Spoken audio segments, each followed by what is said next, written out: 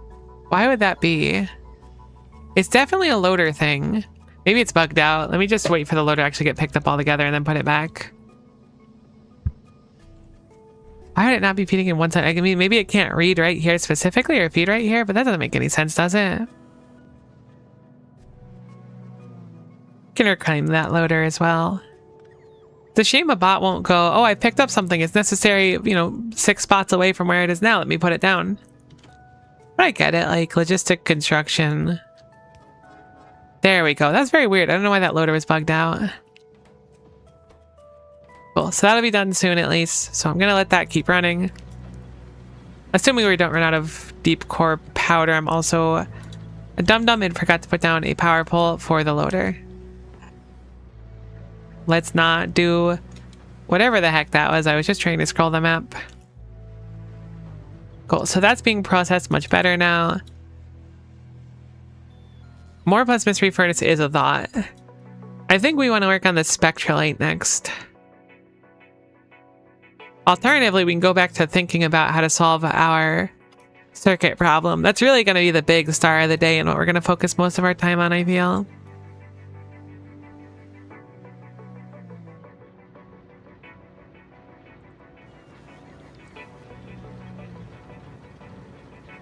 Glad these are all running successfully now too. I just keep peeking on it to make sure it's not busted up.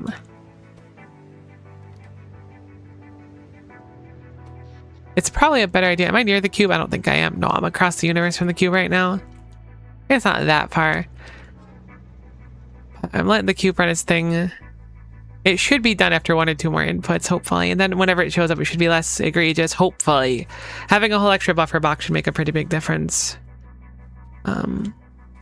Forbidden Ziggurat is coming out, which will come with more techs as well, which I'm interested in.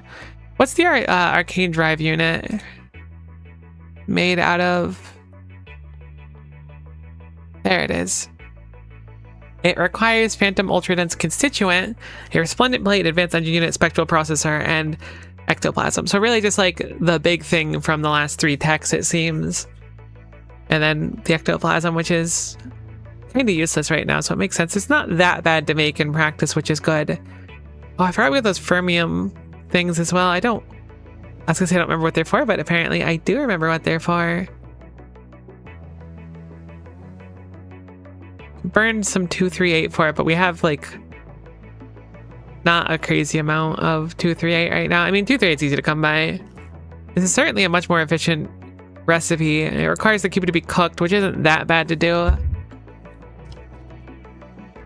I wish there was a way to burn through the extra fuel in the furnace. Maybe I could set that up too. I could set up something else on the belt to like deliberately get melted and then pulled out of the furnace. That should use up the extra stuff, assuming that each action takes half of a battery. It's an interesting thought, actually.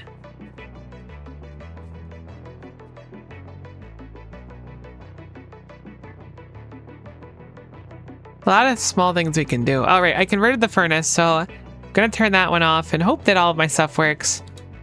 Sludge eventually. More mystery furnace, improved spectrolite. I don't know what I was gonna do about the spectrolite. I was really hoping there'd be another recipe that popped up that gave us more of it for less time or something. Okay, so that's peculiar. It's not leaving.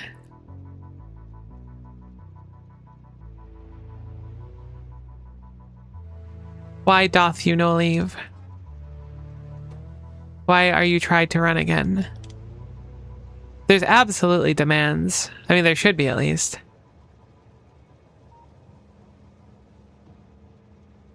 Maybe this demand wasn't finished being met yet? Is that why? Would that happen like that?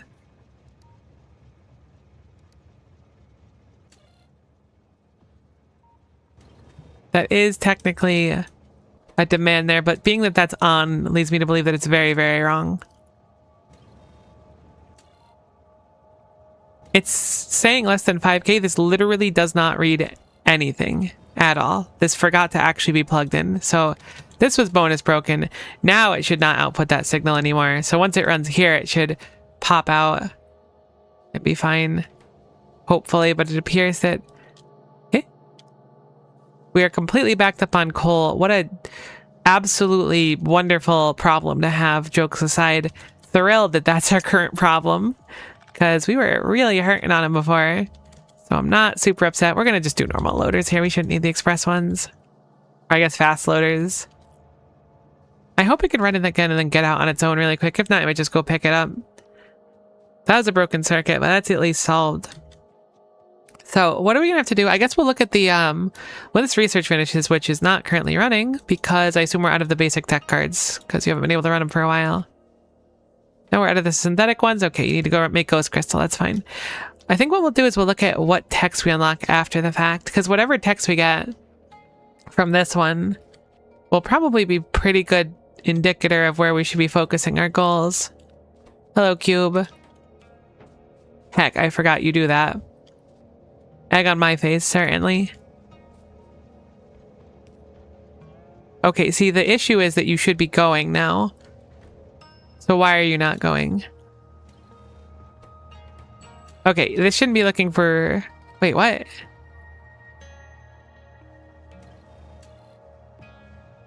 Oh, I'm bonus dumb. I had two things messed up really bad. There we go. Now it should leave. Gonna hop a ride with him. Yeah, it's probably going over the metal now, or... Yeah, it's the metal for sure. I kind of want to see how this ran anyway, so let's take a moment quickly and we'll peek an eye on it to make sure it runs through everything without any trouble.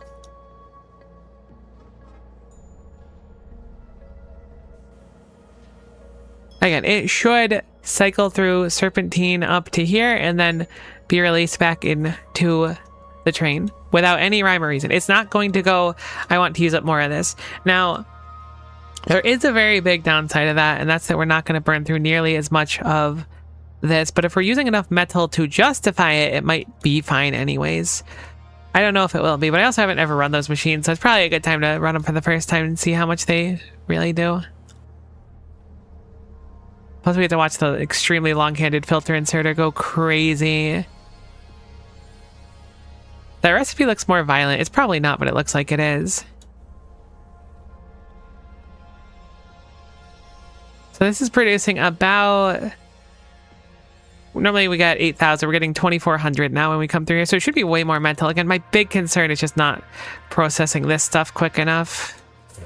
So I will consider swapping it over to the new recipe.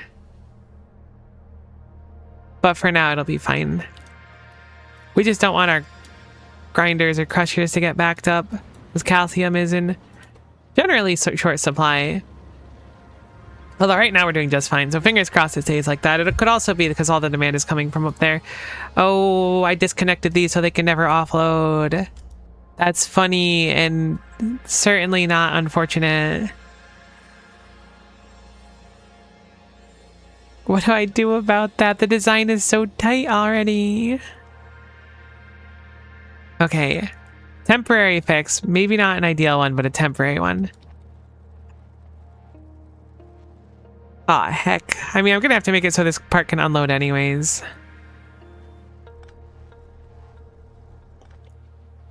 This center area for unloading kind of ultra stinks, though. I think we should just redesign the whole area at this point, to be honest with you.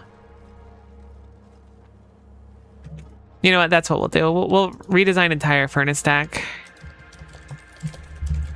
That's going to be our next, or our big thing here. I know I had it before and I removed it because I quote-unquote improved it, but I'm mainly concerned about not spending enough of this so we run out of calcium. That's way more of a concern than producing a bunch of metal. We can still have a few of these hanging around somewhere. Now, I've noticed you're running through the process again, which should not have been possible, so I'm a little bit confused.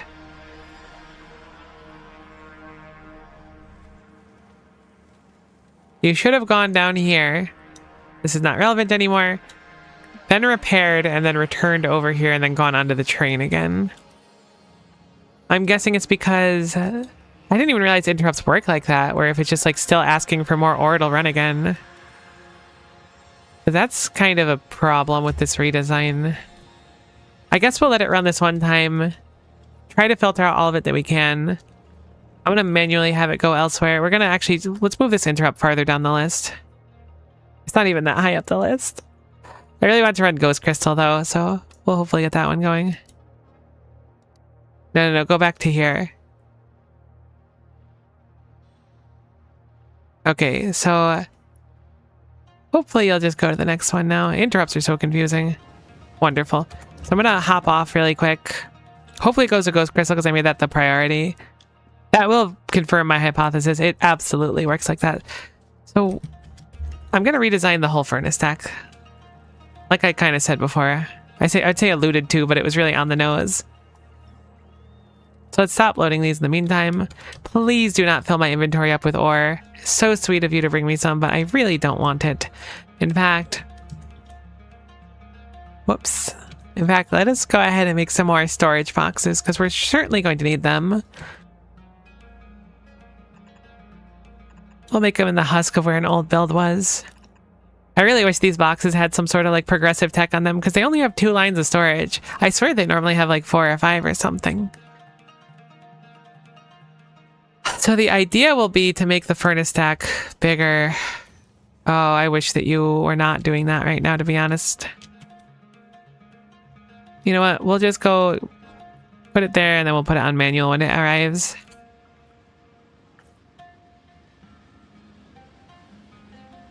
Oh, the train is so heckin' slow. I didn't realize how slow the train... I mean, maybe this is normal train speed. It feels very slow without the boosts and whatnot. What?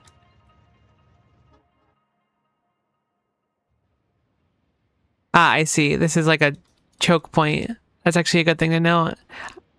These were all designed before I intended to actually have trains like sharing a rail.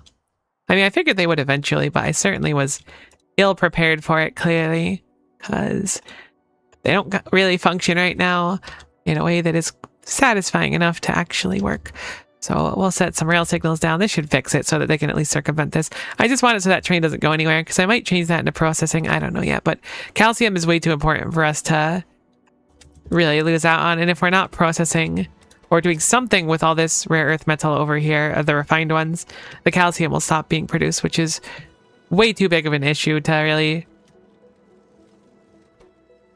put our nose up at and pretend isn't a problem. So I think this one needs to be fixed first, which is fine because we kind of alluded to this anyways before with us fixing the main basic matter maker over there.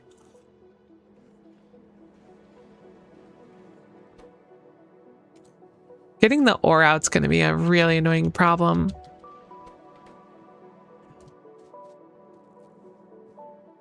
I can also change my trains to start storing into mausoleums too, now that I'm thinking about it. Normally I do those little storage boxes, but mausoleums might be just fine for what we need. I should really just have the bots handle it, to be honest. The bots really aren't doing anything. Apparently we need some rail signals, so we'll quickly make a few of those as well, and then throw them into a box so that our bots can do all the heavy lifting and hard work for us. You know, it makes a great deal of sense that a rail signal takes 3 lamps. I never really thought about that. I think it's an Ultra Cube exclusive thing, but it really makes a lot of sense. Very on the nose. Alright, so let's go ahead and put these into a box for now.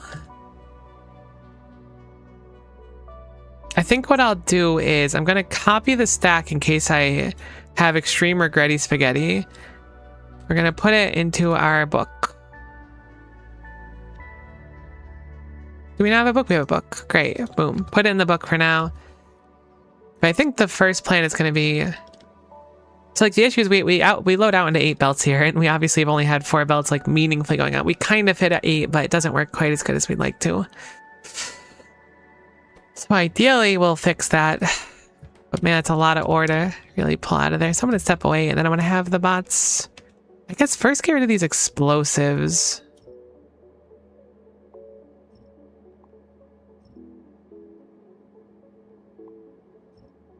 The ore itself is a little bit annoying to have sitting around, but I can always set up a requester that just like unloads ore over here or something.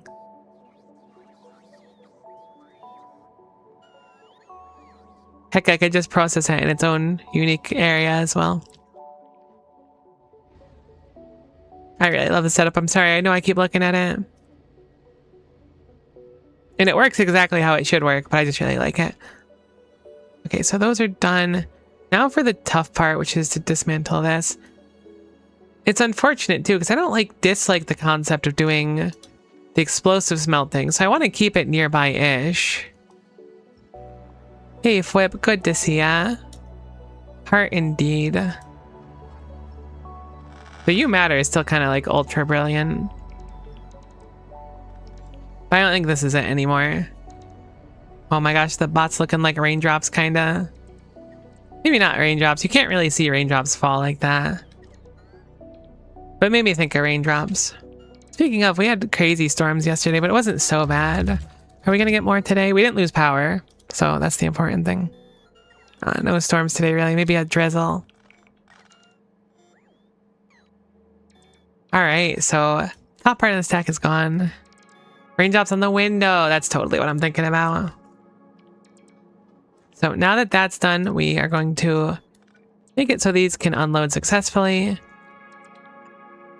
And if the... Actually, you know what? I'm going to just... Oh, should I set up logic to enable disable stops? Wait. I never thought about that before. If I set up enable disables, I mean, they shouldn't come over here anyways without the interrupt request, right? It shouldn't make a difference. I know I set up disable and enable before, but it shouldn't make a difference. I'm thinking that it's superfluous. So I think the whole thing is we're going to redesign basically everything. We currently have 2 lines of ore going up. I would like to change that, or on each side, I should say. I'd like to change it to 4 on each side. And then hopefully we can have the belts come down the sides, then coalesce in the middle here. We are a little bit tight on space, and I think because of that, the first thing I'm going to do is move this rail. This is a rail that goes downward currently, so we're just going to copy this design over here. You can't flip a blueprint with a rail signal. Blueprint with a rail signal alert. You may not flip such a precious commodity. Do not even try. I think this is straight across. There it is. So my idea is that we're going to move this rail because this rail is completely negotiable and not necessary to be in that exact locale, and this will give us a lot more space to work with.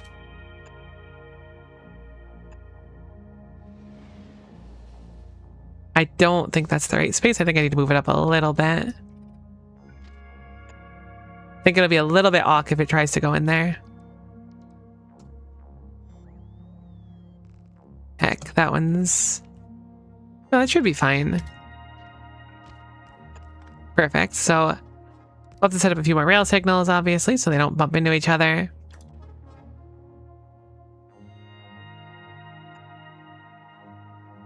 Actually, this line's not going to exist anymore, so the rail signal will just have to go... I mean, it's already there. Cool. So let's go ahead and pick up all of these and then...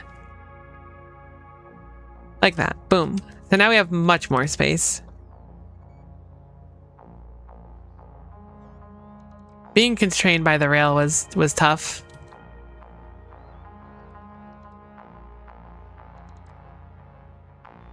Let's move the You Deserve a Metal for now as well, because maybe we can fit that into the design somewhere else. But for now, it'll go over here. We have more breathing room.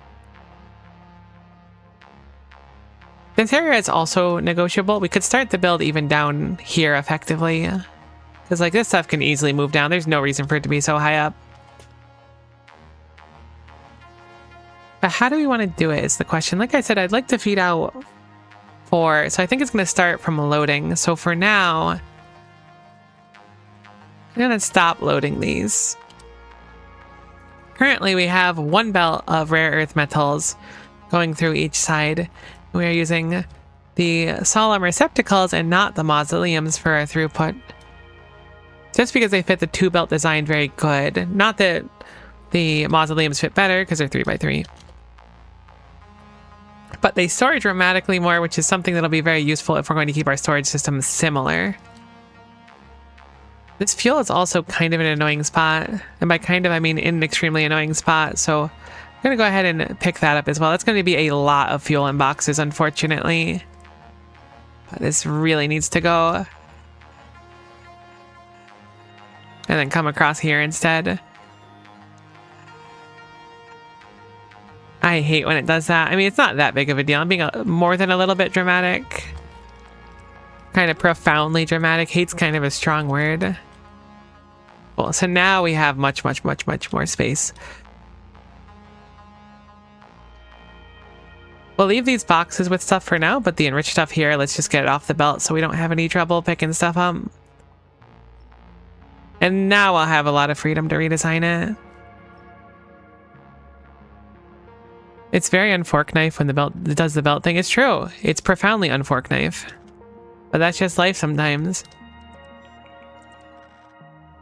It's just how you deal with the unfork knife things that pop up. Now that I see that the metal is already kind of like dwindling, I'm so stressed now that I'm rebuilding this. I know it just needs to be done though, so it's fine. All right, and now we dismantle everything else because I don't want to actually look at it and I want to start from scratch. I was going to leave this and try to build off of it, but I think it's going to be much better to have a fresh mindset when doing this instead of trying to copy what I did before. So let's think about our structure. We have a lot of verticality, but if we're doing 4x4, like, or I guess like too high, even with like our best efforts, we can't really fit 16 across. So it's probably going to be better to make a square. Maybe some kind of cube. An ultra cube. No, right, great. You get it. I'm making a... Unironically, though, I think a cube could be a really good idea for this. I should have built this farther away, actually. Oh yeah, they're pulling out a pretty tremendous amount of ore. But this gives us like... We could certainly fit a 16 grid here with stuff flowing betwixt them. But for now, let us start.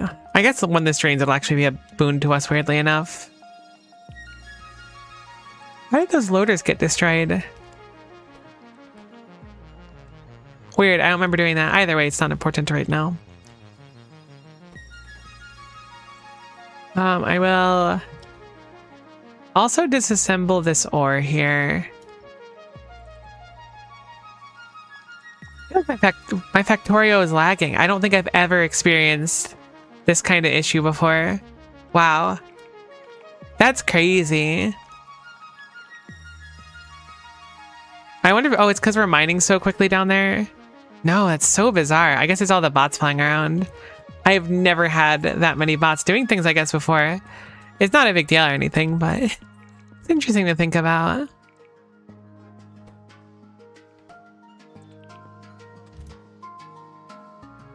Bear with me. Stay thy, or keep thy sensitive 60 FPS eyes safe. Don't go quietly into the night. Or do. Live your best life. This is very arbitrary. I should not set these up so early without really having a proper plan. It doesn't really matter, but I want to get an idea. Alright, so if we have a 16 stack like this, something we need between every single thing is going to be a recovery unit, because I don't think there's a better way for us to really deal with that. Now, we can always... I guess we can't technically do that. We could always use belts for the unit with this distance, in theory. I guess we can't do that either. I guess we could use 2 loaders if we wanted to do it like this, so we could theoretically do this distance betwixt them. Or just a long-handed on one side as well. Works just fine. So the idea would be that it's going to run through like the daisy chain we had before, but with a huge priority on instead getting rid of all this refined rare earth metals. Probably. It's such a shame that we can't do this. Wait, is there a recipe for the cube being smushed and bushed and crunched? Because if there is, I'd like to start doing that ASAP. I don't remember one though, which doesn't mean it doesn't exist, but I don't remember one. Oh, I forgot about energy bulk frames. We should probably be making those instead of accumulators. They hold a crazy amount of power, right? What was it? Yeah, gigajoule on its own.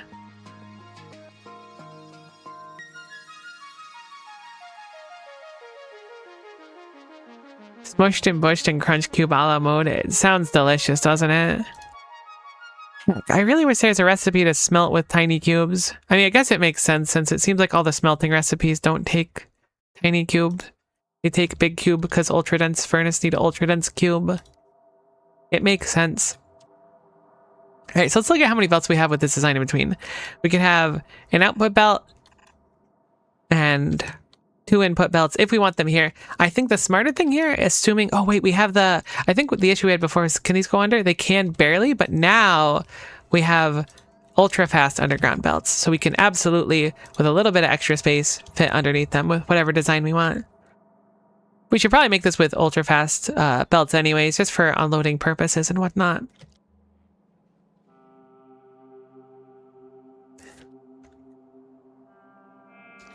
So my thought was we'll have 4 of these loading upward then. I guess I'll make these with ultra dense. I think, or ultra fast, excuse me. I think we have enough ultra fast belts. We should probably just switch over to using them in general now. We've kind of evolved. So I have it backwards. I can tell it's pointing downward. So if we have 4 of these go upward, how can we have it so that these are going to be our feeding belts that successfully feed what they need to feed? With this, we would have it so that each one feeds 2. Not too hard in theory. Should be pretty easy to set up. Now, and I guess a loader is probably better and a splitter. We don't have purple loaders yet. Which does, in fact, put a damper on the old plan. Need some undergrounds also to make this work the way we want to, which is fine. We have plenty of undergrounds. Once we design one of these, thankfully, or one lane of this, it should be fine to copy it to the other. Oh yeah, we're only gonna need one other lane over there, huh? Wonder if I can do it in a different way. Because in a 16, we're only gonna need this one and this one fed. Could theoretically output this one in the middle and save some space too. Not totally sold on any specific design yet, so we have a little bit of freedom, a lot of bit of freedom, I guess, to design it. I'm glad the cube is doing something in the meantime. The fact that it's not stuck somewhere is comforting. So I am a little surprised some of it's in like the first machine over there and some of it's at the very end over there. But they do appear to be moving down the line as it flashes, so should be fine. So lane 1 feeds these 2 over here, lane 2 comes up here, and then does something very similar. We should probably feed them at the same spot every time for the sake of consistency, so we'll move it up here, because we're going to need power as well. So we'll feed from the top left spot or top right, oh my goodness, respectively. It should be easier from here to not need an underground, because we can just do that, and then, whoops, that's one too low even. Ultra fast bell, boom. Have that go over here, and then that inserts in there. And then this belt comes over here and inserts in there. And then we can just have our loader. I assume we have enough loaders for this build. I don't actually know if we do, but I'm assuming that we do. There's no more loader tech. Oh, actually, we have ultra fast loaders. Oh, but they take the drive units. We'll get to those, but I think this is an important upgrade for now.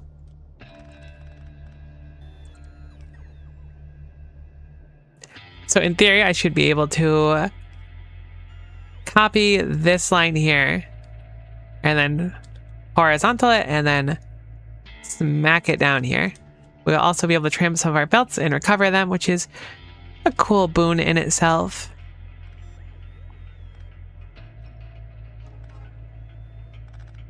But this should allow us to evenly split 2 belts for feeding 2 different lanes. Now,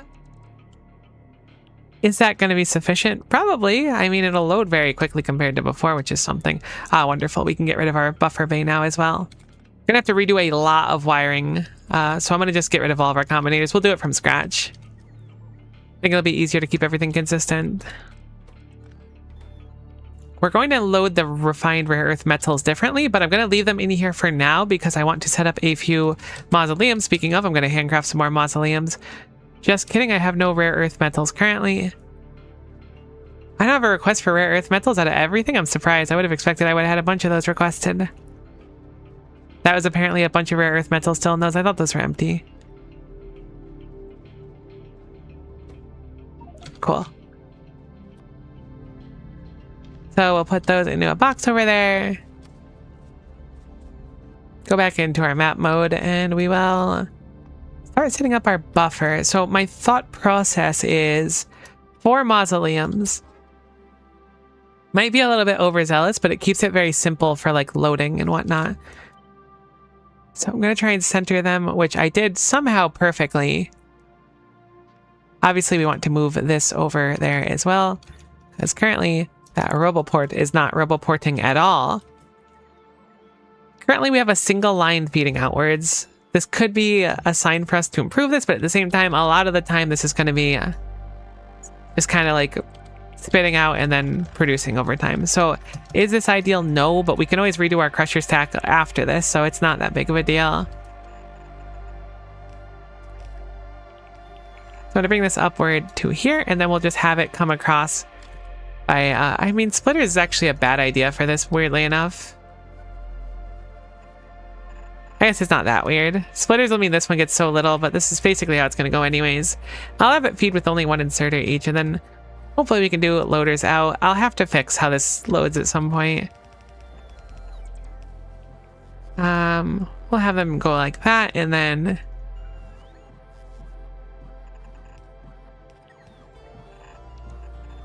I guess we can move those over like that, actually. That looks nicer.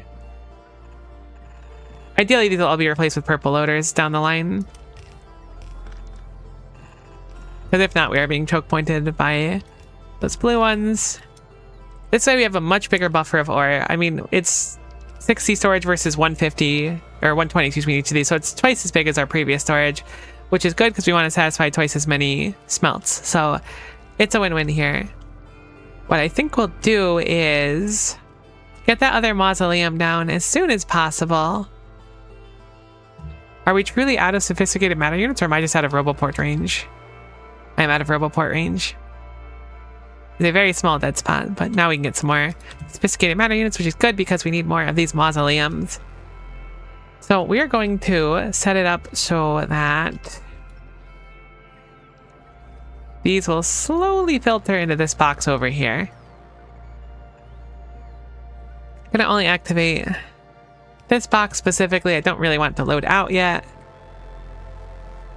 It's not going to be able to successfully fill this one box alone. I mean, it'll fill the box alone. There'll still be some left over, but at least help the concept of getting it cleared. So in the meantime, this might kill our power. I want to get rid of these belts as well.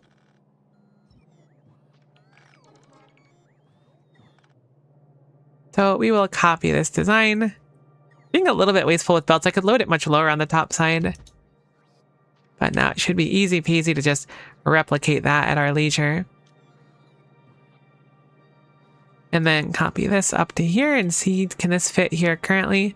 It can almost fit here. So what I'll do is I'll skip the right side just so we have most of it done in the meantime. We'll put a big electric pole across here so we can just start unloading. That one works fine. Craft 5 more mausoleums. So stacks have inputs now, which is something. They don't have outputs yet. I was thinking offloading in the middle, but if we do that, we could probably move them closer together. I mean, okay, I said middle, but I meant underneath. But I think we'll probably take advantage of the fact that there's just a boatload of space here and have it unload here. How many lanes are here? There's 4 here. So these 4 can unload here just fine. You know, 2, 2, 2, 2 will follow the same logic. And then the outer ones will be 2 lanes coming down, which will bring us back to our 8 lanes that we were initially working with. We might need to use some undergrounds. We'll almost certainly need to use some undergrounds to make all this work, but it should be good enough for the moment. So for the sake of consistency, we'll do these and we'll do our filter here because these will absolutely yoink the cube randomly if we're not careful. So we will change it to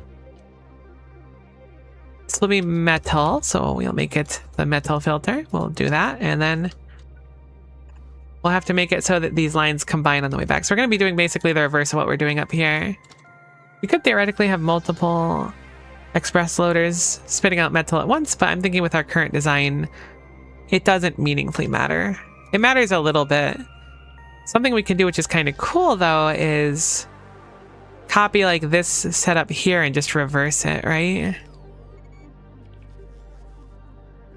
Is that correct? My brain's struggling. Yeah. So it's not like perfect in itself. We'll need to like change a few belts up, but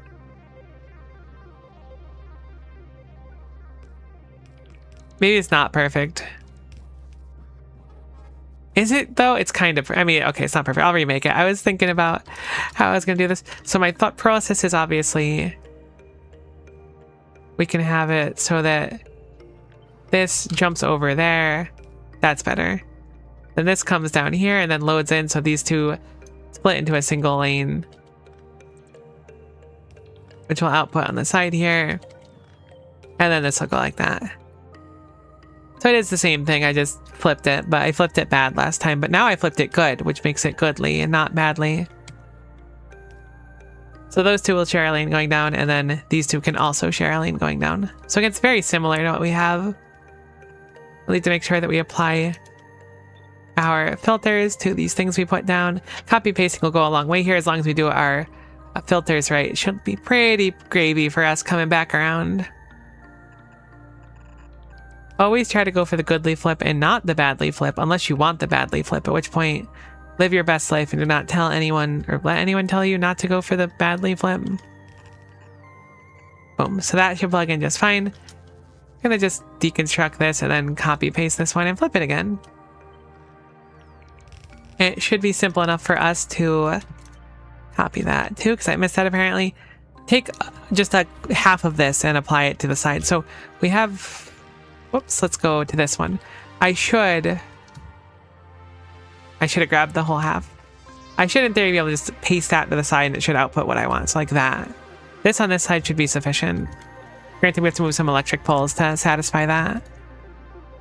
It should be a okay solution to our problem. Moving this will make it so that that no longer has any power, so we'll quickly move that over as well. That rebel port is very much in the way again, actually, so we're just going to move it all together.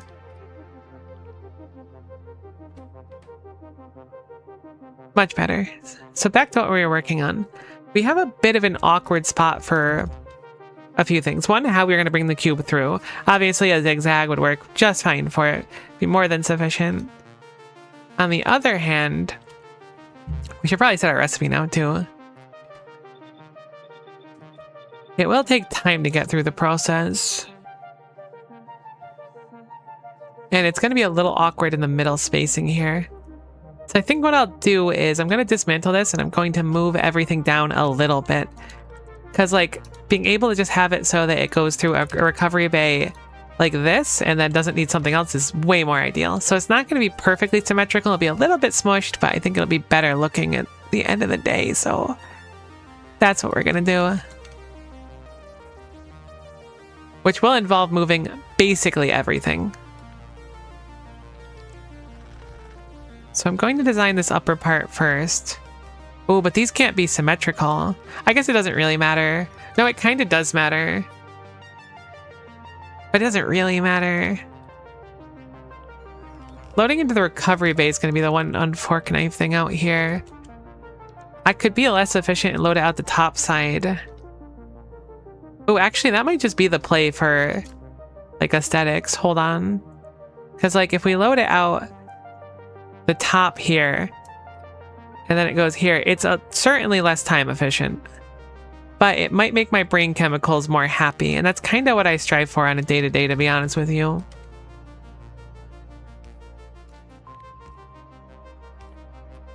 And we'll have it go all the way up and then all the way down, then all the way up, then all the way down, and then leave. So we're currently assuming it enters here, so we probably have the wrong idea. I mean, on the other hand, it'll be much better if it ends over here for time.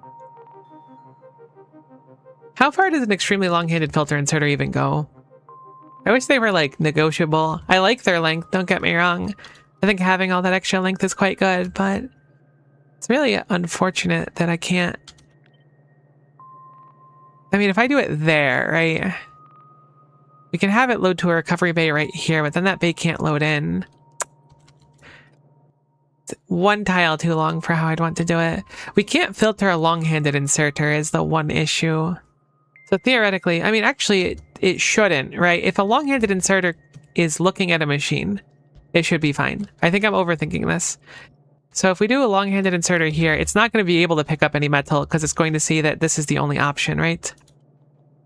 It's looking at a machine. It'll see that metal can't go in here. The only inputs are the dormant ultradense cube or dormant ultra phantom constituent. So It should be fine, actually. I think I overthought it, and we can still kind of do what we wanted to do before.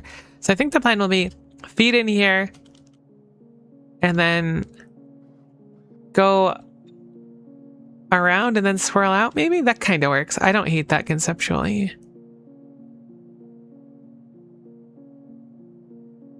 You can also swirl it and then drop it in the middle. What if you start with the bottom right and end up at the second bottom right would be totally symmetrical, but you can find a route? Yeah, that's exactly what I was thinking. Flip, we might be the same person. It kind of scares me sometimes that I'll like think about something and then like I'll look at chat and like the exact thought will be there. I don't think I've ever seen you and me in the same place before, and that's kind of worrying. Jokes aside, I think it's a pretty good idea. So I appreciate it.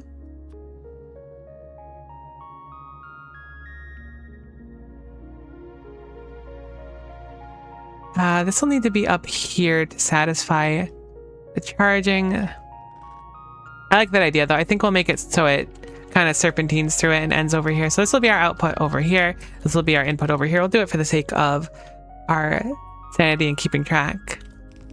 I like how this works for going betwixt these ones, so we will stick with this design.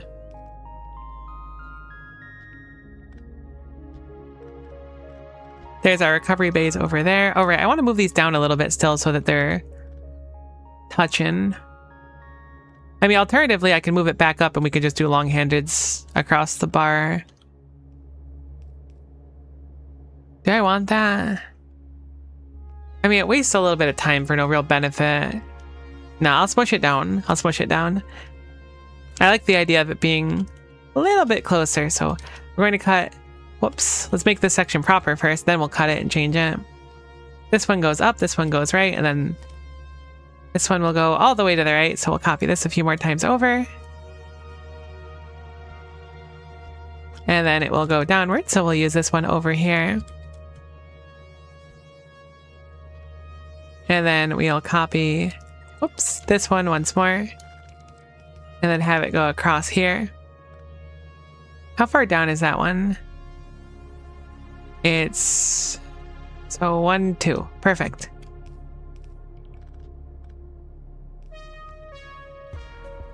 Then we'll have it go down here. And then we'll have it go across there. And then we'll be good to go effectively. Whoops. I'm really bad at copy pasting this very specific thing. I mean, I'm not like great at copy pasting most things, I guess.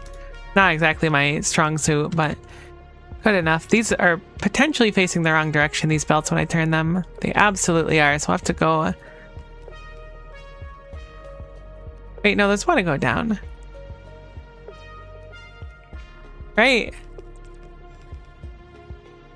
Oh, no, that's the offloading one. These are actually like all fine somehow. No, right, because I'm not copy pasting the undergrounds themselves. That makes sense. Cool, so... this is almost done feeding, so we'll get rid of these ones as well. And then we'll change where this feeds. Quickly, we will set it so that it goes over here. And then feed into here, just so we can empty it out and not waste the materials that are here. The cube sitting idly at a stop was not on my list of things I expected to happen.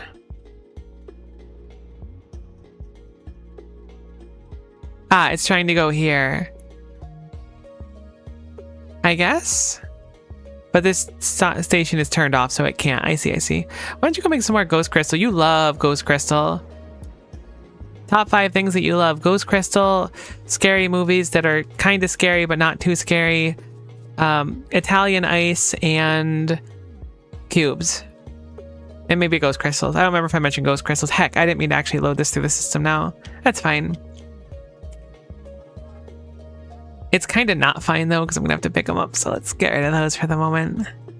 We'll plug it in a little bit later on. Solid oopsie. Not the end of the world. Okay, so those look good. I want to move everything down. Everything is good now, though. Yeah, there needs to be a feed up here as well. So this also needs to be down a little bit more. Just to squish it a little bit, but I should be fine. I guess I'll just put this down here. So I'm gonna cut everything into little pieces, and then we're gonna move it here, and then we're gonna cut everything again and move it here. So it should only end up moving things once. Okay, shockingly, those ones smack down the machines like instantly. They're making more ghost crystal. I really don't... I guess we have a bunch of ghost crystal now, but I really feel like we can't run out of ghost crystal. I mean, we can. We can't have too much ghost crystal. Oh, that was a tough one to get through. Oofies. Let us go ahead and get some more power. Looks like power down there is going to be a little more awkward to reach because we need to do a whole extra substation down there. Not that it's that bad. So I'm going to copy this line here, and we're going to hopefully line it up. Oh, it's not going to work. We'll have to do the power kind of uniquely in each area. I guess not like entirely uniquely, but kind of. Does that where the things split through? Oh no, it's extremely similar. It is just the same. Here I was thinking I was going to have to reinvent the wheel, but instead, very simple.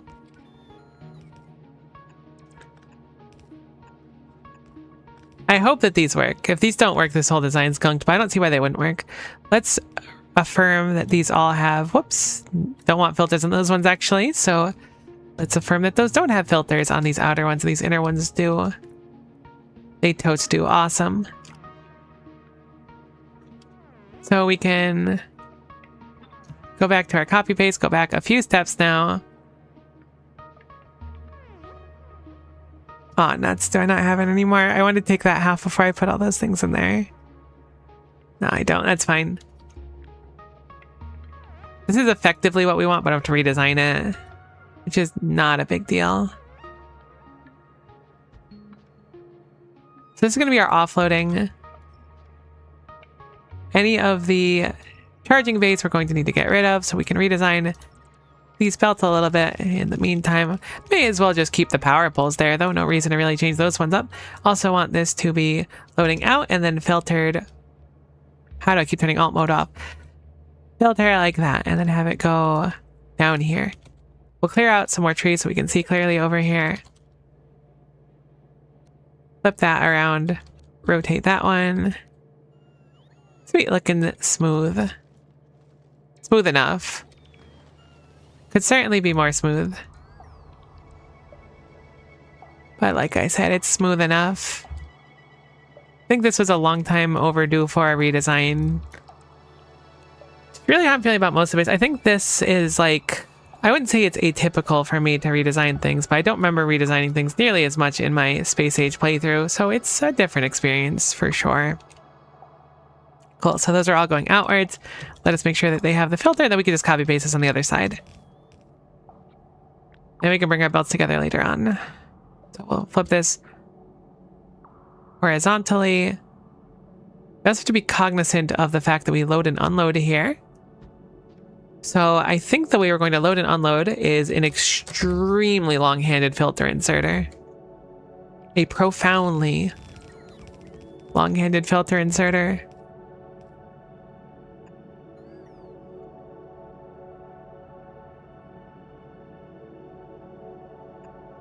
For aesthetics, I think I'll put them at the top and the bottom. Whoops, probably don't want to get rid of that last one over there. Should also probably upgrade any of these belts that are being used to transport the cube to be much quicker. So we'll upgrade those to purple. Whoops, wrong area there.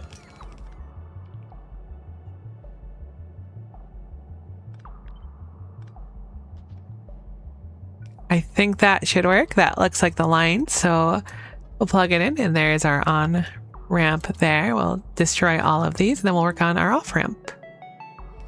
Keeping in mind that we will need to repair it on this go around as well, so...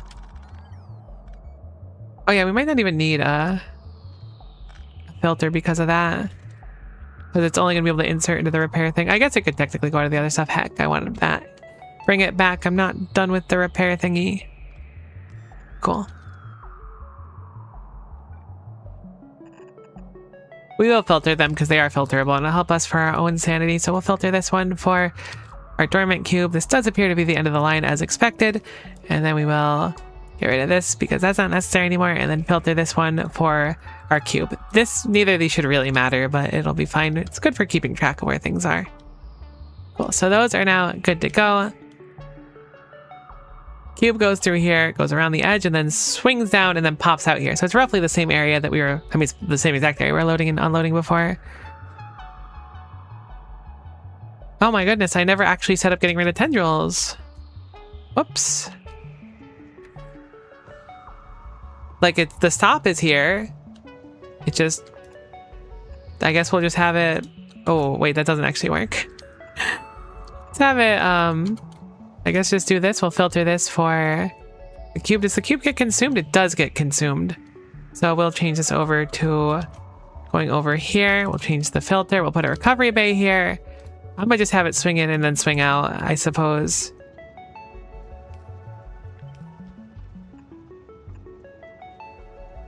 Guess we'll put a purple belt there. We'll change this filter. My cube. It's stuck on the ground. I must save it. Cool, so now this should be good. We'll filter this instead for the dormant cube. And hopefully that'll just kind of be fine. And apparently I never got that Roboport coverage, so we should get some of that over there too. Cube, cube, cube, bone, bone, bone, cubone, cubone, bone, bone. Kind of insightful, but I do agree with the points that you make.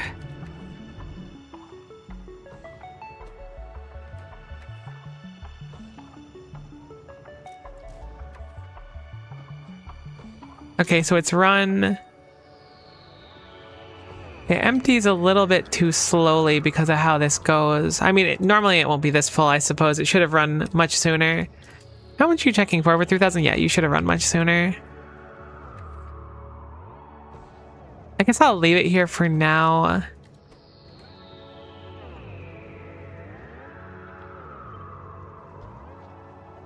This design kind of works weirdly flawlessly. I mean, maybe not flawlessly, but it's capable of storing stuff and then still outputting it, which is strange.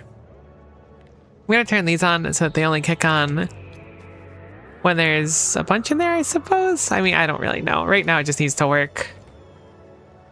I mean, in theory, it should always just store all of it in that machine in the end, so maybe it's just fine. I feel like there's a flaw with it, but it works good enough for the moment. I didn't realize we had so many tendrils. It means we must have a lot of science packs we've made.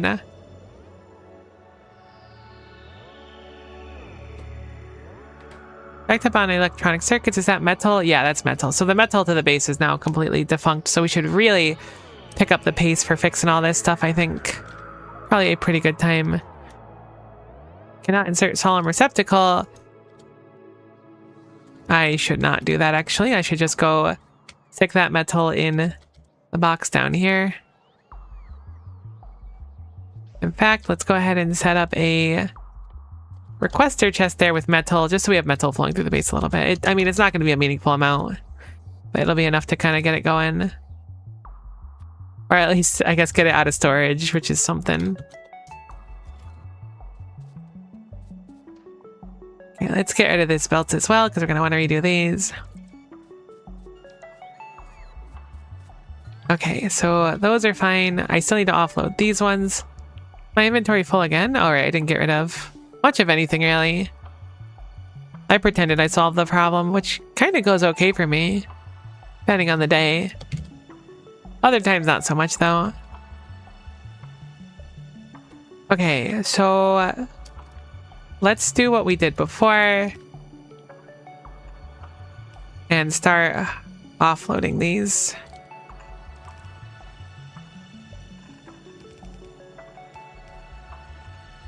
We'll start by loading this one. We just move it over.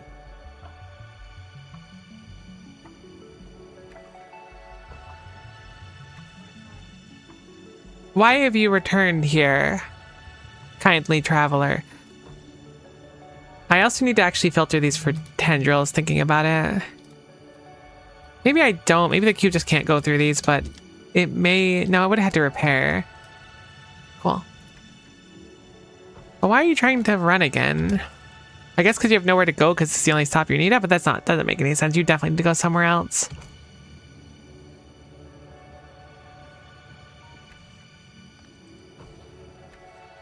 Peculiar. I guess I'll just let you run for the moment.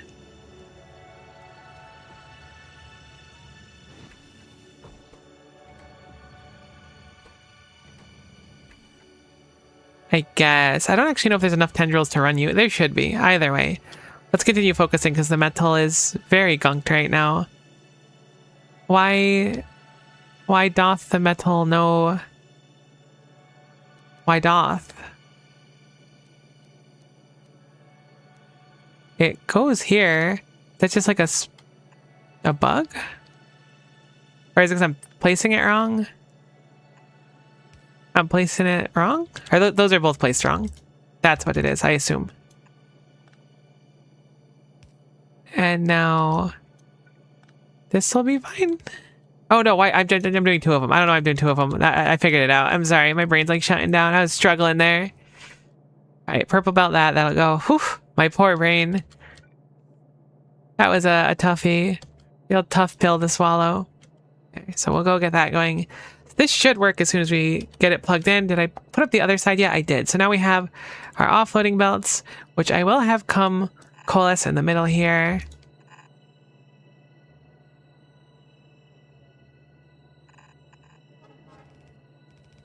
Dismantle that one. And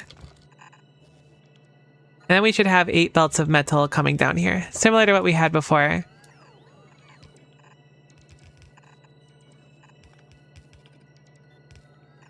Which is good. Hopefully. Currently, the base itself only has 4 belts of metal going through, which I would really like to fix, but that's a daunting one. Let us start moving some of this junk out of the way. I do know my inventory is full. We'll just get rid of half the metal that's on us. No problem.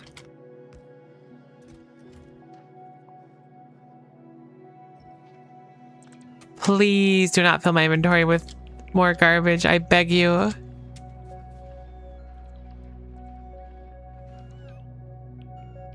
Okay, so that's empty now. These are filled, so we can get rid of these extra stuff that's over here. It's good.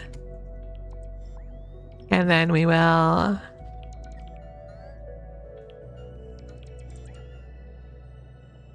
fill this one next. That one almost done? Nah, it's not. I want to upgrade it to a fancier one then. I guess technically I could just run a splitter here, but we'll just let it run its course. This should be fine. This will go up. These 4 or 8 belts come out. Normally we have those 8 belts turned to 4 right down here and then go into the base. I really wish we didn't. I really wish we could have 8, but I'm really struggling to figure out how we'll fit 8 with how everything is.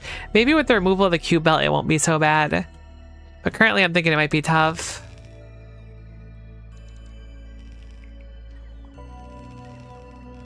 Something we can do on the way is have a lot more storage, which is, I guess, something. I can't even fit 8 belts through here. I could fit it through here, so I mean, it's not impossible to do. Maybe I'll bring 8 belts down to here and then see if I change my mind. Because this should be easy enough. This is the line that I just changed. How are we out of vehicle fuel? It appears that something got destroyed here, and that's how we're out of vehicle fuel, but I can't really tell what it is, so let's go ahead and say heck nature one more time. Oop, there it is. Mystery solved. This being said, if we want to move this belt one more time, no time like the present, right?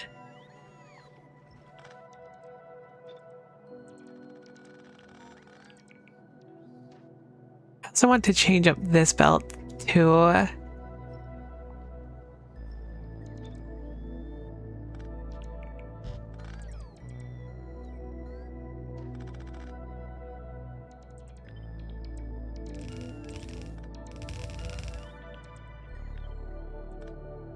cool.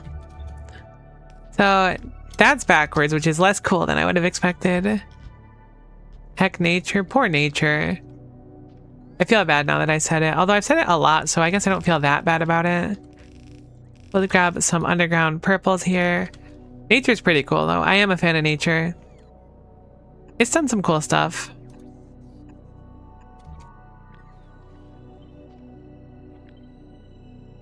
This radar can move over there.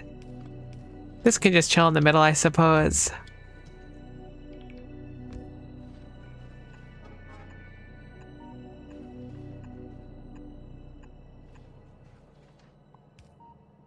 I guess this is nice all the way down here, because if I opt to have like a different part of the base get fed by this metal, we have plenty of space for it now. Oh, I could move it over one. That's 8 of them? Yeah, it's 8. Is that 9 actually? That is 9. Okay, cool. 1, 2, 3, 4, 5, 6, 7, 8. Counting with Miko. One of my most popular streams. Everyone loves counting. That's the thing about counting. It brings us all together. It doesn't matter who you are. You've probably counted once or twice in your life. Probably. Hopefully. I mean, I guess life without counting wouldn't be that bad. Depending on, like, you as a person. You can tell I'm getting into the really insightful stuff because my brain is just like, oh my gosh, I should really do something about the fact that only 4 belts go through the base. It doesn't really matter. I mean, this gives us a lot of luxury for storage, which is good. So that's what I think I'm going to do is over here. I think I want to do a good chunk of storage. I think I'll do receptacles, maybe. So this is where the issue starts to stem from. Now we have 4 healthy belts that are just, they're each their own entity, right? As soon as we start switching over to like receptacles, it feels like it gets worse. It probably doesn't, it's just in my head, but it feels like it does. So I think I want to take this design that's here, actually, and kind of like steal it, so to speak. I want to stick 4 of these in here and then have, I guess, stick 8 and then, you know, however many comes out. So we'll grab loaders and we'll do 1, 2, 1, 2, 1, 2, and then 1, 2, and then we can have the same thing. Again, we'll upgrade these to purple eventually. But this will be able to be like a, hopefully like semi-repeatable storage solution. You just have a bunch of metal hanging around.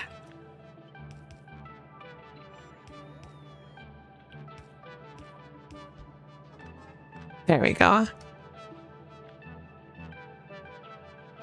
Actually, it'll just be easier to pull it out normally. I was going to be like, you know what, I could just copy this and flip it. No, it's too much brain. It's actually very simple. There we go. Why does that look so scrungly bunked? I guess it's not. And then we can put, what are they called? Substations. I definitely didn't forget the name of a substation. Here and here. You know what? Here and here as well, for the sake of aesthetic. Okay, why are you still becoming this? I think you've run like several times. There's literally no tendrils in existence. Why is it that you load onto this train and then don't go somewhere else? You're trying to come here again. That makes complete sense. I guess I'll continue to work on this. It's gonna be a kind of a walk to get down there. We have exoskeletons. Did we get the better armor yet? No. Where's the better armor?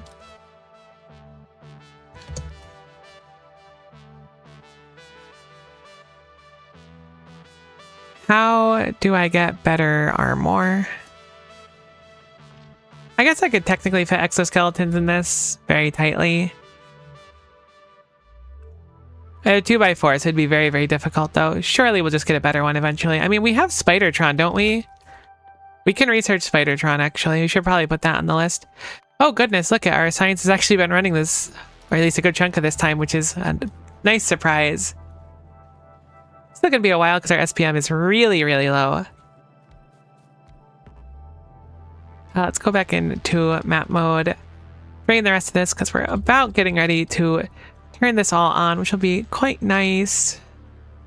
Return back to what we were doing before. Looks good.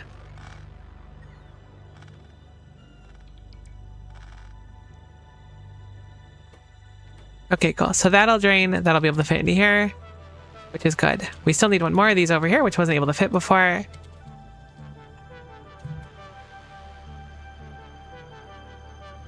And then hopefully over here.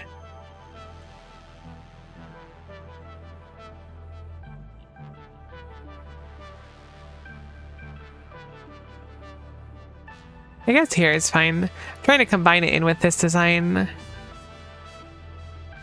Oh, now I can't see though.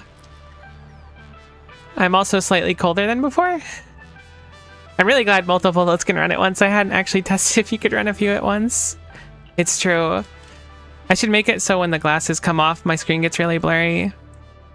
Oh, I do appreciate the pet D'Amico though. Thanks for the corporeal hand floating above me. That does kind of go crazy in these daring times. Daring times? Wild times? I don't think my glasses come back on. I think they're just kind of like gone. That's okay. It'll be like that one movie, or like every movie. I kind of hate that trope though, where it's just like, oh, there's this girl. She's like really nerdy and stuff. No one likes her. And then she takes off her glasses and suddenly she's like incredibly hot. And everyone's just like, yeah, this is normal. Drives me bananas. I know it's like not the end of the world. It's just like a trope, but still kind of drives me bananas. That's not how corrective vision works. You don't just get hotter when your vision gets better. I mean, maybe some people do. But I doubt it. I'm reluctant to believe. So I want to make a few of these on the way, which is I was kind of alluding to before. They should be tileable, so it should be easy enough to just make as many as we want, really. Except for here. I think that ruins everything here. Actually, it might like barely perfectly fit. No, it ruins everything. Either way, we have 3 different storages now. This will kind of gunk the throughput a little bit because of those blue loaders. But again, they'll be purple eventually, which should make it so it's normal.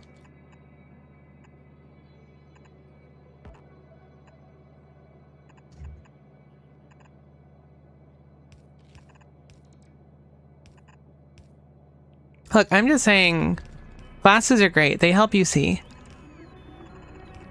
And this stream is sponsored by, I wish I could think of or I was going to actually say like a Real Contacts website, but probably not a good idea to joke about being actually sponsored by a specific thing. Okay, so that's good. I can probably actually eke one in here as well. There's going to be a lot of stored metal though. This might be a little bit over the top.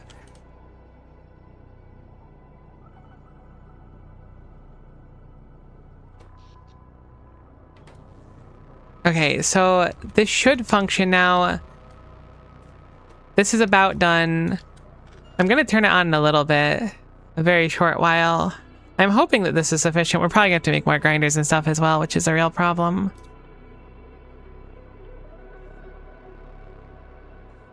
Because I don't have that much space for them. I guess it's not that much of a problem. We were making crushers, right? No, mausoleums. Make 5 more of those. It looks like we need 8 more. 7 more. I can count. Math is not totally my strong suit, apparently. Actually, like, no one should be surprised by that. Oh, we're also down a loader. Thankfully, we have a few spare loaders right now, but I didn't realize that we were so loader gunked. I would have been a little bit more cautious with them.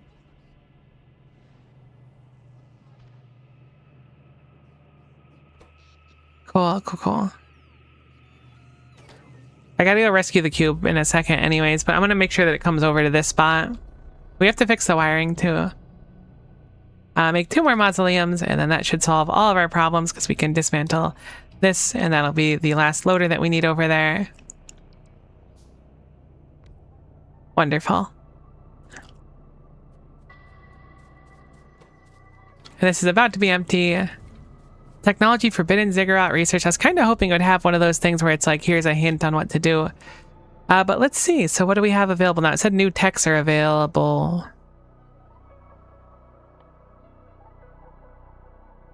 Build entity forbidden ziggurat. Well, if you insist. Okay, cool. So we don't actually get the text just yet.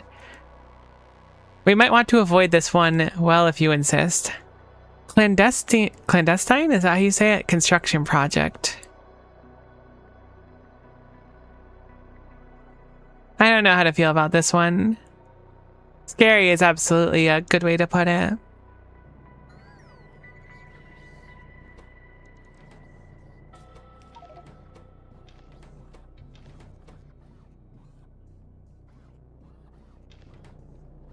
Okay, so now we can pick that up. We can plug all these in. We can have the crusher start working again. Then we need to set some rules for like when these actually start loading and unloading and whatnot, or when it comes over here. But that was all the hard parts done. How am I loading that side? Apparently in the center, so I'll copy it. Heck, I can't quite copy it. It's fine. We'll have it load like this instead. I kind of prefer this design. Cool. So that's all loading over there. Gonna change it so this one does the same design over here.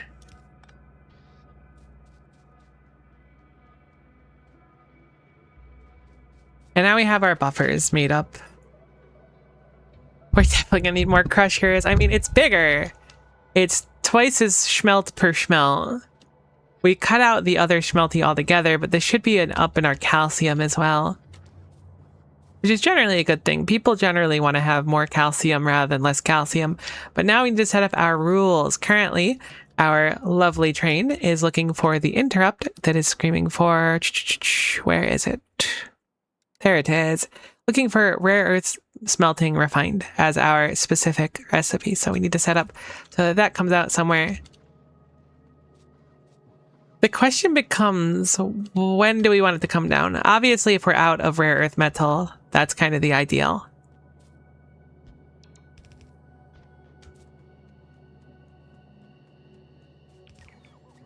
Looks like it feeds okay down the line.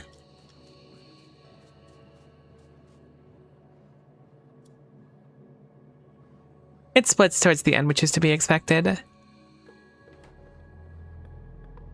But this is good. This is what we wanted.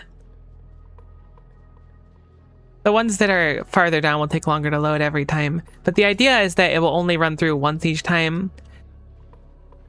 This will make, it's 1,000 metal per each machine. So each time it goes through here, it'll make 16,000 metal. Now, the problem is these store 12,000 each, is it? Assuming they stack to 100.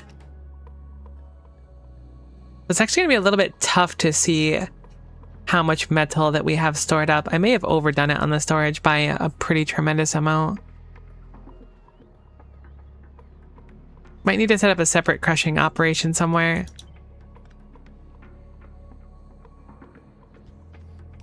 Also think that this is like not necessary to underground. Oh, thanks for another pet, D'Amico. Have a good rest of the stream. Thanks so much for stopping in. Hopefully you have a lovely day. Try not to get into trouble at least. Okay, so we have our belts coming down here currently. That doesn't have power anymore either. What are you reading? You are currently our signal, actually. Wonderful. We found the actual relevant signal. It's survived all of the nonsense we just did. So you're looking for how much metal we have and if we have enough rare refined earth metals. You're not technically checking for rare refined earth metals anymore because, well, you can't. So I guess we'll travel along here and I'll check like this. Oh, I should check the outermost ones actually. Or I guess the middle ones might be more indicative. They're always going to feed from left to right with how I have it right now. It'll be uneven. A single splitter will make it more even though. You know, that's what I'll do. I'll check the middle ones. I think those will be the most indicative. We'll set up a splitter over here. And that splitter will just have it so it feeds like this. And then they smooch in the center. I know I assured you this was going to be a smoochless stream, but I was wrong. I'm kidding. I wouldn't have assured that. I can't make such a daring promise. Jokes aside, this should be just fine here.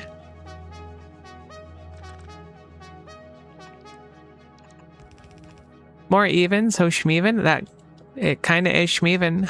I don't think you're wrong about that, Hako. I think you're really on the nose. Okay, so that should be good for feeding. This is currently reading the middle. It sees 5.8k because this has 5.8k in it. Perfect. So it's only reading those two. So this is reading what I want it to read. I want to make sure that there's, we'll say We'll say 10k, I guess, in the middle ones. That might be a little bit overzealous. We'll say 5k in the middle ones. I think it's going to be kind of tough to satisfy as is. So there's over 5,000 in the middle ones, and if we have under 20,000 refined rare earth metals, we're not really reading the metals anywhere, though. Hey T, I see you on YouTube side. How are you today? Hopefully you are simply stellar. So I'm trying to think of where we want to read the metals. Normally I like reading them down there, but I think I want to read from this buffer here. At least I was reading from there before. So now it's checking that there is 20,000 metals across those ones, which is going to be a much easier order to fill.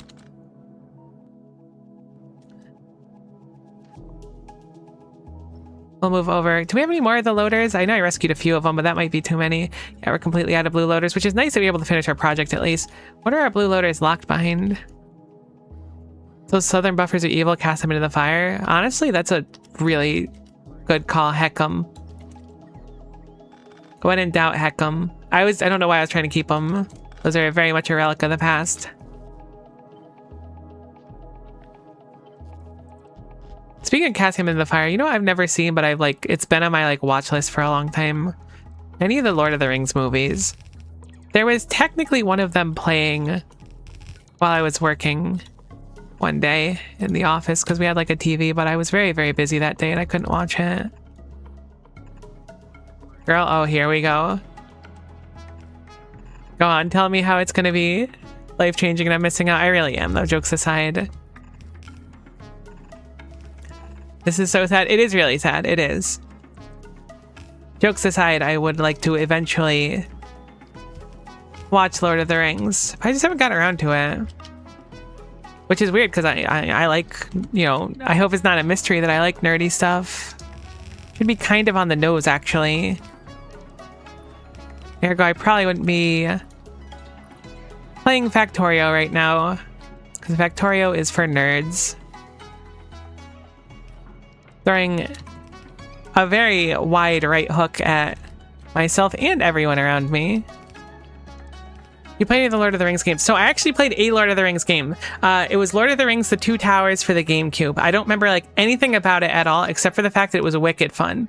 My sister and I played it when I was young. There was some tower mode or something where you would try to ascend multiple floors or something. I think I played as Legolas, to my memory. That was the archer, which I think it is.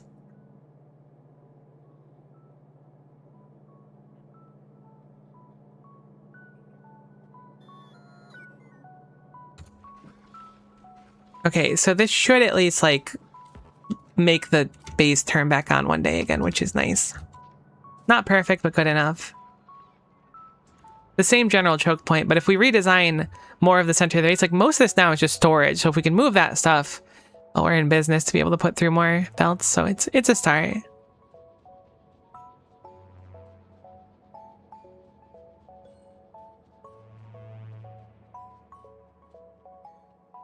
Basically all about boys. That's not too big a problem. It's very good. I can generally appreciate most movies. I don't watch it very frequently.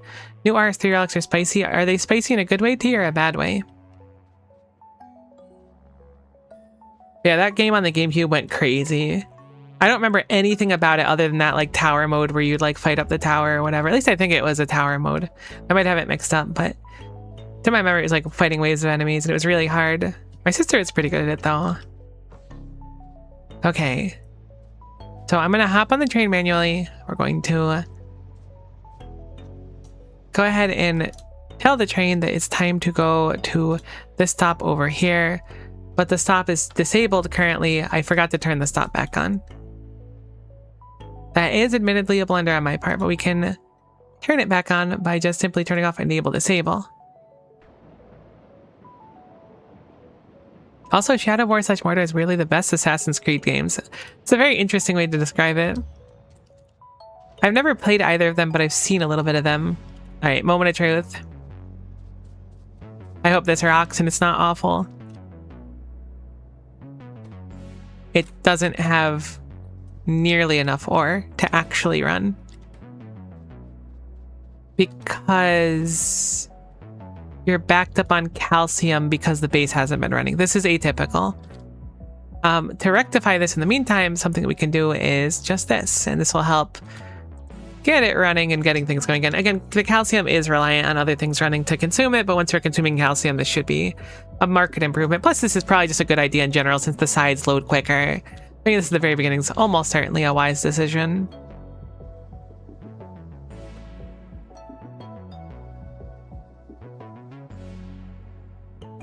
Spicy good transmutation pack for RS3 and the summoning such a relic is Nutter Butter. Oh, that's cool. I'll have to check them out later. Alright, so here we go. I hope that this works. It works. Wonderful. I just really want to see that one work. We can speed module these without a shadow of a doubt. We certainly want to, so we'll call for some speed modules right at the very start onto literally every step of this recipe, and we'll follow it along here. Unfortunately, we cannot productivity module, but that's okay. Broad mods are like very rare to use in this pack, it seems. How's our power looking? Just fine when it's running. Alright, so the cube is going upward now. We're started to have our metal come out. Again, the metal is a little bit shared going down because we have 16 of them and 8 belts going up, but 2 to 1 belt is not that bad. It's certainly serviceable. So there goes... Ooh. A belt facing the wrong way, perhaps? You go here, you go here, you go here. Ah, a missing belt is actually the problem, which is no big deal.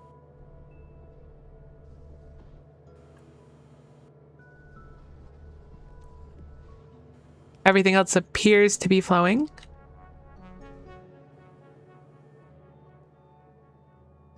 Oh, I actually really like how that looks going through there. It gets all wiggly and wobbly.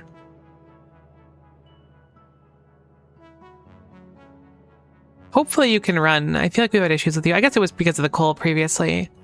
So cool. The metal now goes down here. Again, it does get kind of scrunched into those 4 lanes, but there's so much of it coming through now that it should be good enough for the moment. What was this belt doing, I wonder? This apparently was metal, so we should probably restore the metal that was coming down here. Thinking about it for just a moment. Might be a good idea for the base to be able to do things again. Like this spot here, what I'm thinking is if we can move around these belts and stuff and we have these 8 coming through, then dedicating 1 belt down to this specific area, which this area is like several science setups kinda, would be a good idea, or at least a belt or 2 down here. Currently it's getting half a belt, so you know what I'll do is I'll output priority right it.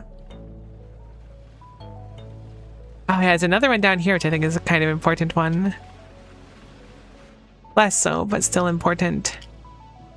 Yeah, look at that. This one just completely dries up already. Granted, we just want to run it like more frequently. Hopefully this means the calcium will start being consumed. But wait a minute, does that mean the calcium car broke? What happened over here? No, this has been off for like a million years. Heck, it's only been 20 more since I last looked at it. I don't know if it's the saddest thing I've ever seen, but it's probably like top 8. Rough. That's fine. I'm being a little bit dramatic. It's not that bad. I should probably use loaders to offload these as well. Even just the default red one's probably going to be quicker than what we're rocking over here, so we'll change that up really quick. I mean, it's definitely going to be quicker.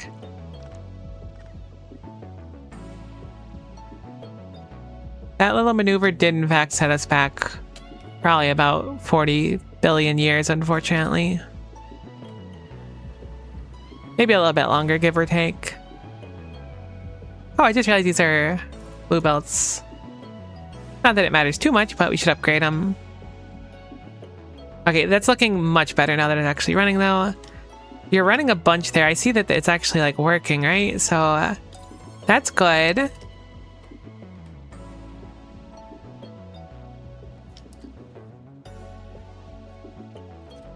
Everything is functioning, and that's the important thing.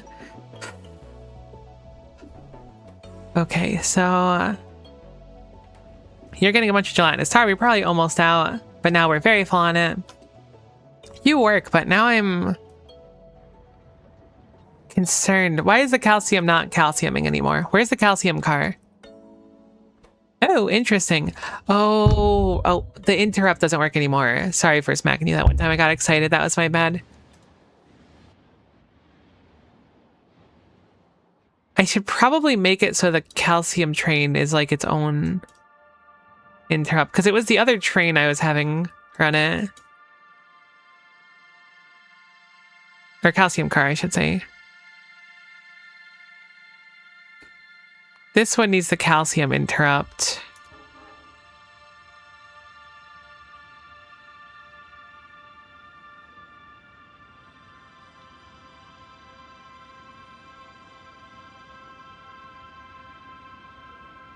This one should gunk it. I think I'll just change it so that, because this one's not technically dropping off anymore. I mean, it's fine. We can let this side fill, I suppose. Actually, I don't really want that. Go somewhere else. Oh, you know what we'll do? We'll make it real simple, right? Car smashy stop. We have pickup 1 up there, so it'll be able to ramp up a bunch of speed. Wait, what? Oh, you're just stuck because there's a train here. Why wouldn't you go around? Oh, because you can't reach it? No, you can totally reach it. Why would you not? Is that not turnable? It must not be turnable. Heck. That's fine. Unless you're trying to go to car smashy stop, but you're totally not trying to go to car smashy stop. I would know if you were. I'd be able to see it in your bloodthirsty eyes.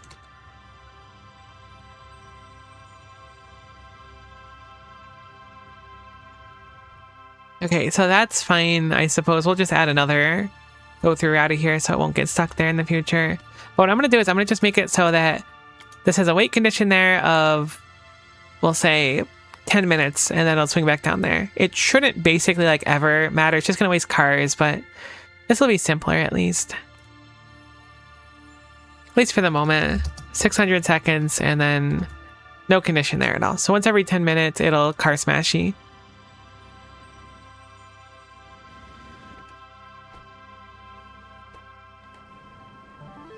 It will waste 1 car every 10 minutes, which is 6 cars per hour. But I think we can probably deal with that. Alright, awesome. This is now full. There's a little bit more stockpiling. Everything's running. Looks like the cube is somewhere, but it's stuck again. We're out. We're out of sulfur. How did we run out of sulfur?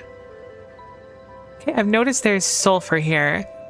It appears that all of our sulfur is being used for sulfuric acid, which doesn't surprise me because we have a pretty high demand for it. However, we have a completely valid sulfur thingy majig over here that's not being utilized at all. So I'm going to put this here, and then that'll put it on the right side of the belt as the start, so it should be fine.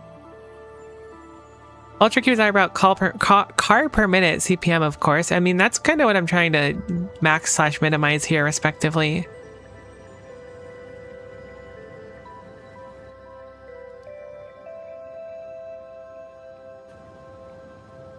Probably want to speed up the sulfur production anyways.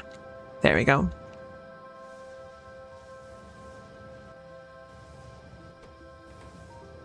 Cool, so that's running fine. Our steam is looking okay enough. This hasn't run a little bit, I don't think, which is a bit of a surprise. Maybe it's too far down the list. I really don't get how to do interrupts. Yeah, it's like at the bottom, so it's like never ever gonna run. It's not never ever. Heck, I really don't know how to prioritize these at all.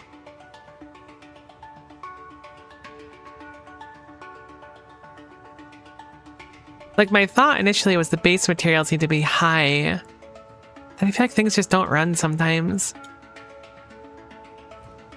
I wish there was a way to, like, I don't know, change the priority of something based on how low it is. Oh, you just went to your, like, default stop to chill there for a second. That's weird. I don't think I've ever seen you do that before. And you're making ghost cubes. But, like, I know very well that you should not be making ghost cubes right now. Is that just higher up the list? It is. It's the most highest priority right now.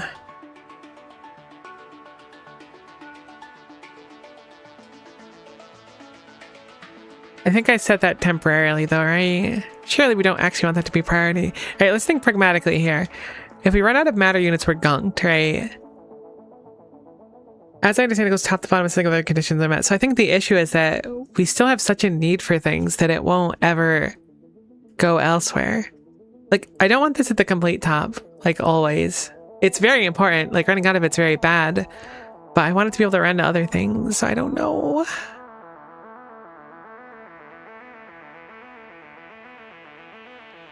It's tough to figure out. Like, this can be up here because, like, it just runs so infrequently. That was my initial logic. This is a very important material that necessitates other things. But now if I feel like I do it like this, like, these are never going to run. The metal's got, like, no priority now either.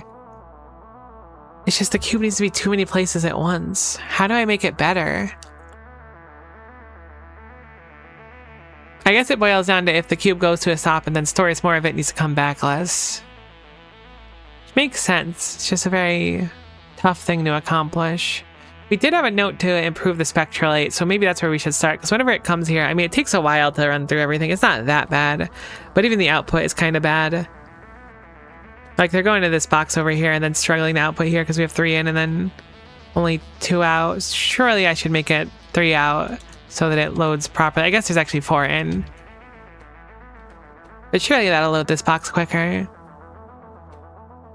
I'm surprised that these have, like, never become a problem. Make a second cube. I hadn't considered making a second cube. That's actually a pretty solid idea. If they let me use productivity modules, we would have so many cubes right now. Cubes been sleeping for a long time, probably a lot of catching up to do. It's true, it's true. I just, ugh, it's unfortunate. And I feel like something goes wrong and then something gets zeroed out and then it doesn't go to that stop for a very, very long time. And this stop is really high demand. I wish I could, like, add in an order of things and be like, go here, here, here, here in this order. Just like once or twice. I guess I can just micro it a few times. Either way. So the sludge eventually, this is now fully backed up, which means we are no longer producing or consuming any uranium-238. We are almost out of power cells, so that's probably an important one on the priority list. See, that one's at the complete bottom right now, but clearly it's really important because if we run out of power, everything goes kaput, and that would actually be really troublesome to jumpstart, like really troublesome. Not impossible, but annoying for certain. How are we doing on our accumulators? We have 387 of them. Probably want to turn them into the other thing. All right, the cube is reforming. Now let's actually focus because I want to go do a few specific things. So I'm going to grab the train here. Hey Del, good to see ya. How are you doing today? I definitely want to get the power going first and foremost, so I'm going to force that one regardless of what I was doing before. I didn't actually see. It probably was going to power actually because the order of them. What's purple belt speed? It's 60. Purple is 60. Okay, cool. So now this is going to run, get our power back up. This should be nice and quick. We can't speed module these machines apparently. I was going to say we could speed module them, but apparently not. It's no big deal. This is probably a good time for us to consider that sludge, right? Because a slugged uranium fuel cell makes 40 of them. So this is probably the logical next step for us, is to change our recipe over to the sludge. I know it's high up our list, but not at the very top, but I think I want to do this now. In addition, I think we want to store more fuel cells, so it needs less time coming out here. More expensive than blue. Yeah, it takes more stuff. Blue in this takes advanced engine unit, fast transfer belt, and then elbow grease. And this is resplendent plate, and then 4 of them. I mean, it's 4 to 4 granted. So it's 4 plates, so it just adds on to it. The resplendent plates aren't too bad to make once you have them set up, though, so it's a pretty nice upgrade. Cool, so let's back up quickly. So how do we make the sludge? I'm sure it's a chem plant thing. She says confidently when it's not actually a chem plant thing. Let's go look at the sludge recipe and suss that one out in the meantime. Coverx Redemption is an ultra-dense furnace. So to run this and get sludge, we will need an ultra-dense furnace here, which is a little bit annoying because it means the cube has to come here, which is not the end of the world, but it's a little bit annoying. So we're complaining about it a little bit. So Kovarex redemption process. It takes 200 uranium-234s, 200 uranium-238s, and it outputs 25 to 300 234s and 125 to 300 238s. So technically it could be positive, but on average, we would expect a loss of both of them, though not a significant one, as well as a handful of the 235s, and then 2.4 thousand radioactive sludge. And the important part of that is the radioactive sludge, because with that radioactive sludge, we can run it through the slugged uranium fuel cell recipe and make 4 times as much uranium fuel cells per activation. So it'll spend 1/4 of the time at this stop as it has now. So a very logical upgrade for us, though a bit of a complex one. What we need to take into account is that we still need the metal here. This is still a necessary thing. The recipe for making this still requires rare earth metals, and this time it requires 80 of them instead of, I think this is only like 20 or something, 20. So it requires 4 times as much for the recipe, but we already have the rules in place for this right now. The train arrives here, and then it makes the choice, do we need metal or not, and boom, comes down here. So this can be fine as is. We also need to set up a rule for the Kovarex redemption process. Starting with a tank is probably going to be the best bet here. I think we'll do a Sherman tank. It doesn't really matter too much in practice. Don't know exactly where it's going to go yet, but we'll place it down for the moment so we can kind of keep track of it. And the idea will be to run this process into this tank here, and then when this tank gets low enough, we'll have a separate rule here to check to see if it's going to go to that bonus area.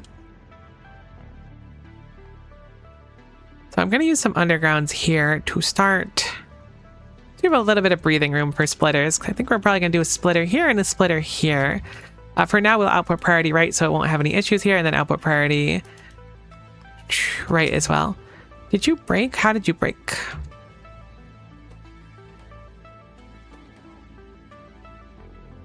Ah, okay. Not totally unexpected, but a little bit of a surprise. I guess I never considered the fact that we would have such an abundance of that material. So let's go fix that really quick. Oh, hey, my jacket does come on after a while. I was thinking my jacket was gone for good when it was toggled.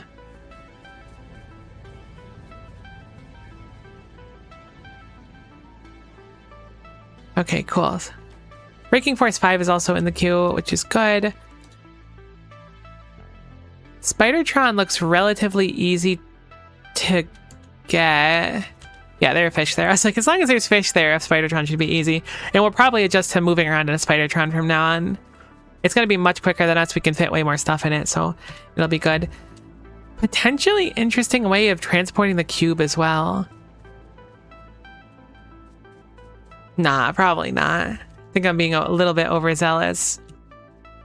All right, so we're going to just put you over to here. We're going to send you home for now because you've made fuel cells. You've done a wonderful job, my lovely cube. Thank you so much for swinging around.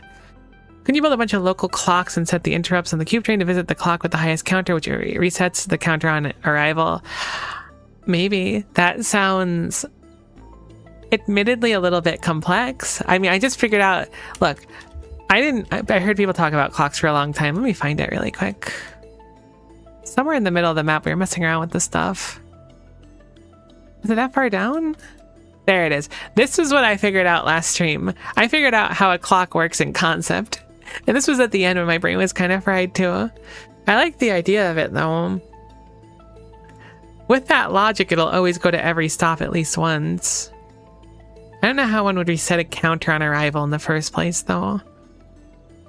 Nor would I understand how to... I guess an arithmetic one would work for incrementing it. Oh yeah, my roommate explained that to me last night because I didn't understand the point of arithmetic combinators, and I was telling her about it and she's like, what do you mean? I was like, they don't really like, why would you want to be like cube plus 1 or matter plus 1 equals 2 matter? Because it can just keep repeating and it'll like raise the number. And I was like, oh, that actually makes sense. I thought it would only just do plus 1 and that's it.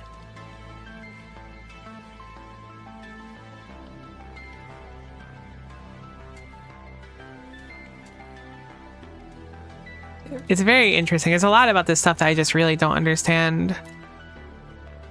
Which we're slowly learning, slowly but surely.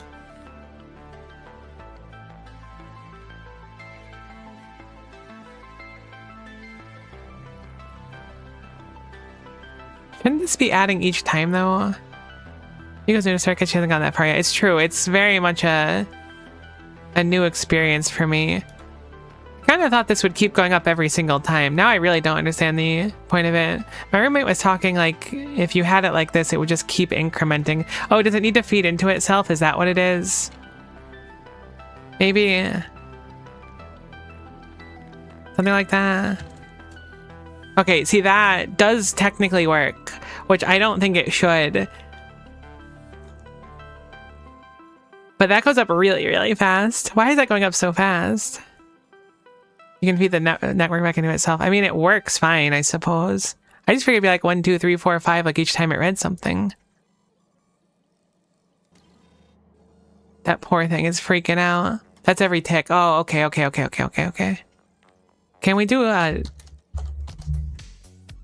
plus 0? So I didn't do anything.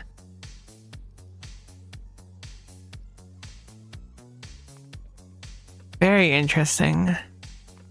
What does or mean?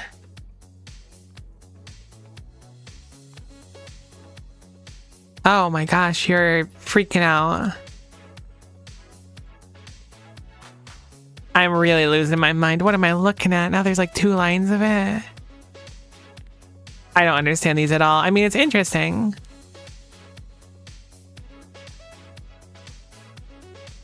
I mean, I get it a little bit. It's just very confusing and very daunting. This said, it's something we'll certainly consider.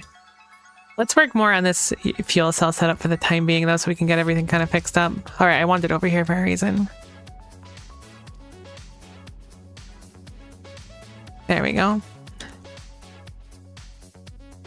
See the background color of the input signal, so wire the signal came in on? Oh, I never realized that before. I just thought it was green because, like, green showed that it was receiving something. That's very interesting.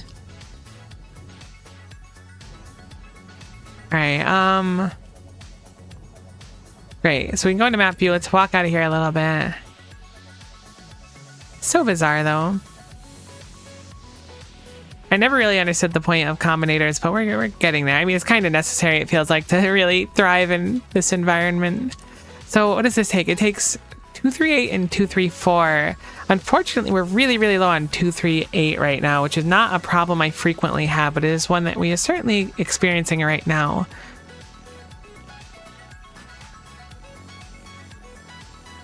I'm going to remove this for now, which is our way of feeding in 235 to the maker itself. We can always change it up, so for now it's going to be removed.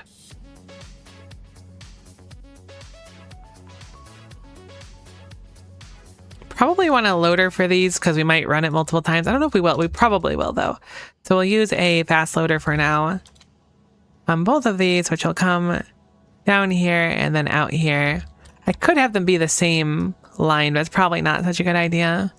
And or slash XOR are bitwise operators, which you kind of need to understand binary numbers to go off of. I don't think I personally use them for solving a real problem. Be honest with you, I don't. This may come as a shock to you, so please brace yourself. I don't think I understand binary numbers. I thought binary is like 1 and 0, and that was really it.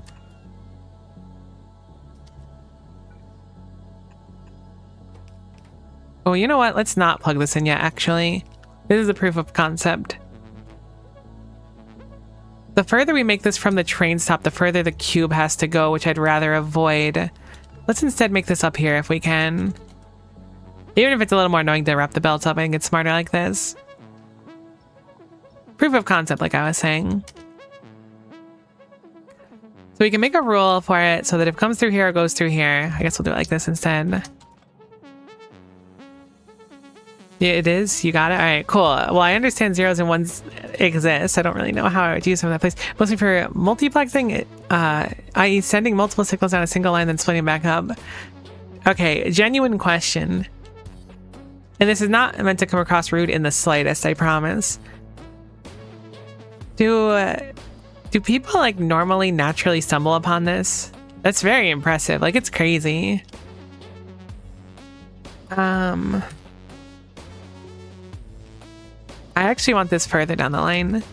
Like, it's so, like, to me at least, and I know I'm not necessarily the smartest person. I like to think I'm okay with some stuff, but like this stuff is very confusing. But it's just like, that's such a crazy thing to figure out. You can have one signal that's in first 8 bits, then another in the last 8 bits. That'll get split out anding with 1111110000000. Your background knowledge for it's very obvious. You know, it's 100% opaque. That's kind of how I'm feeling. I'm feeling very opaque RN. It's interesting though. I'm excited to learn it. It's just very daunting, to put it lightly. So we'll do it right for now. So these splitters exist in a state now of priority.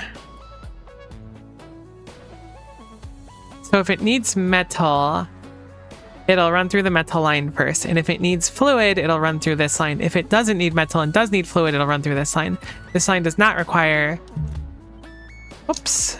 This line does not require metal, but outputs fluid, and then outputs 3 things. So this should be sufficient, hopefully.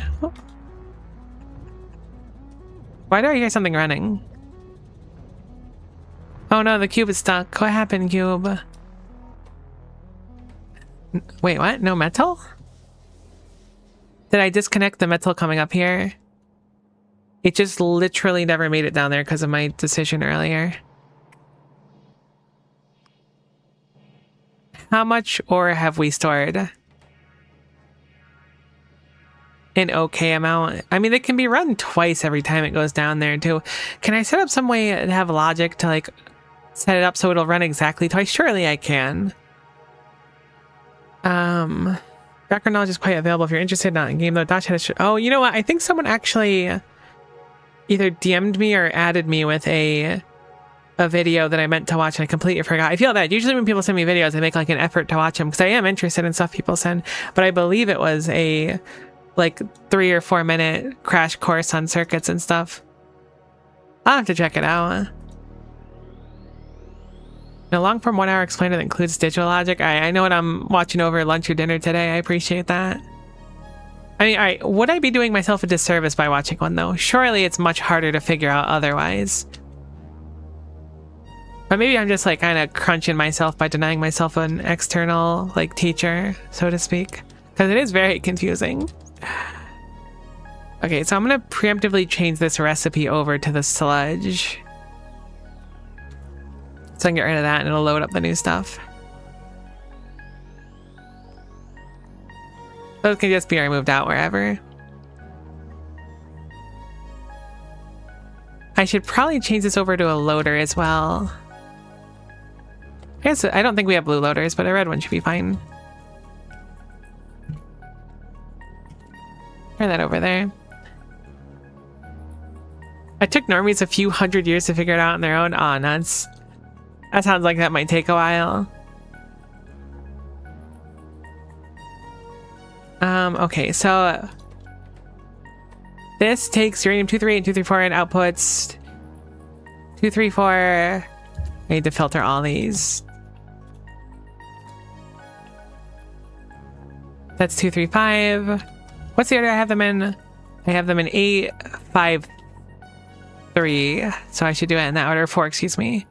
So 8, 5, and then 4. Cool. So our 3 uraniums go out here. I kind of want to dismantle this section, to be honest with you. These are so full of garbage right now, that'd be tough.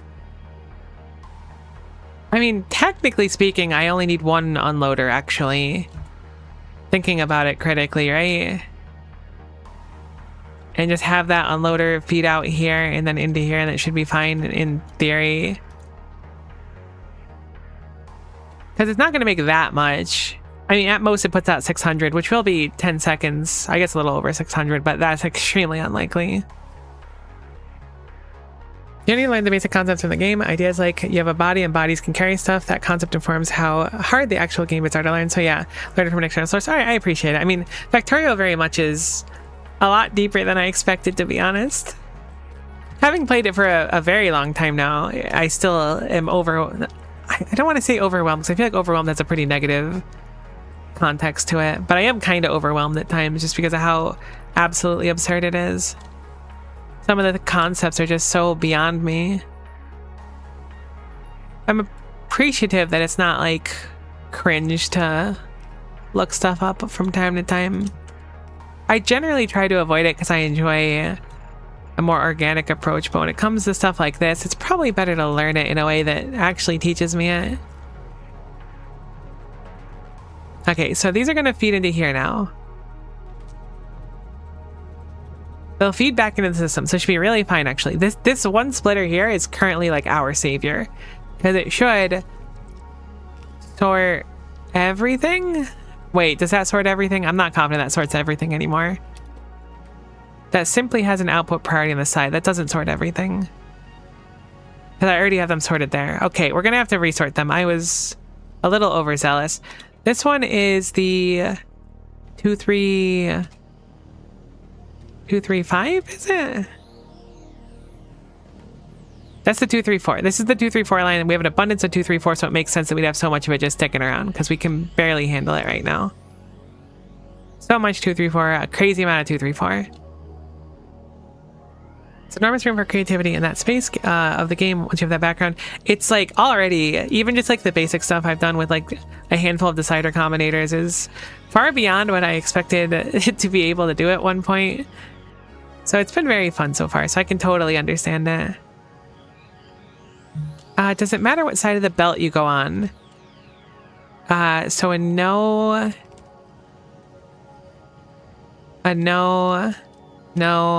No, it looks like I've designed it in such a way that it doesn't actually matter.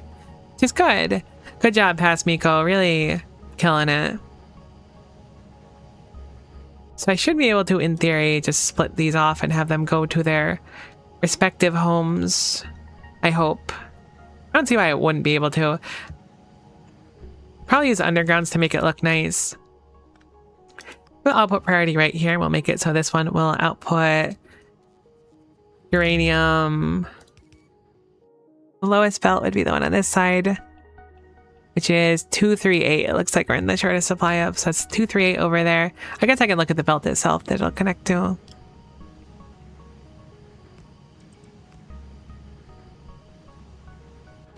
Okay, that's actually the 235 belt.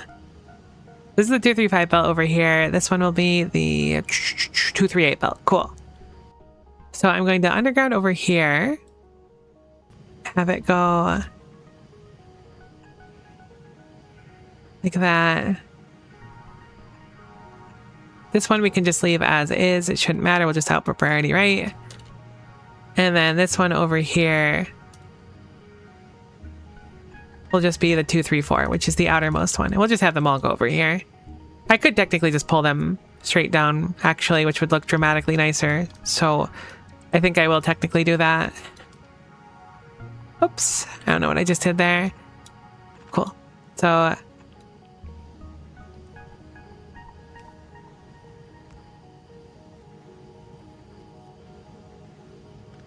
actually, I can't at this specific point.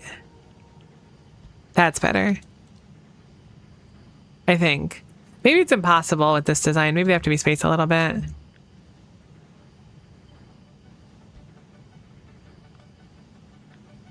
Let's not cut that one, actually. Let's just copy it and then paste it over. There we go. I think that staggers it so that they'll be able to just kind of like feed where they need to. So which one is this one? This one is the 234 line. So we'll make this one 234 out over here. This one is going to be switching gear to that as well. This one will be the 235 line. Then this one will be the 238 line, right? Yeah, 238, perfect. 238's already over there. We'll just make this one 235 or 234. Ah, the numbers are so confusing. What do they mean? This is the 235 line. Perfect. 235. I did it wrong, but we'll fix it now. 235 output right. Perfect. So now this should just put it back into the system on its own.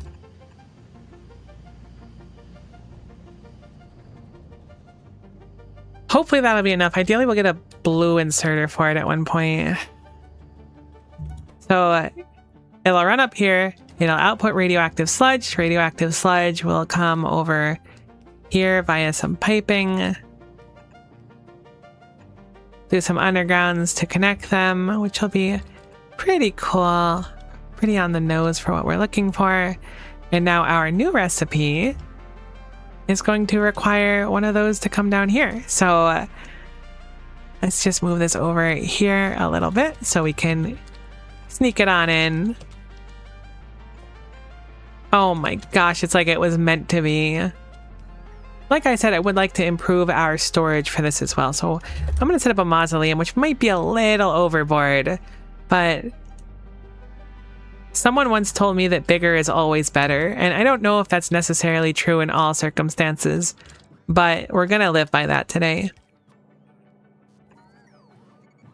So we will have a loader on each side of this. A red loader should be perfectly sufficient here.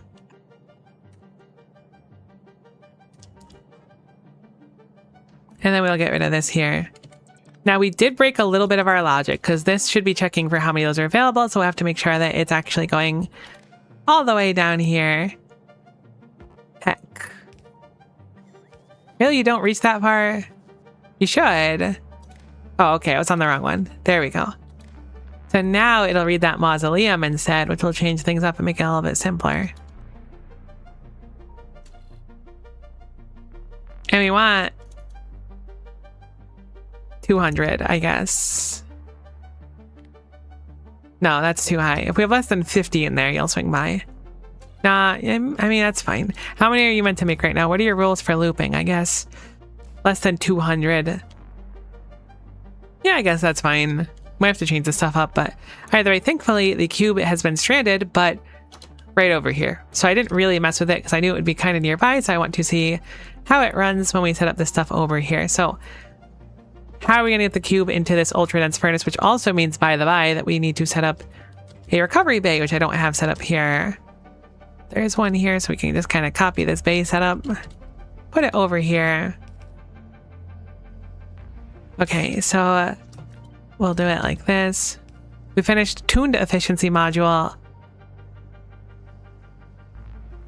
Tuning for high performance is unreliable. It's so weird how modules are such a pain in the butt to make here. With their failure rates, they're not that bad, but they're a little bit annoying. Cool. So we're going to want this to repeat under specific conditions, particularly looking at the sludge as our main indicator of what we want to do here. So for now, we're going to make it so that we're going to look at the value of the sludge inside of here. And if it's under, we'll say kind of arbitrarily here, 12,000, we want it to run again. This is not exactly what we're going to want down the line, but I just kind of want to see it run and see how we handle the demands of it, because it's quite a bit of the materials to go through, but some of them spit back out, so maybe it'll just be fine in practice. And then if it successfully goes through, we'll do another underground here for the sake of space, and then we'll turn them around because those are actually wrong. So it will do a check here to see if we need metal. If we do not need metal, then great. It will come through here and then feed into here. Great. Then it finishes up, and if it succeeds and it doesn't need any more, I guess we'll have it feed through the top again. This way, in case we need metal. It shouldn't use metal in this process, though. This is kind of like a safety precaution. So this outputs that signal there to make sure that it's necessary. So I'm going to just nab that signal that already exists, and we're going to plug it in over here, as well as in that other one, which I think was down here somewhere. It is. Cool. And we're going to just set the real output side. I'm going to make it based on the uranium fuel cell, because that's the icon we were using before. And if that is equal to 1, then it'll run. Oh, I guess actually this needs to be a different one. This needs to be for sludge. So let me change this one up. This one needs to check our sludge value, because if it's here, it needs to run regardless of it. So we'll do sludge on both sides. I never got super far into the game Satisfactory. I'm thinking about it because I put on the Satisfactory soundtrack today, because I figured it would be similar vibes to Factorio. I quite enjoy the soundtrack though. We want this to be less than a specific amount, which I think we said was 10K earlier. We'll make it 5K. Or I guess if it's less than 5K, that way it can run at least twice coming through here. It's going to be a little awkward because it takes, I made run 4 times actually. It's going to take a lot more stuff to run. So what I should do is actually this normal cycle to return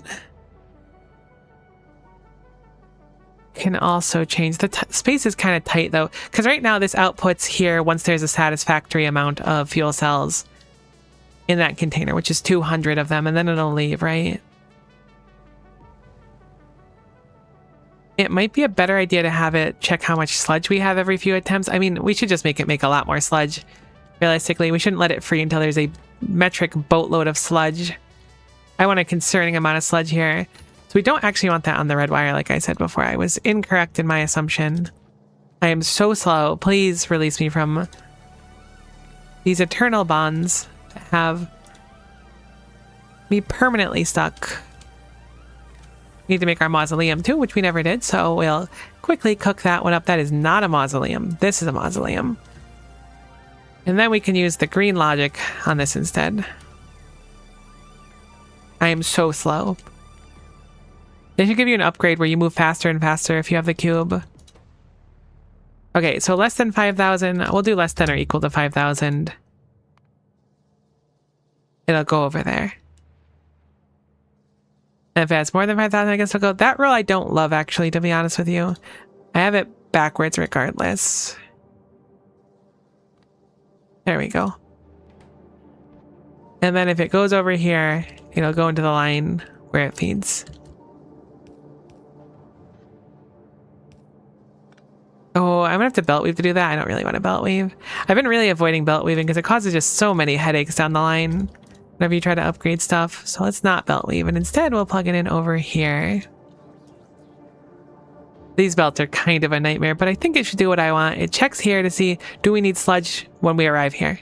It arrives, it comes down, it does... I guess it does a sludge check at the very interim too. It's doing a check after it goes for metal. So if it goes for metal, it makes metal and then does a sludge check. And if it needs sludge, it does a sludge check and then it releases back into the system once more to see if it needs to run. At the very start, it will also do a sludge check, and that sludge check will be right here. And if that sludge check is met, it'll run. I'm going into the assumption we're always going to have enough for a sludge check here. That might be a little bit unwise, but we have so much of it built up that I'm assuming we'll be okay. So less than 5,000 sludge, we come over here and we sludge. I should probably make that number even higher, to be honest. Because currently it outputs and it kind of bounces. I could set it up so it does a sludge check here as well. So I guess that'll kind of fix it. If I put this here, we wire this up to this, we can follow similar logic where we're looking for... Oh, we need a combinator to make it satisfactory, I suppose.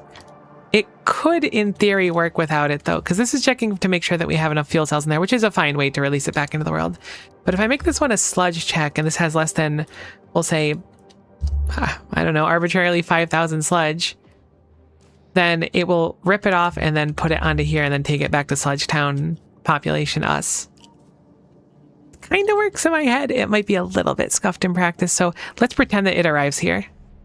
Goes to Sludge Town population us. We're now successfully sludging, and this should check to see that we have a satisfactory amount of sludge, and if we do not have a satisfactory amount of sludge, then it will run through the system again, which again is going to just absolutely chomp through our 238 and 235, or 234, excuse me. One of the issues is that when it comes to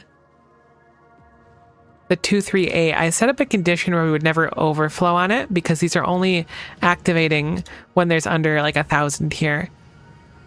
I think that condition might be a little bit kaput. It looks like it's based on this here. It's under 1,000. Let's set this up to 6,000. So they'll run way more frequently. Having a buffer of those isn't a bad thing anymore.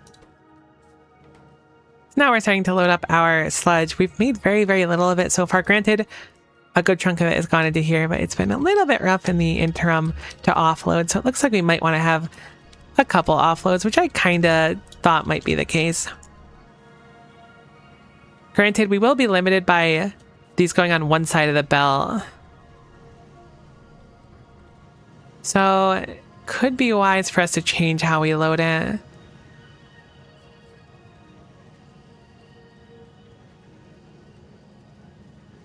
Or we can just kind of... Oh no, they're just getting stuck there because of the recipe. Wait a minute, I think something's terribly wrong. Something is terribly wrong.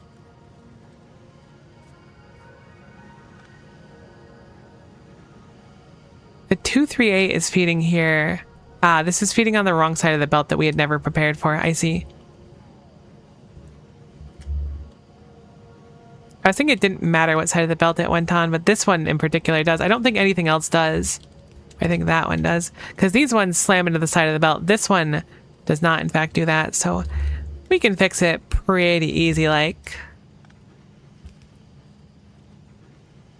And that should satisfy the rule we have. So granted, we don't really get through them quickly. I guess a storage box might just be the play. A mausoleum or two, just to store it and stuff, because it's gonna like run, right? And then it'll take a little bit to actually like swing back around. Relax the cube.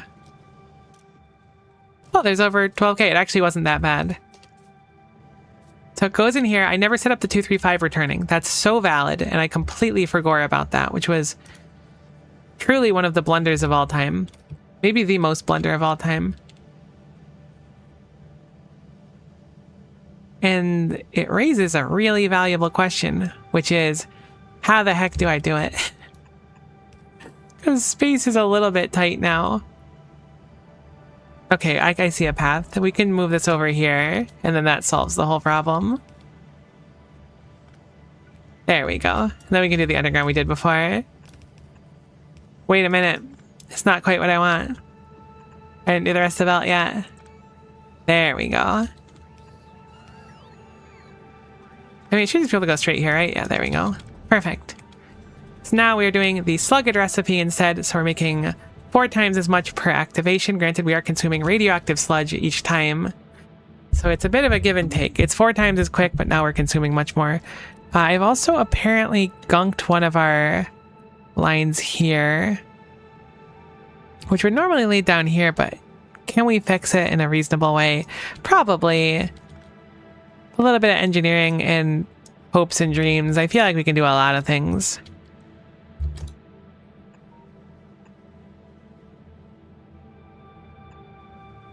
Maybe spicy take. Whoops, let's not minimize literally everything. How in goodness' name did I do that?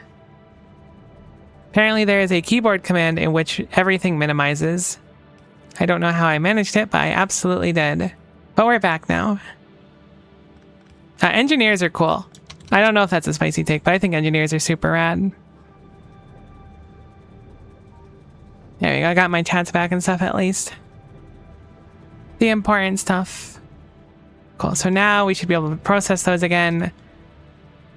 This is out of 238. Is it actually out of 238? Yes and no. Wait, what?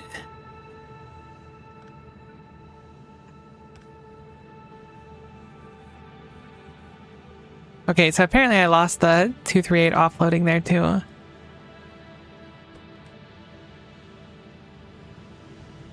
We can speed mod these, which I think is probably time to do, because this is going to be like our main producer of 238s, which is very weird. I've never wanted more. Windows key plus D, apparently that is the bane of my existence, because I 100% did it, and it sucked, and I don't recommend it, to be honest. Oh, wait, that should never be necessary now that I'm looking at it too. That was superfluous. Now Covarex is running. We have the enrichment process running. The cube is chilling here because we're low on 238s because the demand is high again. We were very, very, very low on 238 just because I had the ship running before. This also eats a chunk of 238, so it's, you know, a whole issue. This said, it's filling up pretty handily. Currently, our rule is not looking for that many 238s, so I'll just let it chill for the moment.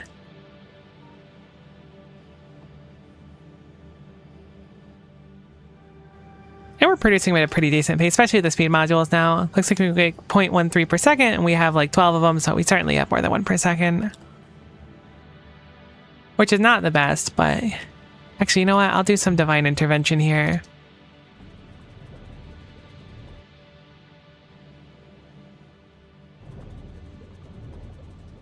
We're probably running pretty low on the slugget stuff as well. I'm hoping this is enough to start filling the tank. I see. It's filling both sides of the belt now. Okay, I don't actually want that, as it were. Which is kind of funny. Because it's not, like, bad inherently. But it's the opposite of what I want. So let's go ahead and fix that up now. It will saturate the belt more, but we don't have that much radioactive sludge and stuff. So for now, I'm going to just take the cube and send it on its way, because I'm sure it needs to be in a gorillion places at once. This is enough power to keep us going for a long while. Oh, right, the cube can't be here. Why weren't you able to run over here, my lovely cube? The lack of metal. So we should probably get you to the metal stop, because it's been a while. I wanted to try to set up some logic for the metal stop as well. Ha ha ha, very funny, I know.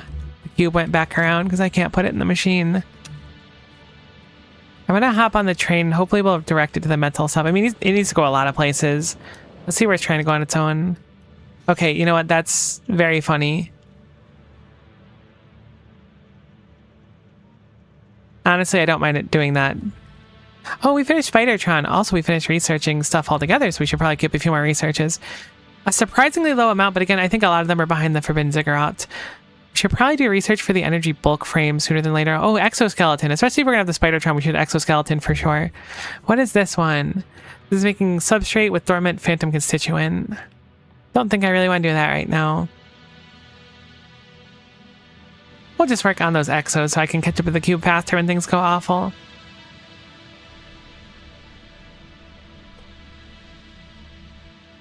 I wish you could prod mod this and then output extra uranium. That'd be very interesting. So the rule for this worked. It output because it identified that it needed more sludge.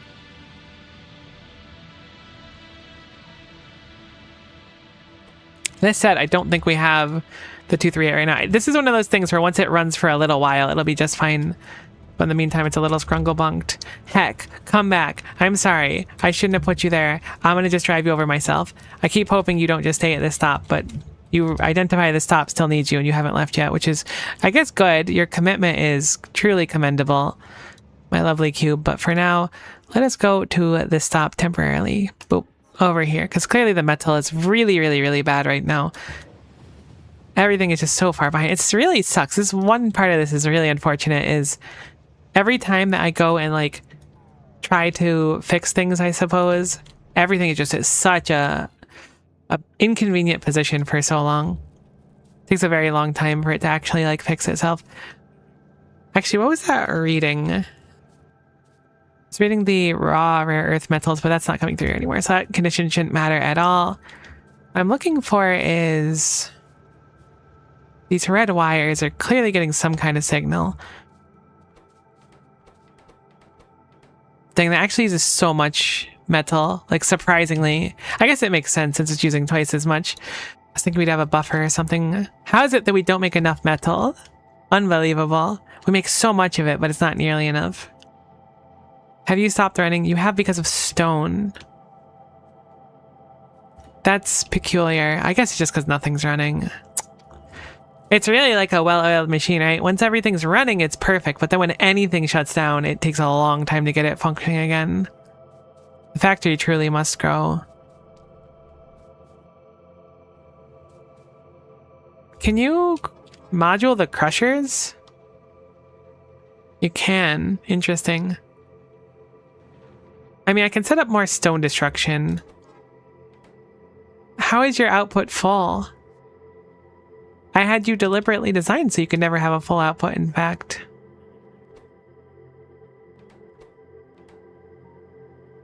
Perhaps I plugged this water in where I shouldn't have at one point. I know I messed with the water a lot and everything got really conked.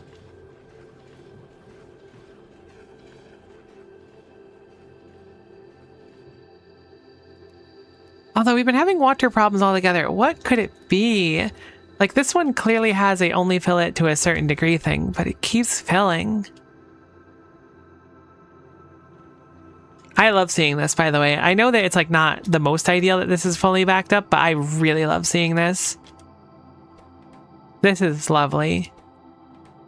The excess stone isn't great, but having all this extra core powder is quite nice.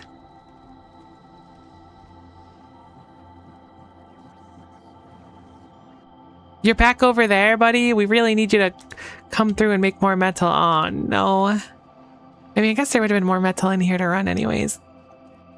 How do you make a Spidertron? I think we need one. We need to stop walking around. Takes... Everything's really easy, except for those tuned efficiency modules, which I don't think we can handcraft. Oh, we can handcraft them. Cool. I guess we'll make a request for some efficiency modules and start handcrafting the stuff for that. And surely we have some efficiency modules somewhere. Yeah, we do. We got 341 of them. We will presumably fail these most of the time because it's only a 15% chance, but while we're going to fix all the broken stuff. I must have put this one really, really high up, and that's why it's gunked now. It's not even gunked. It just needs some time to not be here.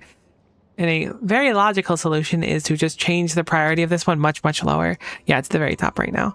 So let's get the matter flowing again, and let's get the metal flowing again. We'll probably need to change the metal rule to only come around when there's enough ore. But I think with matter and metal flowing, we'll use more stone as well. It's just like a very, very give and take kind of situation right now. You're like almost satisfying your rule, aren't you? Isn't it 120? Cube, you gotta go elsewhere, buddy. Be free into the night. Wherever it is, it's gotta be not here. Au revoir. See you never. Okay, cool. So Cube is gonna at least make some matter and stuff.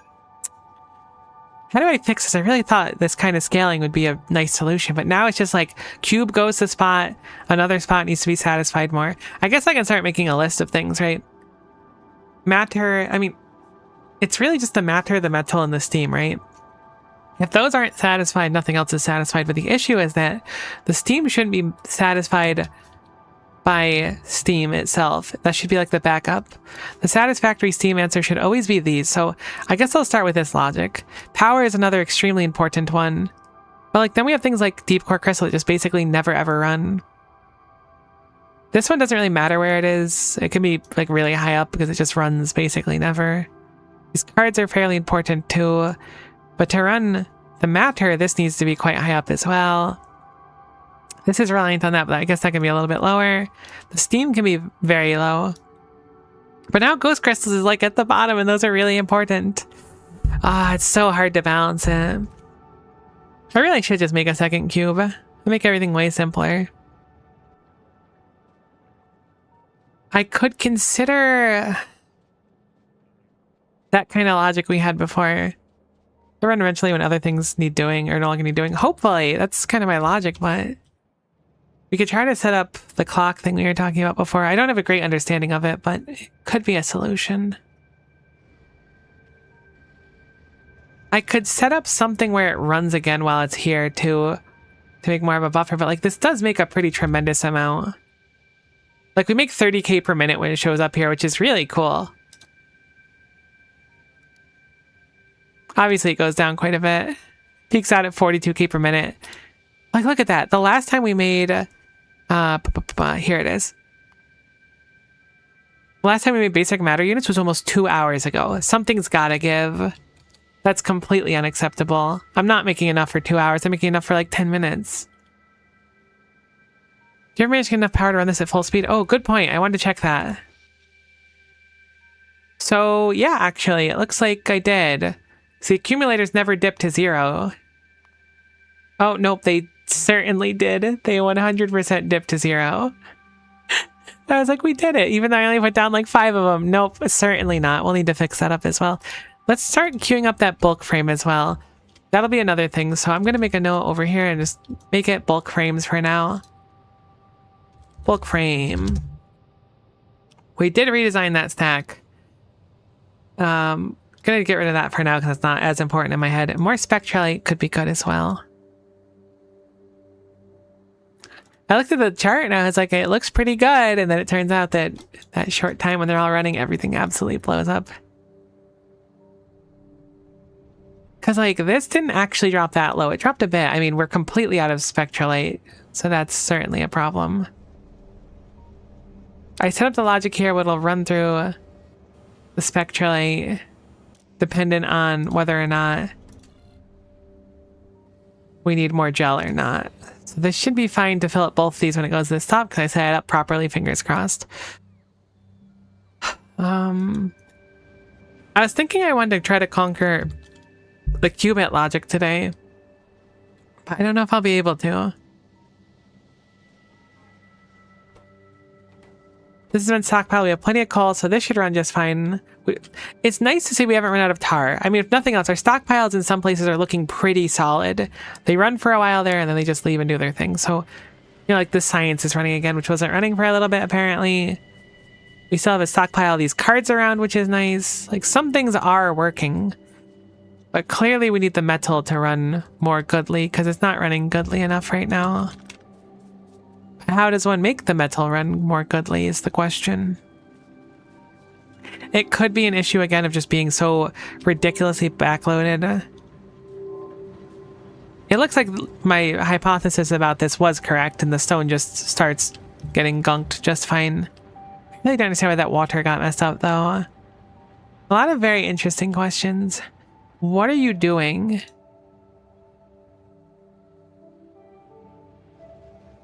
Oh, your temp is like... You shouldn't have that temp. I set you up with a temp and then the temp became your home forever. I see. That is a certified whoopsie moment, and I accept my fate as having that as a certified whoopsie moment.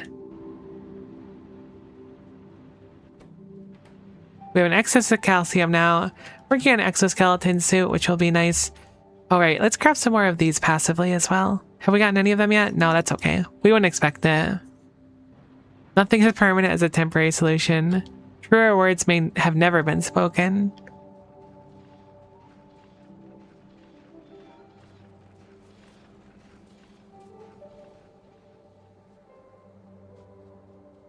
Like, it lasts for a little bit. I mean, our buffer still has a good chunk of stuff in it, but perhaps it's because there's no metal to support it as well. I really think those are like the backbone. That and the gel are the backbone. To be able to fuel those, we need an abundance of steam, an abundance of coal, and an abundance of matter. And of course the ore as well. A bigger crusher setup is the next logical step because we're not making enough of the refined ore to satisfy this. However, maybe we are making enough, sort of. Like, what if I had some kind of logic here that just guaranteed it so that this process would repeat exactly one time every time?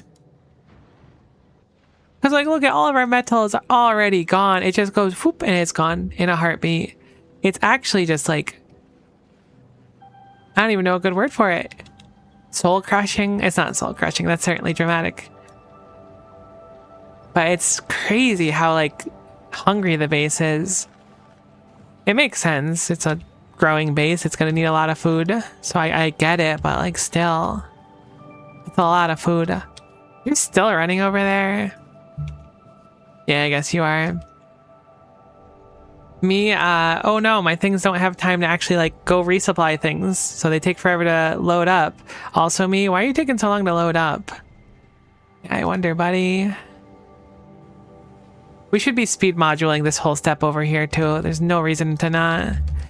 We could theoretically efficiency module like these to make them run better as well, but I don't think it's worth it. I think it's better to just leave them. I mean, I say worth it. Efficiency doesn't actually take any speed out of it, does it? Maybe that would have been a nice idea. I still think we probably want extra power because some of these future things, and especially like the cyclotron or whatever, requires a very specific amount of power that if we can't satisfy will be a real problem. Okay, so it looks like we got 2 of our tuned efficiency modules. Interesting that the Spidertron requires exoskeletons to make, which does make sense, but I was able to research exoskeletons. Oh wait, that's better exoskeletons. I was like, I was able to research Spidertron without exoskeleton. No, apparently I was not. My mistake. So let's ask for some speed modules here as well. Once we hop in here, I think we'll have a new perspective on life and things will just feel better. Once we're rocking a Spidertron with some legs, we need to have an us day. We definitely need to just go to the spa, kick back a little bit, get a pedicure, and just have an us day. We need to not think about the cube. The cube's with the babysitter, not our problem right now. The cerebral substance babysitter.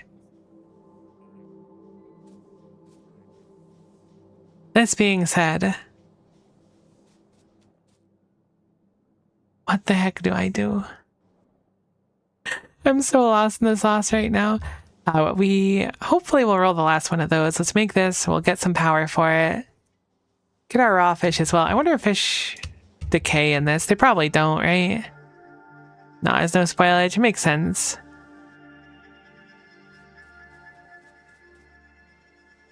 I can't imagine we need more Spidertrons than just one, unless they're used for a recipe, I suppose. Which wouldn't actually surprise me all that much with how simple the recipe is. Although we don't have a way to duplicate fish, so it's probably not the case.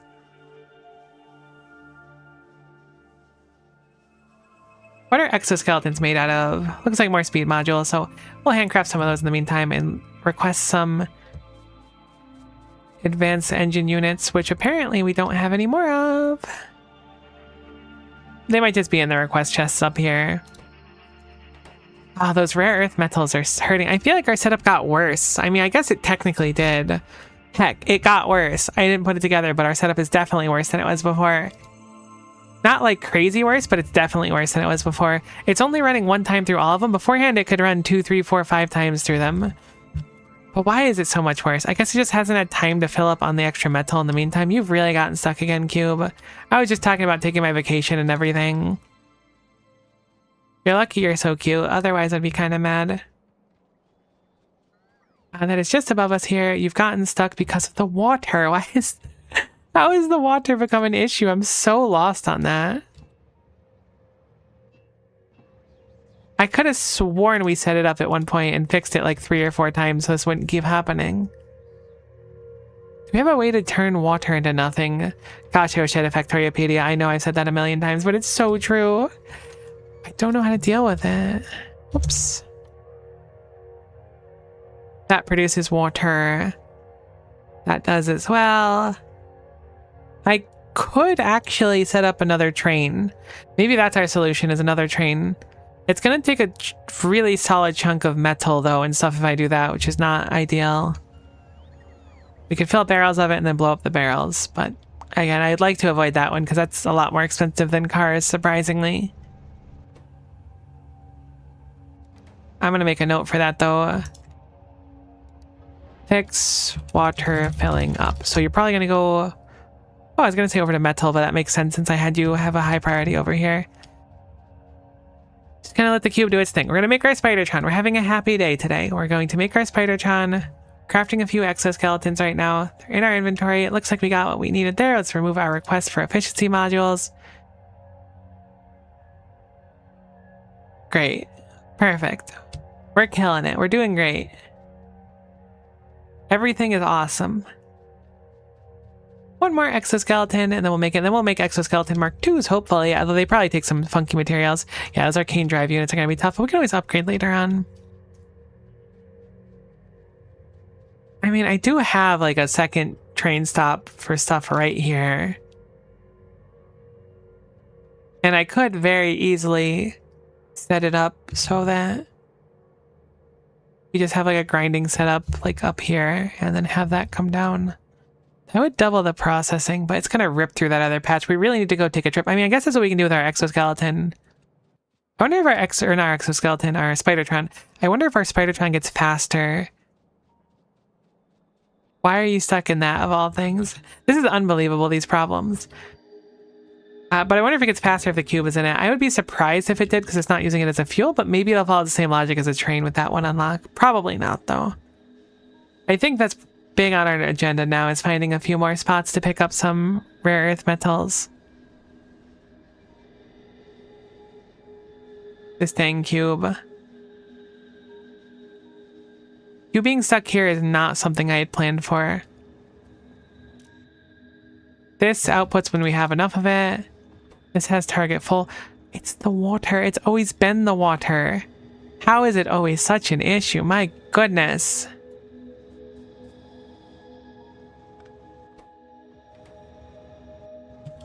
I guess I'll start setting up pumps and stuff again over here. I really gunked this bad at some point. Sherman tank. I guess just any tank would be fine. Storage tank is sufficient. I need to start troubleshooting this. That's really it. So I'm going to begin my troubleshooting by first disabling this based on our water contents and make it so it only disables if this is under 5k.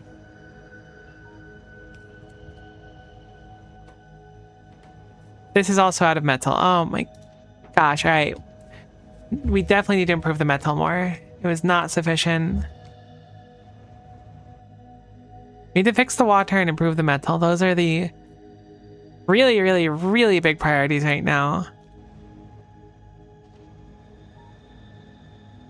Please go somewhere that isn't here. Cool. Cool, cool, cool, cool. Cool, cool, cool.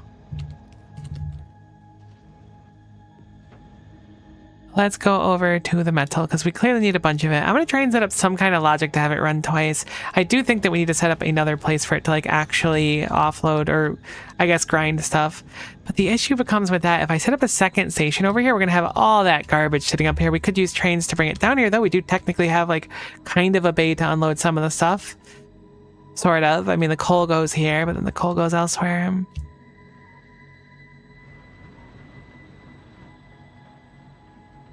I'm guessing speed mods is our first solution, so let's try to band-aid it for now.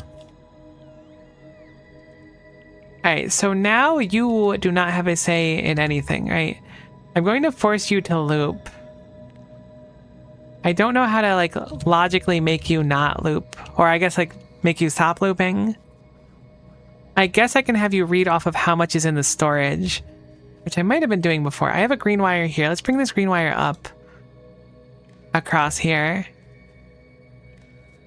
And we'll have it so that if there's, I think literally any is going to be a bad idea. We'll make it the rare metal refined, and if there is greater than 0, run again. Heck, don't. Alright, why did you not run? You had one job, you should have grabbed it. Why didn't you run? It's greater than 0, you fool. You foolish fool. I guess there's metal going down there now, so that's something. Silver linings, right? I'm actually shocked that the metal got there so quickly. Frustrating. We can figure it out, but still. This is really looking more and more like Roller Coaster Tycoon. Whoever said that yesterday was really, really right. Especially with the trees and stuff. I had a coworker at my last office job, and she was super into Roller Coaster Tycoon still. I thought that was a vibe. I played it when I was young, but I certainly haven't played it in a very, very long time.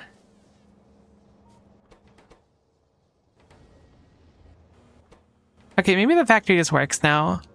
But also, I don't know why that didn't run an extra time. I feel like it should have. The logic isn't flawless because obviously, like, if these have... These could technically run again even if there's nothing in here because they buffer up to 2 inputs, which is why I want it to run 2 times every time. We can't read the inputs of the... or the internals of the machine. Otherwise, I'd be like, hey, only put enough for 1 action, so we can kind of base it on that. Ugh, that's fine, that's fine, that's fine. I'm glad that this is working. Do we have any more of those other loaders in the system? We have 6 of them, which is not many, but we can certainly change this one over. Apparently I'm crafting one of them, which is fine. Oh, I actually have one on me too. Boom. Fantastic. How much metal do we make every time it activates? Or like, what is our metal like? 15k for about half a minute. So I'm going to say we probably make about 10k. Actually, wait, I would know exactly how much. It's 16k, of course. No, it's very obvious. Of course it's 16k. We have 16 machines. So if we run it twice, it'll be 32k, which is way more significant, but also, you know, will drain more. Look, this is starting to back up now. This is good. The metal was able to satisfy this specific thing. Maybe we're just fine, but I really don't know why that hand didn't run. Maybe it was just like unlucky. It didn't grab in time, or it happened to read the condition that there was none available. Maybe things are fine. Maybe I'm coping, but maybe things are fine. I should make it greater than 1, actually, instead of just greater than 0. Maybe greater than 2. Because sometimes there'll be ones going through there, and this rule will be looking at that. Make it greater than 5. How about that? That way so it doesn't accidentally read like a few going through and think it's fine. I assume only 2 will go in and 2 will go out at once, and it's reading 2 different machines, so it'll maximize at 4. Hopefully. You've now gotten stuck. You've run out of metal, but you did a very valiant job in the meantime. Surely you're good. We got our exoskeleton Mark II. Why are you doing this? You surely have somewhere else to go.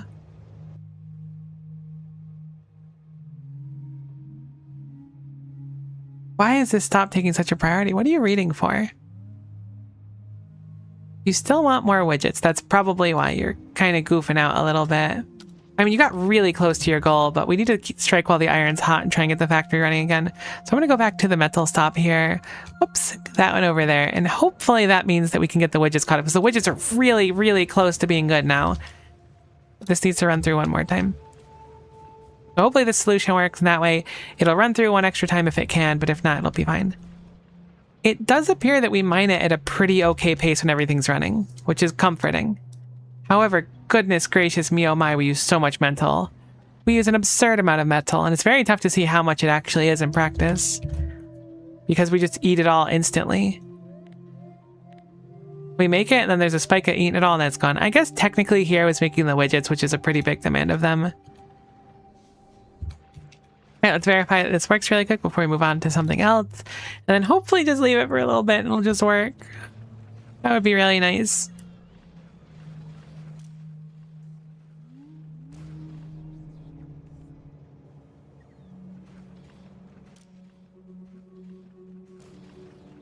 It might not naturally run again because there's so little in there.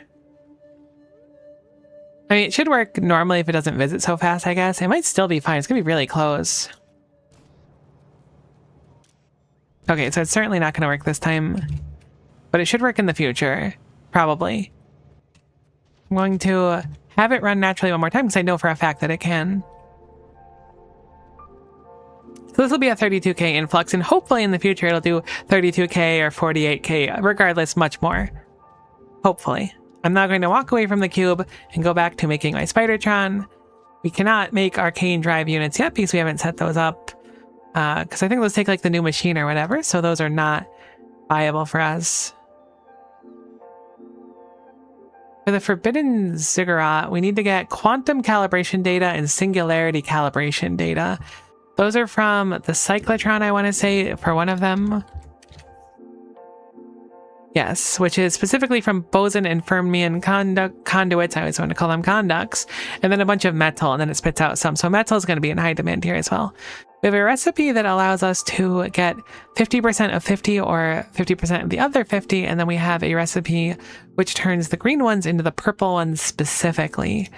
We have a recipe that turns the purple and some uranium-235 into the green ones. So we can convert them to and fro. But our recipe for making the data itself requires a weird ratio of it. It's 160 to 100. So we need to have some sort of logic in place, which shouldn't, I imagine it's not too hard. We can check the contents of 2 boxes, we'll say, and then make it so that one box will ideally be at, we'll say, I was going to say 16,000, but our boxes don't go quite that high. So for simplicity's sake, we'll say 1,600 and the other one be 1,000. And then if there's excess in either of those boxes, it'll just run them through the recipe, hopefully. As long as we keep the ratio good in that box, we should be able to rip them out and then run them until they fit well enough. It doesn't have to be perfect 100% of the time. It just has to run whenever it needs to.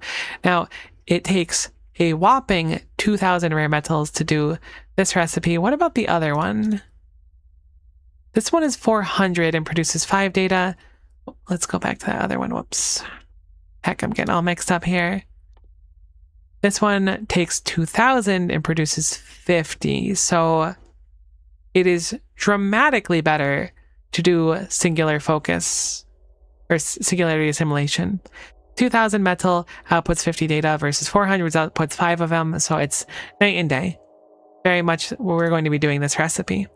Now, of course, the difference is this takes some 238, which is a little bit in short supply right now. I really enjoy how 238 has been kind of integrated into this, and Shockingly, the material that I need most out of the uranium right now, which is not what I had anticipated.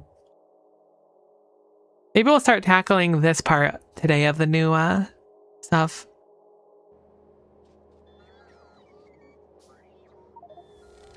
Created the first Spidertron. Oh my gosh, we're almost at 60 hours. Absolutely absurd. By the way, our lovely Spidertron. Being that I'm blue here, I'll make this one pink to balance it out.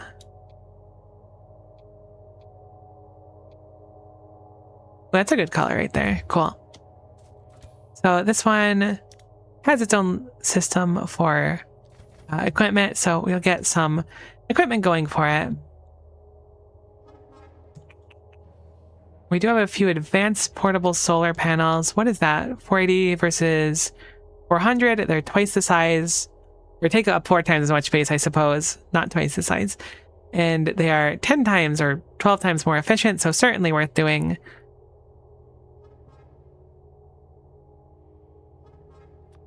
I should make a request for some metal on me as well, just 200 of it.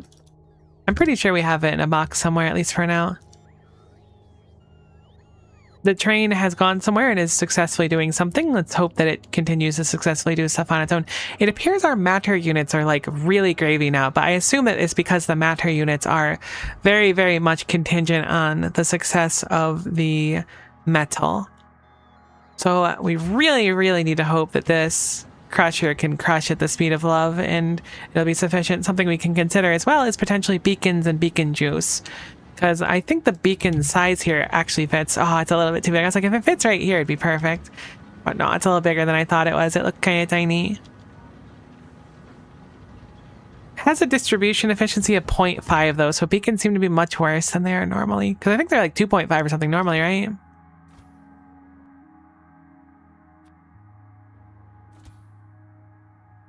How much drain does a pair of legs take? It's 200 kilowatts. Each one of these make how much? 480. Okay, so we can definitely afford legs very easily.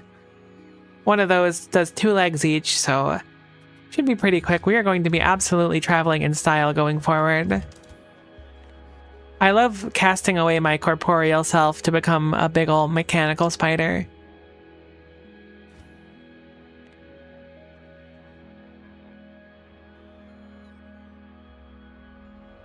Oh my gosh, I handcraft these so slow. It's fine. I mean, I'm surprised the cube is still running there. I must have a really high demand for how many widgets go in there. I hope it doesn't run out.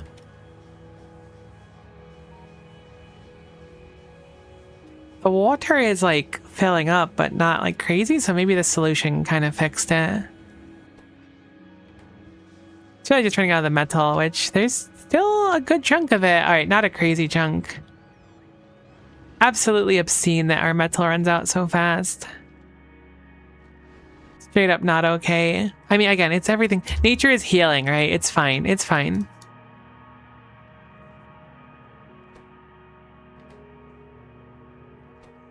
It does appear that we produce the refined rare earth metals at a pretty good pace now. Looks like we make 3,000 per minute, which is enough to fuel 3 of the machines. So as long as this only runs once every 5 minutes, 6 minutes or so, it'll be fine-ish, probably, hopefully. This is assuming no backups, of course. It's still running over there? How much do you need? What is your demand? 3,000. I guess I don't really want to come back here anytime soon, huh?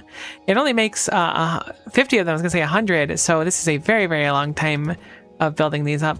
I'm going to drop this down to 2,000 because that is already a tremendous amount of these. Perhaps they're just like useful enough where like it's worth stockpiling even more. I think there was another recipe we could do with them being minis, so we'll consider that one before.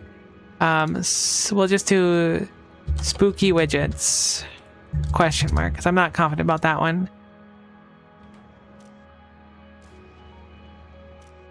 Okay, the rules on these are also completely backwards, so let me go ahead. I've done this a few times now. I don't know what keeps making me doing it. Ah, nuts. Let me go back over here, go over to my spot here, disconnect that one. Okay, we'll just turn off the enable disable. How about that? Then we'll need to change it so this is filtered for normal cube. Now you have no rules at all. You're not constrained by normal things such as rules. Alrighty, so we got a few of our things up for power here. Whoa, those are kind of Gimenosaurus, actually. Wait. Do I have any of those in my current suit? Maybe I should keep that last one for myself. I don't. You know what? We'll keep that last one for us because how big that is. And 3 of these can already fund... 3 of these panels can fund 6 of the legs, which I can't even really fit, so it's fine. Those are really efficient. I didn't really put together before how nice they were. They're quite nice. How many leggies do we want to run? How many can feasibly fit in here? They're 2x4s, so they'll go here. 1, 2, 3, 4 of them. So we may as well do 4. Can't do the fancy schmancy ones just yet, but this will be a good enough start.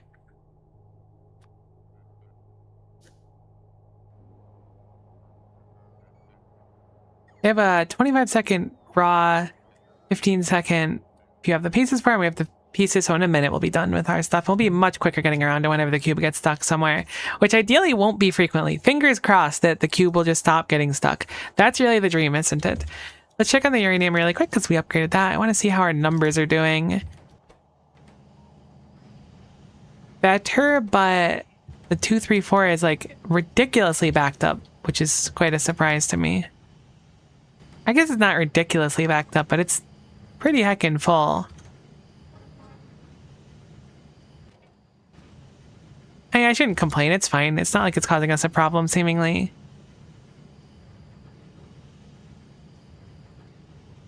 As long as everything can keep running. What are these extra ones doing? Oh, they're just getting put through the system again. Okay, cool, whatever. If it works, it works. That's where I'm at right now. I'm not too picky as long as it's working. Sweet, so there's 2 of our exos done, or actually 3 of them? 3 of them. Now, what else do we want to run in here is the question. Oh yeah, that's much nicer than running around before. We can still fit 1 more of them. In fact, we could probably fit a 5th one too if we want. Oh, but this speed's already sufficient. It'll save us probably, unironically, like a few hours over the course of the run. Maybe it's a little bit dramatic though. Let's just keep picking out some cool stuff for ourselves. I don't really care about the personal roboport for it. I think I'm already running night vision, so it's not necessary. We could put a personal battery Mark II in there. I don't think it's like really necessary, but we may as well put a battery. Maybe I will go for 1 more exoskeleton, actually.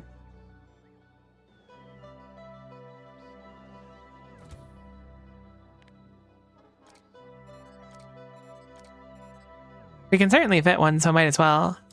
Oh, I forgot the 4th one too. I mean, this is really overkill on how much power there is, though. Then 200 kilowatts each. These produce a little over 1,300 now, or 1,400 even. These are only 800, so we have another 600 kilowatts just sitting there, not doing anything. There's no roboport attached to this yet, so it doesn't matter either. But this can be an extension of our inventory as well, so this trunk is now part of us, and we will probably proceed to put junk in there at some point. If I were to take a safe bet. Put our battery. Oh, they're kind of thin. I thought they'd be a little bit bigger. 100 megajoules is pretty significant. I like that this battery has like the bluish color to it because it seems like the ethereal batteries, the haunted stuff is a blue theme. Sweet. So we should be able to run this just fine. Now we're going to be much quicker to get around the factory if something goes wrong. I've noticed the cube is actually functioning, which is comforting. It looks like our synthetic premonition cards fell behind again, so we still have that note to improve Spectralite. I'm going to hope that the factory just kind of runs in the meantime. I would like to look at Spectralite now. I've been kind of putting it off for a little bit. Initially, my plan was to move Spectralite out of this area altogether, but being that we have a bunch of space now, it might be smarter for us to just start working on the Spectralite and make it bigger here. First few thoughts come to mind. We just add 4 more machines. Shouldn't be difficult to distribute the amount going to those machines, but we can probably just fit more here. This line here is the cube return line. This line is the Besselheim flask line. So these lines are a little bit important, but we can always move them over just a smidgen, and it shouldn't change too much in practice. This being said, other than that, it's like this is already going to be really tight on space, so like it goes all the way over here. Even if I make them touch over here. One of the issues that we bumped into before was the fact that these take a while to fill. Now, we could load this one. We were loading it from 4 directions, actually. We make 100 ghost crystals per activation. I could run speed mods to make more of them quicker, but I don't know if that quite fixes the problem. The issue becomes that, like, we make a very definitive amount of ghost crystals every time we come through here, right? It's 100 times 64, goes through, produces our ghost crystals, and then actually they loop around. So technically we make more. We make whatever this storage is filled up fully of ghost crystals. The issue becomes spectralite once, or I guess it's 4 spectralite. It takes 8 ghost crystal. The spectral processor takes 1 spectralite on its own, and then 400 ghost wire, which also takes a spectralite, and it only makes 16. So one of these is like an obscene amount of spectralite per craft, or ghost crystal per craft. They're very, very, very, very, very, very expensive. And the issue is that it comes through here so infrequently that it doesn't really make a satisfying amount. It's possible that when the base starts backing up, it'll be okay, though. I could upgrade it to 6 as a start. We certainly have space to make 6 of them. But the speed of them spinning down here is not as much of the issue. It's just like it just runs out so fast, I feel. I guess it won't matter as much as long as it visits somewhat frequently. But I mean, ghost crystal is important, but it's not like backbone of the factory important. Like, how can I justify sending it after ghost crystals when, look, our metal belts are empty again? Granted, the gelatinous tar is very, very important, so I'm not upset to see the cube doing the tar.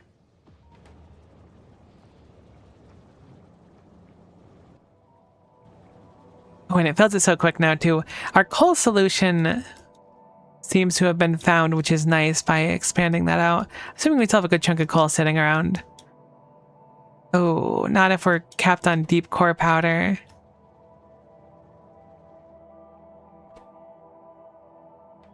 Careful on deep core crystals. You don't have resplendent plates because those require metal. So that's, you know, another reason metal is profoundly important. Apparently I've accidentally made it so it's impossible for the cube to be cubed here. These are also important to resupply, though. Those cards are used for quite a few things. But I'm not upset that it's coming down here.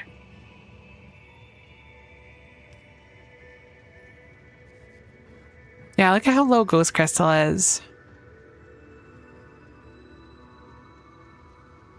But is Ghost Crystal more important than these things? I mean, it was really close to reaching Ghost Crystal, actually. It's like next on the priority list, huh?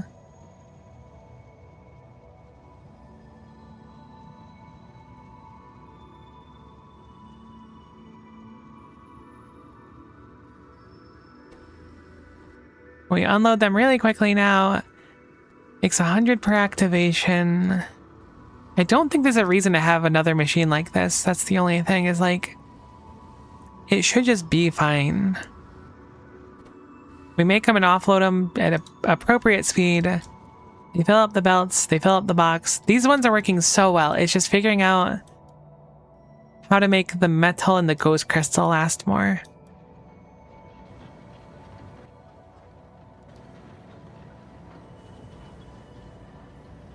Oh my goodness, these have literally not run. I was gonna say never run, but they can't run? Oh, these haven't run for a very long time. I forgot the back train wasn't loading, right?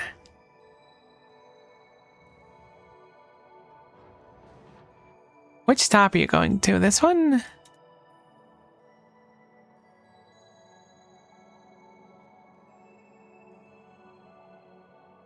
Wait, what? Oh, that train is a different length than the other train. Okay, that's super bozo energy. I mean, that'll help with our ore. I didn't realize that I'd done that. That is a certified oopsie. This train has never been able to feed its back one since we moved it over here.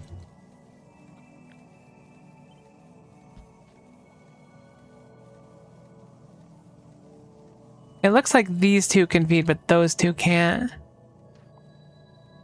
I'll take advantage of this moment to just redesign this one. I'll just have a mausoleum over here, and then I'll have it just feed in with a few loaders. Or I guess probably like these ones will be fine. Kind of ultra blender though.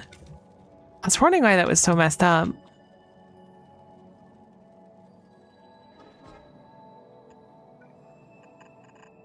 Interesting that that train leaves before, maybe it was full. I could say before being full, but that could have been a fully sated train thinking about it. That should be an okay solution. How bizarre. I guess that stop was just suited for the other train because it only had 4. I could have sworn they both had 5. It must be a 4 unload here. That's what it is. All right. Good to know. Weird issue, but good to know. Okay, so that should get the mausoleum and then be able to load the extra one. So this one will start running again just fine, which should help us. I mean, obviously, if this just hasn't been running for a while, that is what? 1/5 of our production that's gunked. So it's good-ish. The stone is regunked, presumably because the water is regunked down here.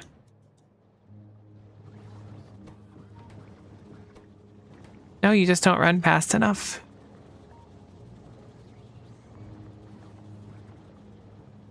I guess that's comforting in a way, but also super unfortunate.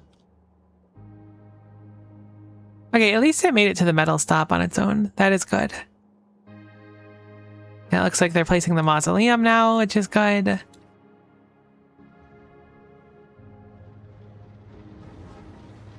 Turning this back on will be a nice improvement as well. Volcram science stopped because it hasn't done ghost crystals in a long time. Oh my gosh, I forgot we're so fast now. I'm hoping it's just like a buffer thing, but it's been a few hours now, so I don't think it's just like a buffer thing. We can absolutely process more of this. In fact, we could process more of it right here if we wanted to, and then have it go upward. The issue becomes that stone, but then we'll just have to set up another one of these stand distillation, or dilution? Dilution, that's the word. I could alternatively just put the sand into this car over here. Wait, is that genius? No, it's not. We need a second car. I could set up a second car that just blows up stone. Surely that's not the solution. There's no chance that the answer to my problem is just blow it up. Did that work in the past? Yes. Am I going to exercise it again? I'm very tempted to, if I'm being honest with you. And there's already like a train smashy stop like right here. So consider how ridiculously easy that it would be to just like have it naturally disappear and not have any problems. Like it would just be so easy for me to just like put all my problems into a car and blow it up, right? Hypothetically, like super easy. I wouldn't do that obviously, but just note that like it was a possibility of something that I could do, which obviously I'm not doing, but I could. But I certainly won't. And if it looks like I'm trying to do that right now, I understand your concern, because I am absolutely trying to do that and will in fact be doing it.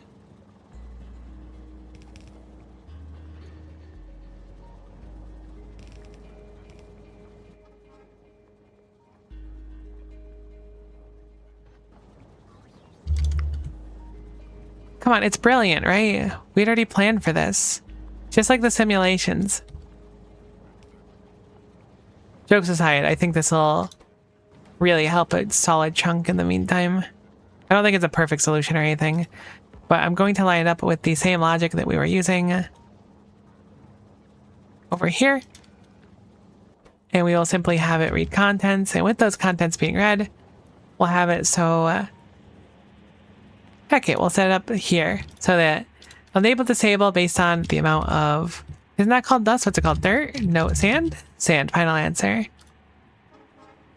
It's reading 23K from that box over there. So let's disconnect it from this box. Heck, I keep messing it up. There we go. So this will activate when that's over 5K, not 5. I mean, 5 is fine too. 5K, boom. And then it'll go into here and then it'll just blow up naturally. Because we have a huge excess of sand right now. Being able to process this stone is going to be pretty impactful for the base. No, it's making ghost crystal again. You know, maybe it is fine. This is not the most eloquent solution ever, but it does make me laugh. This should be enough on the track. I would be very surprised if it wasn't. So that's fine. Enough. Making ghost crystal. We're making our science pack. We don't have any science of. Did I put productivity modules in that science pack? The answer is a resounding yes. Did I put productivity modules into the spectrolite? Yep. Did I put it down here? No, I put speed modules instead. So let's swap that over to productivity modules. So prod mod one of these. Oops, let me go into ghost mode. Productivity module. These are so expensive and they're basically never running. Speed is nice in some places. Is that fine? Did these shift over one? They did. I hate that actually. Go back, go back. Cool, that's better. These are like never always running. Those already have prod mods in them, so there's going to be an excess. We need more productivity of everything. And things like Ghostfire, it outputs 16, so when a productivity hits, it's going to really hit. I think everywhere down the line for this kind of stuff, it needs to be prod. We already have prod in the spectrolite makers. Unfortunately, we cannot prod the ghost crystals themselves. That would have been nice. I think it's just prod, at least for the time being. Looks like we're a little shy on productivity modules, but most of them seem to be viable, which is good.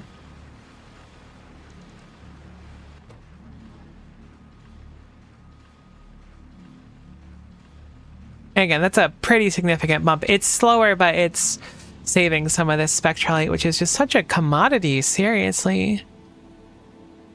What does this belt do?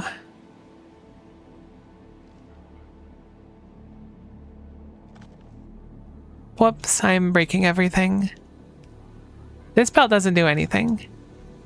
This one... Ah, it loops them. That's the loop belt, so that's fine. The cube is actually running and doing stuff. I almost, like, can't believe it looking at it. Like, it's too good to be true. Eventually, my fairy tale ending is going to come crashing down on me, and I know it's going to come eventually, but still, it's kind of not fun to think about. But right now, it's working. So let's take some time to actually do other things. I didn't actually improve the spectrolite yet, did I? I guess I put some prod mods, but that's not quite a satisfying answer. Look at how quickly we consume it. I guess 2 more of them wouldn't even really fix my problem, would it? More buffer would fix my problem. Hello, train. Goodbye, train. I guess I'll start by making more buffer. That's certainly a solution.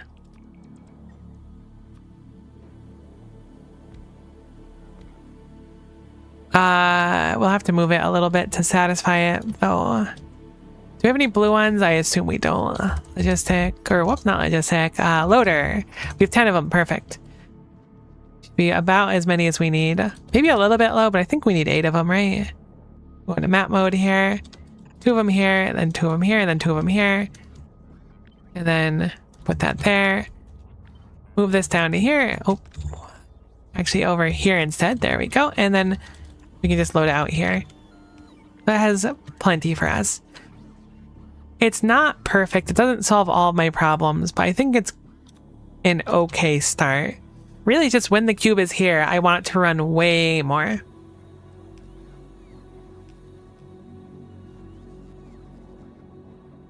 I thought it was stuck for a moment when I looked over, but it's still running successfully.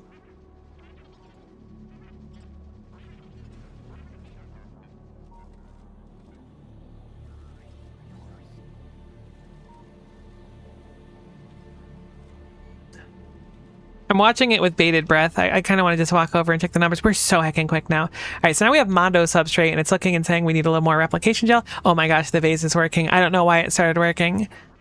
Maybe it did just need time. I was coping about how it had already been a long time. Our metal is still really hurting, though. But it can just run it frequently now. Oh, and there's actually some on the belt still. Okay, maybe we're saved. Maybe I was a little over dramatic at first. We're getting a little bit of the synthetic premonition cards coming through. Slowly but surely. They're gated on haunted energy cells, which are gunked by batteries, which are gunked by rare earth metals. We certainly need more of those metals coming down this very specific path. I mean, I guess we're just kind of out altogether. But I went to the metal thing. All right, maybe the base is working temporarily. Fingers crossed. I'm going to trust it enough now and stop paying too much attention to cube cam and hopefully work on some of those fixes that I wanted. The spectralite, we set up the buffer for it. Hopefully that'll be fine for now. I'm going to take it off the list for the moment. Bulk frame, those can be basically whenever. The water filling up issue we're going to keep. Spooky widgets is something I want to look into because we need apparently a lot of widgets. I kind of took that one off the list of things before. I don't know which recipe it was. It's probably one of the ones with the spooky looking cube on it. So let's look for one of those. There it is. All right, this one made contemplation cards and widgets at the same time. I think I'll go in lieu of it and hope we find something else later on. It means we need to make the widgets somewhere else because it's starting to take calcium. I mean, the calcium is not technically for the widgets, but regardless, I think we'll go out of spooky widgets. So now we have the bulk frame, which is, you know, kind of mundane, as well as fixed water filling up, which is less mundane, but maybe I've already fixed it because that happened for a little while. It appears that the base is starting to work though. Sort of. Still a lot of minor things to do. So we'll focus on that as we find the time to do so. Hopefully things will start flowing. We'll finish this energy bulk frame research because I can't actually start making the bulk frames for that note until that research is completed. So fingers crossed that'll be okay. I guess what we'll do now is play around with the cyclotron and figure out what we're doing with that.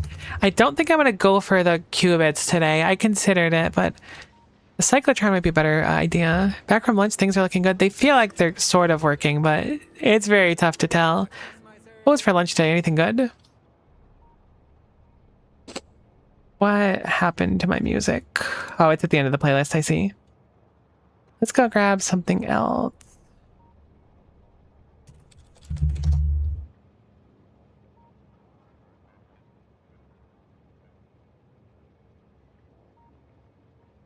I always find myself going back to Factorio OST. Leftover pasta, that does kind of go crazy. This is successfully running. Have we gotten a good buffer for these? We have. The uranium-238 has gone up quite a bit. Wonderful. This is very good news.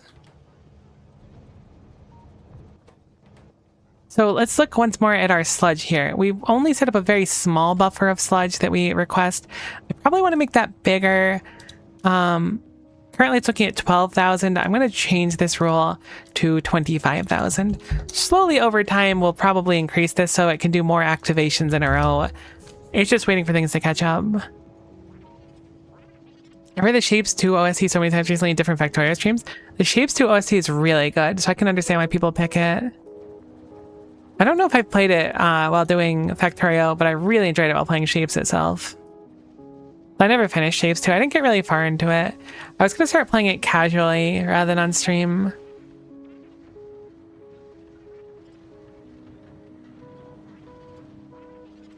Okay, the cube is working. It's so weird having like time to do stuff and seeing the cube go places. I hope everything is fine. Cyclotron. Have we made a cyclotron yet? Is there one in the logistics system? Cyclotron. I don't believe so. Cool. Let's make a cyclotron. What does a cyclotron require? Resplendent plates. Actually, is there one like on the world somewhere? When I was messing with like the circuits and stuff. Where was that? I should make a pin where that is. Okay, so there's a cyclotron here. So we have 3 recipes available for us, or 4 I should say. One of them is the analysis, which will be our end step for sure. Although there should be a second recipe for the analysis, right? What was the other recipe for the analysis? Cyclotron. We'll click that one.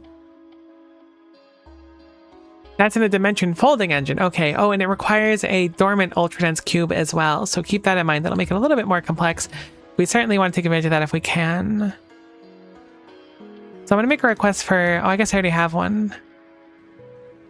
Do n-dimensional widgets not store in a box anymore? That would make sense. They probably did once upon a time, but just they've fallen out of favor as time went on.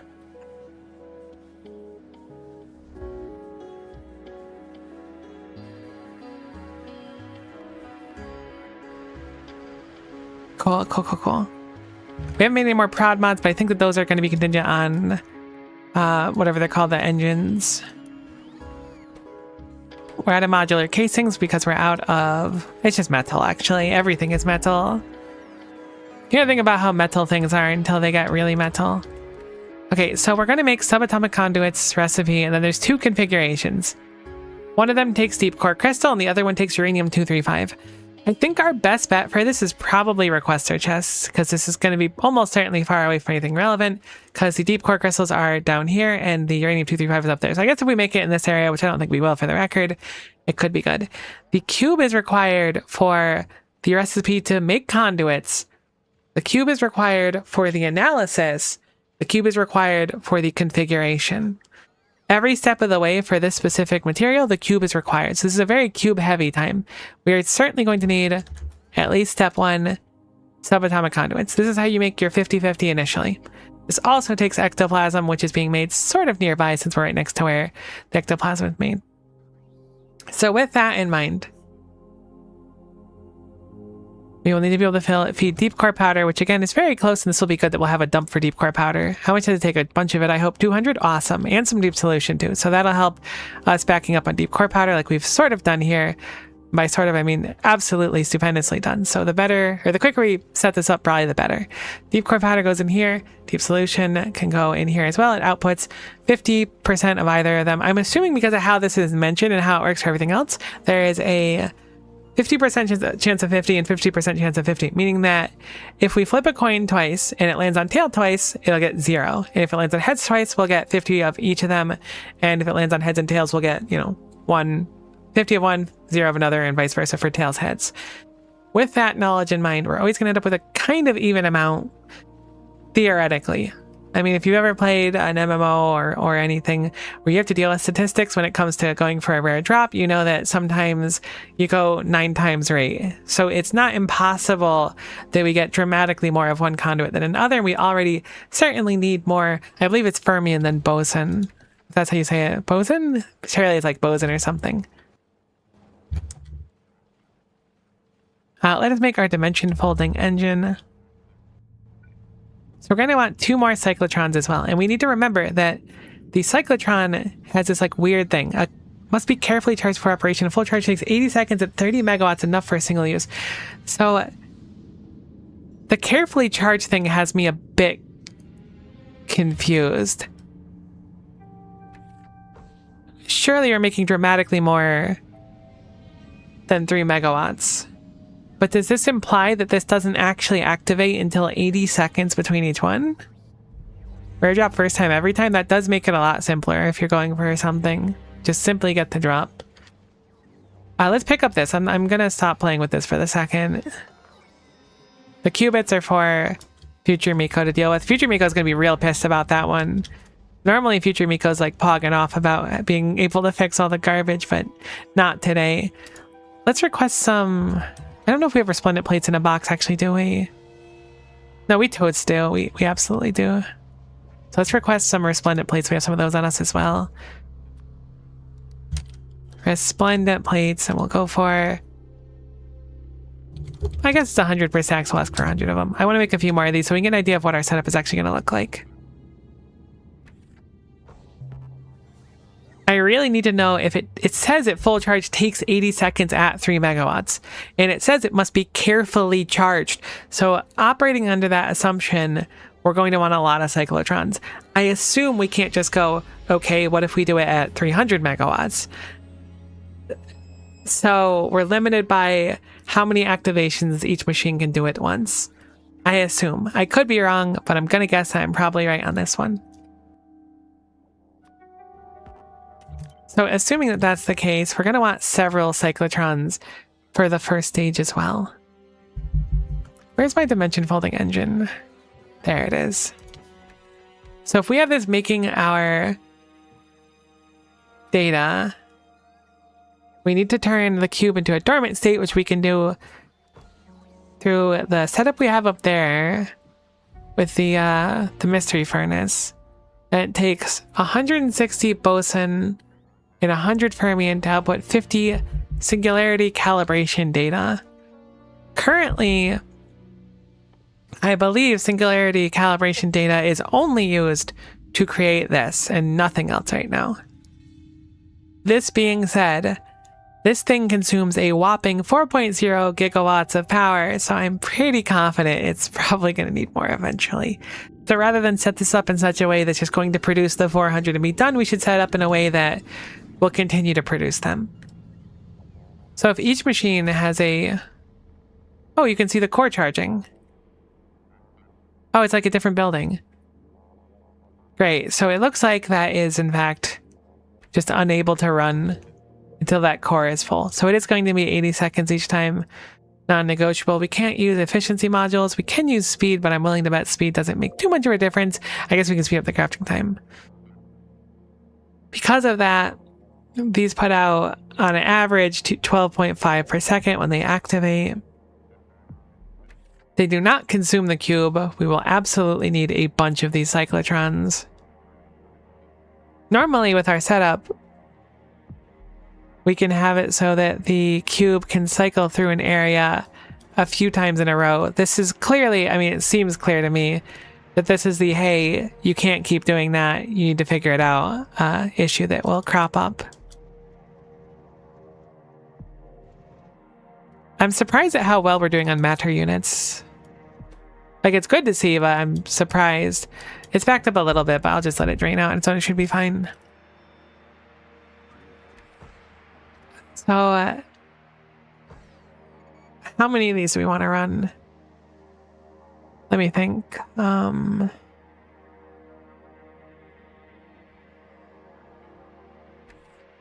If we have, we'll say 10 arbitrarily. We would expect 25 of each per one, so it'd be 250 of each per through. I guess it takes a second for each, so maybe if you have 80 of them, you could just make it go in a circle. That's certainly an option. You're not wrong with the fact that that could happen. 80 does feel like a lot. Surely we're just meant to run it every now and then when it swings by the area. I'm trying to think about how many of these are gonna want at the end. It also takes 2,000 rare earth metals, so maybe these won't be that abundant because that's a very expensive recipe.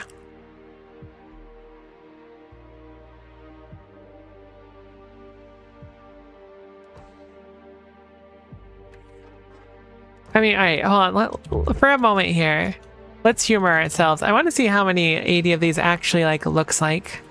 Maybe it's not as bad as I think it is. Oh, this is where I was messing with stuff over here. No, don't do it. All right, that's fine. You weren't supposed to do that, though. Okay, so 1, 2, 3, 4, 5, 6, 7, 8. With no spacing on them. Whoops.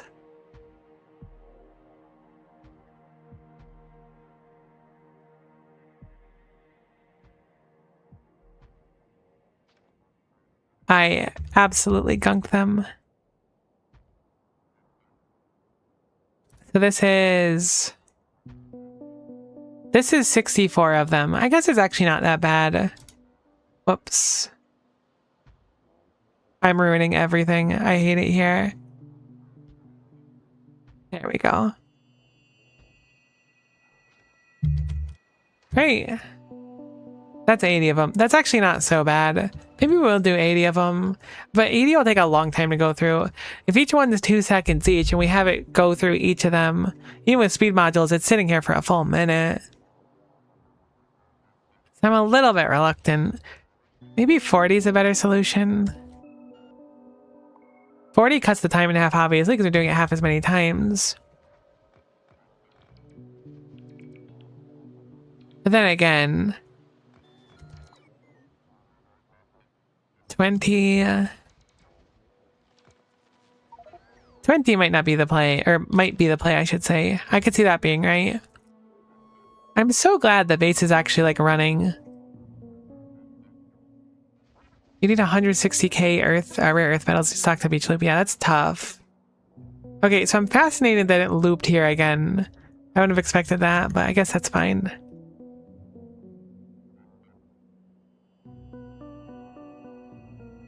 The cube cam showed it getting onto the train and getting off again. I'm happy it's doing it again. I think it needs to be done again, but The inserter just didn't grab it. Maybe it's too close or something. I'm thinking 20 is probably the play. It's kind of like big on space, but it feels right. Very expensive though. It's also 200 concrete to make each one. I think the minimum is 10 and 20 might be a better idea. That's where I'm currently at, which could be totally off the note, but we'll figure it out hopefully, one way or another.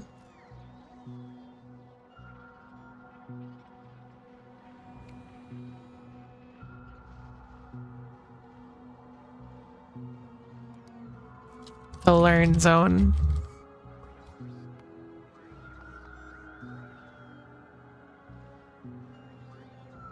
Explosion. Yeah, the learn zone's so cool. It has a big explosion on it. So let's say we do 10 of them, right? It'll run through here. On average, we'll put out 12.5 from each of them per activation. So we'll say 25 products. It makes sense because, you know, you're flipping coins effectively. So you would expect 25% of it on, I guess 50% would be more on the nose. But either way, you're getting 50%. These produce only so much each. So it's a 50% chance of one of them, 50% chance of another. It could be 0. But either way, 12.5 from each of them, or both of them, I should say, is what you'd expect. So we'll say 25 products out of each one. Doesn't matter which 25, but we'll expect 25 on average. So if I have 10 of them, we're getting 250 out on average each time. This requires 160 of one and 100 of another. So logically, on average, this should be able to be run once every time it goes through. That is not a significant amount of singularity calibration data. That is like none. Maybe I'm jumping the gun here and should do it in here instead. No, because this takes so much more rare earth metals. It's dramatically worth on the demand. It's twice as much effectively.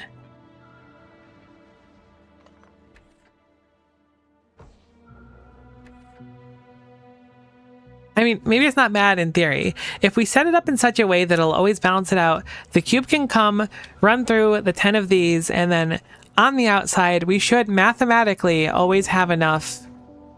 We could get unlucky in the first few, but because of how statistics and stuff tend to balance out towards the end, it should balance out. And then at the end of the line, we'll have enough to run this once each time. That way we only need to buffer 4,000 rare earth metals. If we scale it up to 20, we would end up with an average of 500 of everything each time and could run it twice though.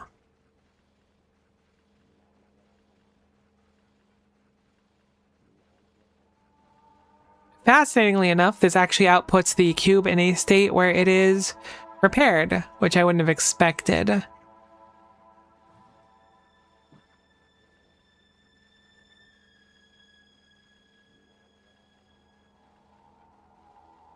Very fascinating. I mean, running it twice feels a lot better to me, but that's 20 cyclotrons. I think 20 is going to be the play. It's not cheap is the only thing. It will absolutely rip through our deep core powder.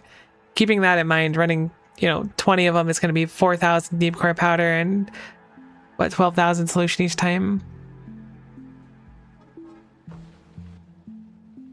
This being said, I think that's probably our best bet, so we'll just have to figure it out.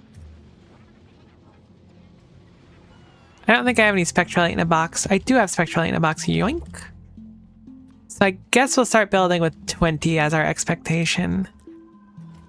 Our ectoplasm might struggle to keep up, so we might need to improve that. Currently, we're not using it for, basically anything. I think it has, 1 or 2 uses in these batteries, but it eats, none of them.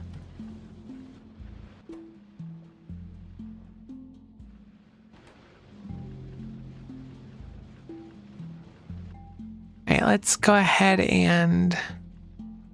They cannot insert concrete. That's fine. Take this uranium out of my inventory. Thank you very much. I am ravenous for nothing but cyclotrons. I require a world of cyclotrons. Please allow me to have all of the cyclotrons in the world.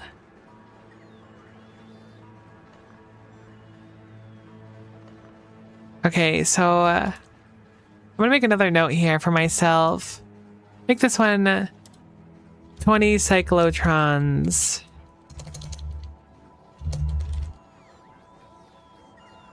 This actually works out like pretty perfectly from what I want to do into one engine. 20 cyclo into one engine. Reason being is I think we established before, and I hope I'm not wrong about it, that smelting the cube uses half of a battery. So I should be able to copy the design like precisely up here. In fact, it'll probably even be better over here for the cube smelting, because I don't think this is actually run yet. Where it puts on one cell here, and then once the cube reaches this belt, it'll take the cell off, take the cube off, and then only add another cell when necessary. Because if this uses half a battery, which it looks like it does, then running the cyclotron, or not the cyclotron, the folding engine twice will use up exactly the full battery. So it should never end up wasting a battery in theory, assuming that I set it up properly.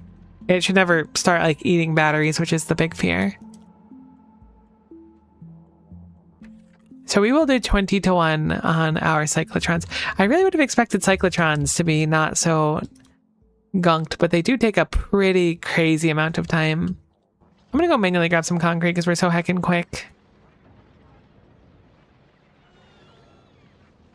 Wait, the concrete's not up here, is it? Whoops, I thought it was. Oh no, there is one here. I was just a foot away from it. I'm not super attentive. I kind of miss quality at times like this. It was nice having like a reason to make things in machines, but there's no real reason to now, is there? Cyclotrons only stack up to 5, so we should clean out our inventory a little bit more. Plus there's a bunch of garbage we have on us that we really don't need. Apparently we have an extra solar panel as well. I feel like the right location for concrete. It was really giving off concrete vibes. It was bizarre. Spoke to me in a concrete dream. So what other researchers do we have? We have Phantom Sentience Extraction, which is getting cerebral substrate out of that. We have Personal Roboport Mark II. Worker Robot Cargo Size 2. Inserter capacity bonus is interesting. Particularly for the extremely long-handed filter inserters, but we're not really using those yet, so I don't care too much for now. The experimental teleporter also is very interesting. We won't be able to run it though, or make it without the quantum calibration data, so can't quite tease that one out. There's a braking force we can go for, but it's fairly expensive. Maybe I'll just let the base chill for a little bit. I mean, cargo size is fine. I guess we'll go for that one and that one, because those are the final two that we can get right now. Good for building in the future.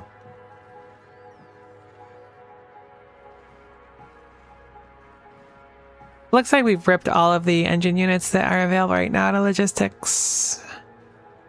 It's less than ideal, but it's fine. So where are we going to make this, I guess, is question number one. Probably somewhere over here, right? The train line goes over here. Things that we need that are peculiar, though, is in excess, we need deep core powder. We're using very, very little deep core powder right now. Heck, I think a cube got stuck. So ideally, we'll make it over by the deep core powder for the sake of simplicity. We don't have... We have the train come here, but I mean, we can have the powder come down. That's not a problem at all. So maybe around here-ish, underneath this setup, there's already like a good chunk of rail here, so it should be easy enough to pull it off. We're gonna need a big chunk of space, so making it in the core part of the base isn't a good idea. I think we'll do it here. So we need cyclotron here, and again, we need some type of uranium, right? Oh, we're gonna need more than 22, because we're gonna need things that reprocess them, which won't be too bad. This doesn't need uranium. That does, but we'll just use requesters for the deep core crystal and the uranium, because these shouldn't run that often. We're gonna have to figure out logic for when the cube actually goes over here, though, which is its own issue. But that's like neither here nor there. I really wish these had a pass through for their fluids. That would also be really convenient, but it's fine. So let us make a request to destroy all of these trees here so we have a little bit of space. Also, these cliffs, we should have cliff explosives. We have a bunch of them, so this will go fine. Let me go rescue the cube, too. It's been a while since we had to rescue the cube, so I'm happy that we didn't have to do it for a while, but I'm guessing it's the water issue again.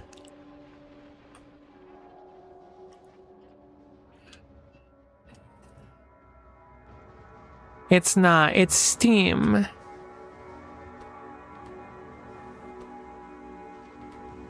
I guess that's one thing I haven't totally solved yet. This has a higher priority than anything that produces steam, so I guess that's a problem in itself.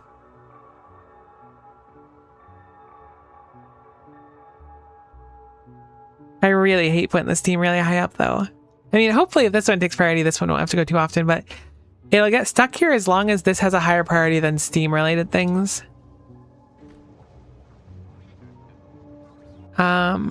Let's go ahead and... I guess I'll manually hop on the train for a moment and send it on its way. We can always have the Spidertron come over to us. Clearly it needs to go somewhere steam-related, so we'll just move over to the steam one really quick. And that should use up some deep core powder, which is good as well. So I think it's a positive having this run more often. I know I had this one at the bottom before, but having the buffer of steam is good. And I'll have the priority to go to the other machine that does steam before this will run. So hopefully this will be fine. Cube should be good to continue on its destination without our intervention. Let's go back to building. So we have these over here now. We're going to go for 20 as I stated before. Can I craft any more? I can craft one more. We'll do that really quick in the meantime. Can we prod these? That'd be interesting. Not only speed, that's fine. Oh, interesting. These actually output deep core powder. I didn't realize they had a secondary output. 0 to 10 deep core powder. So we have a byproduct of this. This must also have something. It is... No, nothing. Okay, so it's just the deep core powder outputs. I guess it makes sense we're using the deep core crystal to help reconfigure it so it gets turned into powder at the end, I suppose. It sort of makes sense if you don't think about it too hard. So we're going to do piping. I guess I'll actually make this outside of our range to start. Let me get my spider trying to go over here. Just so we can do it outside of Roboport range and not have it try to build while we're prepping everything.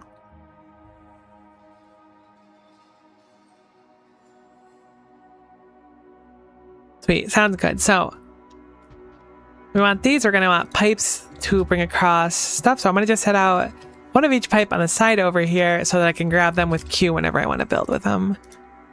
Granted, we do have the other unique types of pipes, but we're not going to mess with them right now because I don't really feel like it. So making it a square will make it more compact, but making it a line will probably make it simple for piping. We said we're doing 10, so it can't be a perfect square anyways. Or no, we said we're doing 20, so we can get fairly close. 20 in a straight line is going to be extremely long, so I guess we'll do clusters of 2, similar to how we're doing the furnaces before.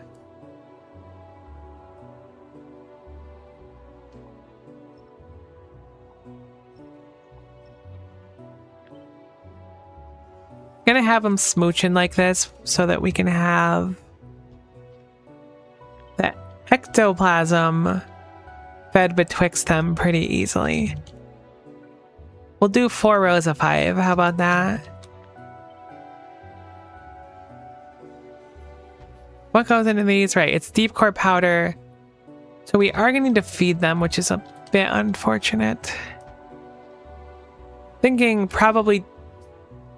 I mean, this is a lot to feed. I was going to say 2 belts, but I guess they don't really have to feed that fast. They're only going to run each time once. So honestly, like 2 belts or 1 belt is probably sufficient. 1 belt comes down and then I'm not even going to bother with loaders. I don't think. I can't see a reason to. Should be a lot easier to just do bulk inserters. Because again, this can only run once every 80 seconds. This will be able to fill them easily every 80 seconds. Having the restriction of time is certainly unfortunate. I realize I placed these incorrectly because these are not passed through like I always assume that they are. So let's go ahead and move those pipes if they're a little bit closer for me to design with.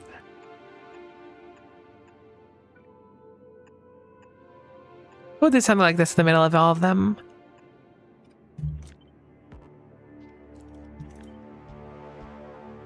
And we'll just feed from the top of each of them. So there's plenty of space to have our pipes go through. Have that one feeding backwards, quickly fix that, and then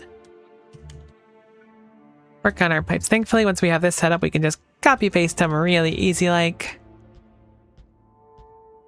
Good old copy paste. Imagine Factorio without bots and without copy paste. That'd be a heck of a game. We can actually copy paste this once more because we're going to have to do pipes through the middle like this as well. Awesome.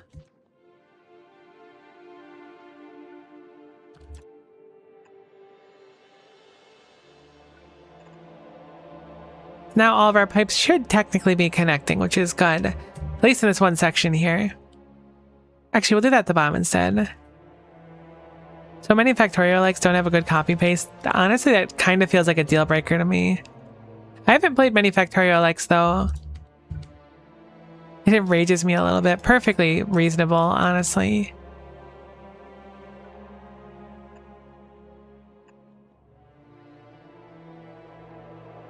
Okay, so this should mostly be copyable from this point onward. I'm going to do the bottom part to make sure that it looks okay.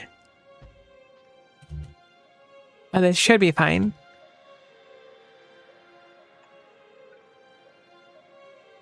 Oh, right. No, we can skip across. We should do 2 of these manually. It'll look a lot better if we take the time. Pipe there, pipe there. Then we can just flip the other side for the last one. I really hate doing this in this dimension. Let's actually shave 2 off the top. It'll look a lot nicer in the end. Right? Oh, no, that's 5. So this is 20. This is good. I prefer it this way. I was wrong when I said I didn't prefer it. This is perfect. So then we can copy paste this and just smack it right here. Now we have piping that goes across for these, which we can have at the bottom or the top. Heck, we can pipe it through here if we want it to not connect on the top. It should be just fine now. And then we have our ectoplasm, which goes across here. We don't have the ectoplasm connecting quite yet, so let's set that up on this side, I suppose. Copy that, and then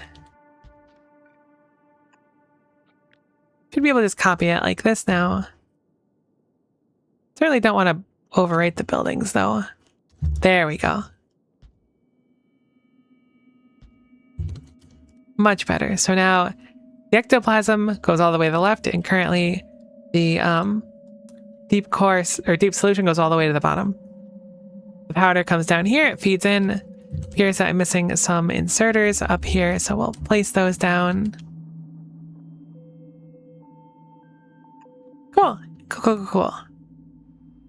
That should be fine for the setup. We'll just have deep core powder come down again. We don't really need to buffer any deep core powder at all. It's going to load very slowly, but it doesn't need to load fast. It'll run through these. We need offloading now, which I didn't actually consider. So I kind of hate that, but I see a way to do it pretty easily, thankfully. That's going to involve the middle area here.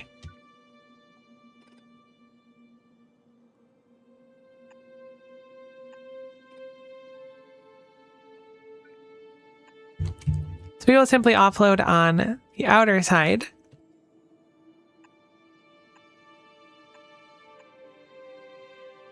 It can make up to 50 at once, actually. So I don't know if bulks are going to be enough. Granted, I could just have the bulks do this and it should unload a lot better.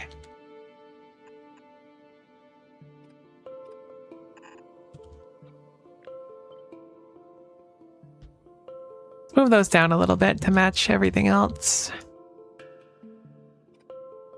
At this point, I should really just do a loader.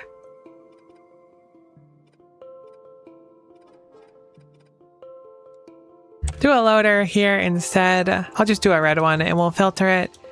And we will blacklist the cube from coming through. Yeah, I'm hoping that once every 80 seconds will be fine. Assuming I understand it right. It's going to be very disappointing if I'm wrong about this.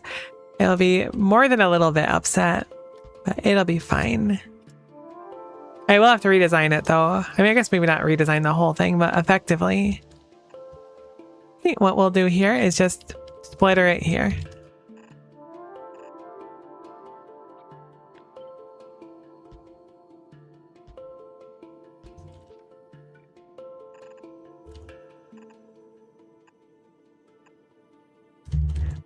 Yeah, that'll be fine. I was gonna say we could just output priority, but I think this will be better. To make sure that it empties out in the end. That comes down here. We can just copy paste that onto the other side. Good old symmetrical design. Okay, I rotated it like about 5 too many times. I also didn't set up the piping for that side, so I guess no time like the present. That looks right there. And we'll fix the piping.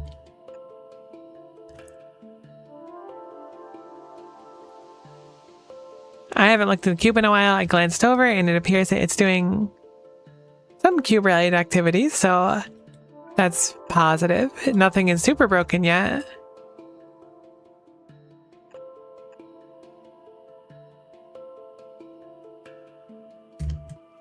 We also need to set up the unloading from the inside as well. It's gonna be very similar.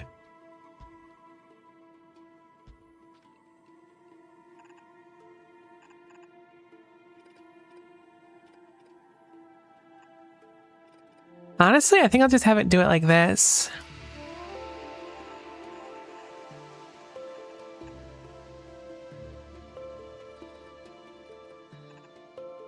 I really don't know how bad this is going to be coming through the bell. I mean, they should come through fairly slowly because each one takes like 2 seconds. So hopefully it'll be fine. But if I can get away with something like this, I'm absolutely going to try and get away with it.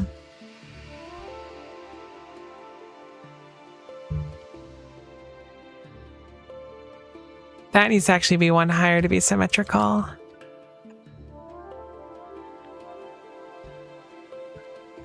Cool. So that looks good. I'll keep that design all the way down. So right now, this bell is going to be a complete mismatch of the boson conduits and the fermium conduits. So really no rhyme or reason. Looks stylish. It does look pretty cool. I'm pretty happy with it so far.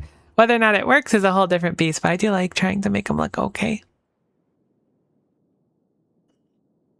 So it all goes down here, and then that will need to go into a few other machines. Actually, I guess it goes into a box, really. Put all your problems into a box, not a substation, a mausoleum. And I'm hoping by using this box, and I think we'll use one of the faster loaders here. By using this box, we can set up a few of these that use logic, right? We'll do Farian on this side and boson on this side for simplicity's sake. So if we set up inserters... Oh, we're going to need the cube for this too. This is going to be a bit of a complex part. These also can run very, very, very infrequently, but they'll convert 50 to 50. Currently, with our decide, hey, there's worker robot cargo size 2 done. So we're doing some research in the meantime. I forgot we had things queued up. Currently, we're doing 12.5 times 20, so 250 every time it comes down, right? Or, oh, no, sorry, 500. 500 because it's 12.5 times 2 and then times 20. So we're doing 500 each time it comes down. Cool, great, awesome. We would expect on average 250 of each of them. To successfully complete 2 cycles in our machine, we will need to do, I think it's 320 and 200? No, wait, that can't be right.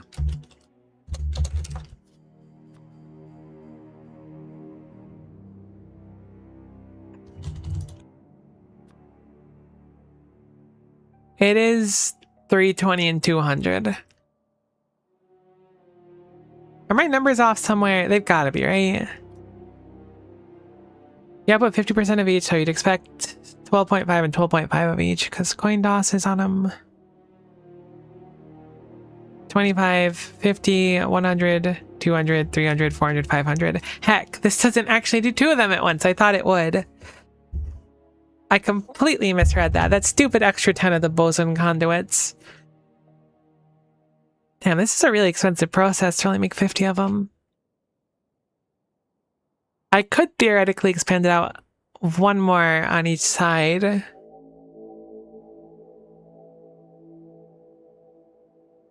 And that would mean that we would average 2 activations throughput. I think that's what we'll do. I mean, that's fine. That's a very, very, very, very easy thing to fix, all things considered.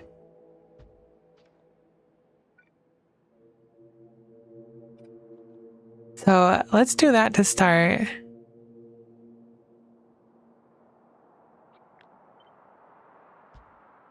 And this should give us 3 activations, or excuse me, 2 activations. I'm really jumping ahead of myself each time.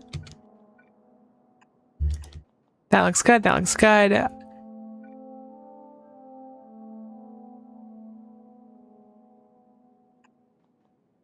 And we'll just change it so this one is like this instead, and then copy it down.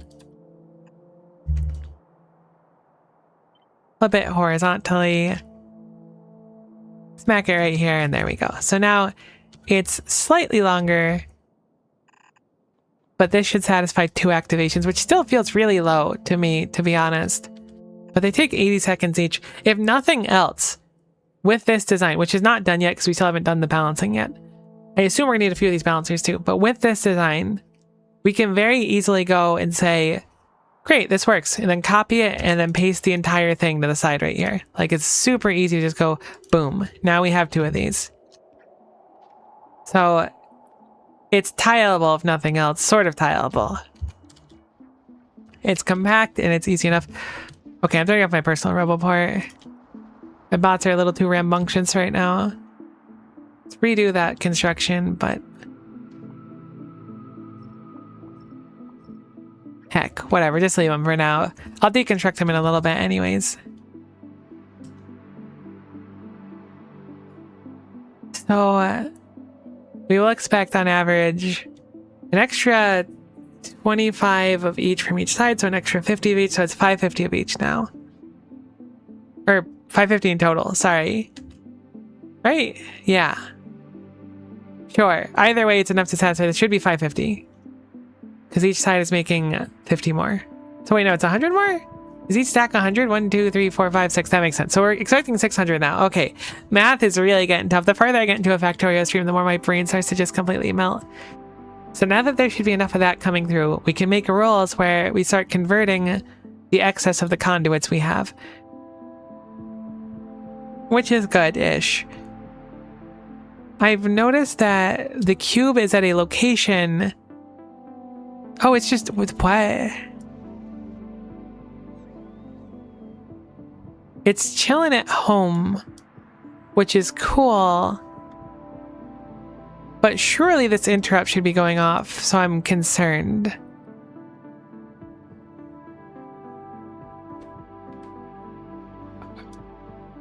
Where is the circuit for this one?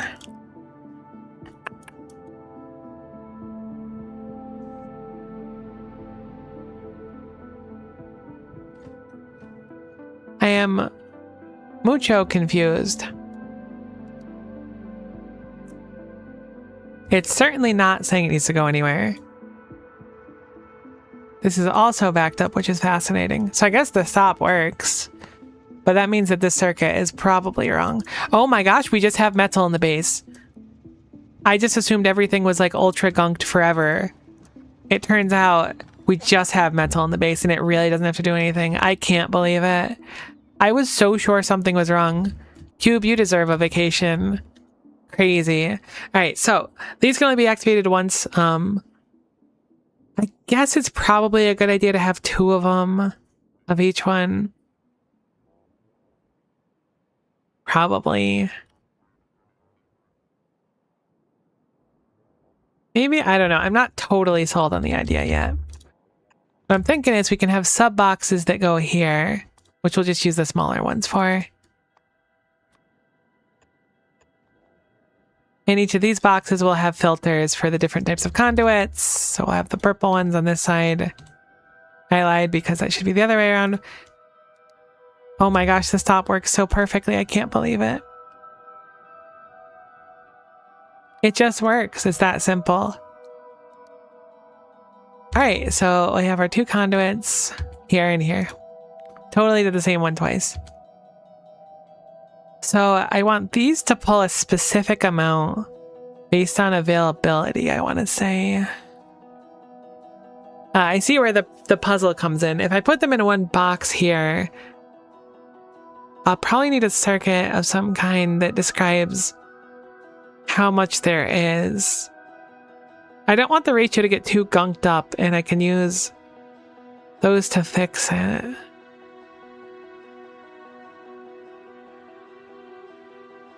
I don't really know exactly how to fix the problem though. Like I can have these activate, like for example, very simply put, I can go activate this one. This is the one where it's purple to green. We can change it to conduit here, and we can do specifically activate this when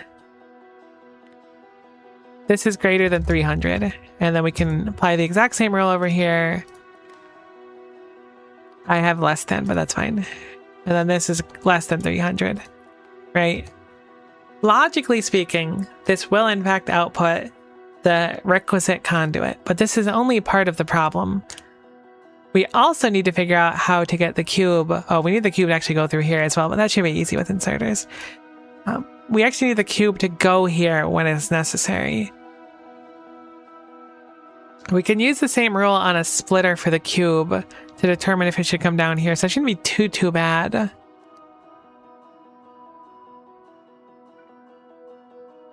I guess we'll start setting up the cube through for now.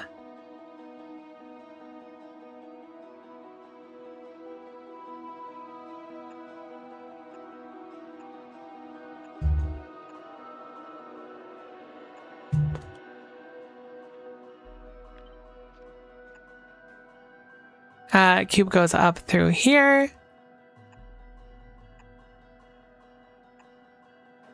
And then we'll do a extra long-handed filter inserter here. I think it's probably better. So if I go down and up here, it'll actually end up at the top again, which I don't really want. I think I might go across the middle here. No, I guess we'll just go down again. Going out at the top isn't that bad. We can easily have some of the processing up there. Simply put, we can just do everything at the top instead of the bottom. This belt could just go up and then everything's fine, so it should be okay either way.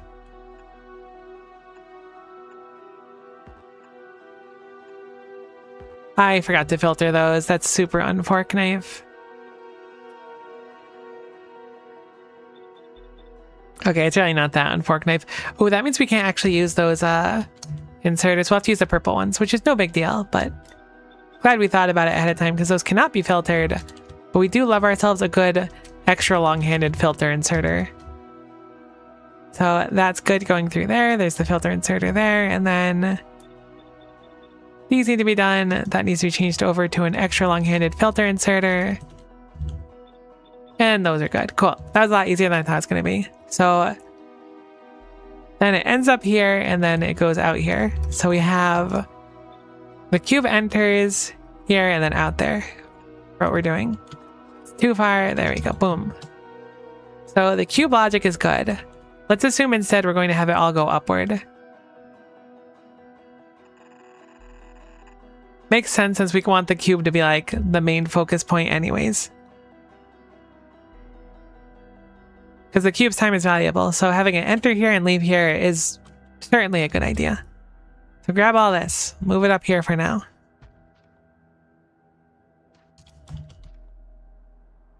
I can't believe the cube is just sitting somewhere.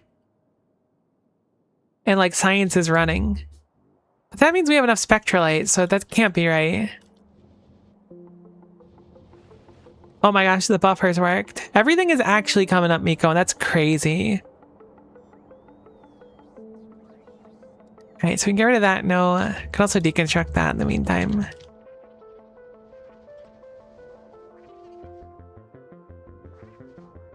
So how do we do this logic here? This is really what's kind of scrunking me up. I figured we just store it all in one box, right? And then by reading the contents of that box, I guess we can use a single combinator, right? Wait, this is like the use case of a combinator, right? Isn't that crazy? Surely this is just it, because we can read the boson and the, what's it, fermion? I was going to call him fermion. Yeah, anytime the cube's not doing something, it does stress me out, but it just seems like we've actually like surpassed all of our issues currently. I hope. I mean, that's what it seems like, but I am very suspicious of it. But again, I had really big buffers that had to be filled, so it makes sense that it takes a while. Cool. So if we say this is above 150 and this is above 150,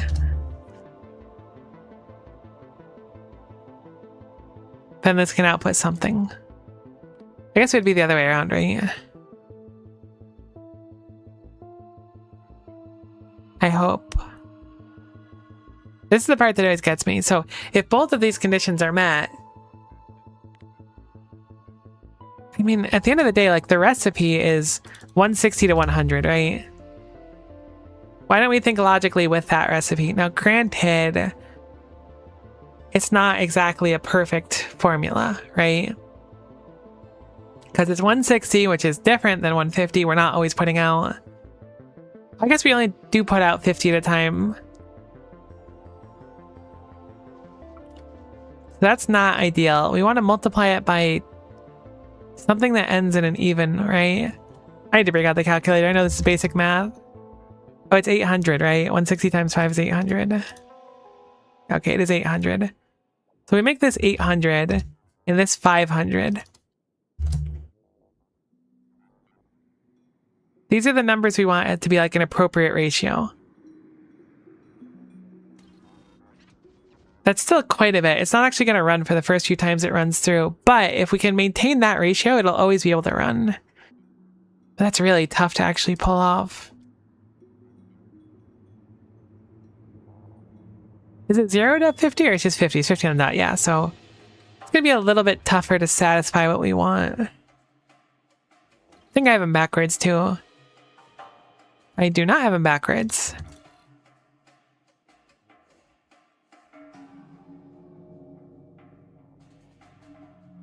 Me staring at a decider combinator, hoping that it just fixes itself. Because I'm so lost in the sauce. Okay, so it'll have to run multiple times. Sorry for smacking you again. I just got excited. It'll have to run multiple times. That's the important thing. But if we can maintain this specific demand, then it will balance it out to the point where it'll be able to do 5 activations in a row. And this doesn't have to charge at all. So I think that's actually going to be the plan. Weirdly enough. I mean, that doesn't exactly work though, because it requires us 80 seconds to swing back again. How long does it take to go through here? It takes 40 seconds for this setup. Right? Because it's 2 seconds each. It's 2 seconds each, so this is 50 seconds, not counting the time it goes through it. Because it does take a little time. This is actually going to be really close to like a minute of travel time, I think. I might just be able to run it through a few times. It might have to wait like 10-15 seconds, which isn't ideal. The big issue is this plan that I'm thinking about now is spending, 6-7 minutes at this one stop. It could just swing back every 80 seconds, but I don't know how to tell it to come back every 80 seconds. Oh, wait, I think I know how to make it come back every 80 seconds. Like, maybe. I think that there's like a genuine possibility I could do it. I could be totally off on it as well.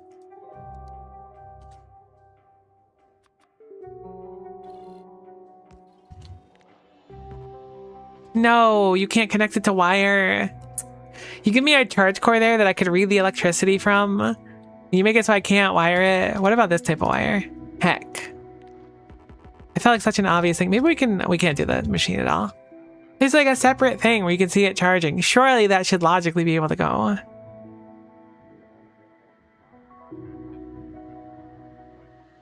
Heck, I really felt smart there. There might be another way to do it with power regardless, though. If I set up a power switch and some accumulators and have it so the accumulators only store exactly enough to run these machines, to like charge them, right?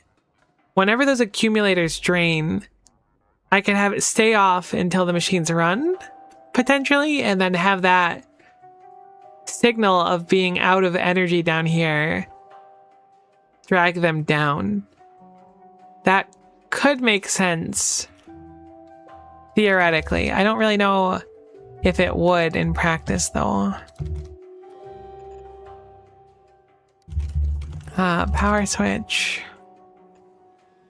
And then decider combinator.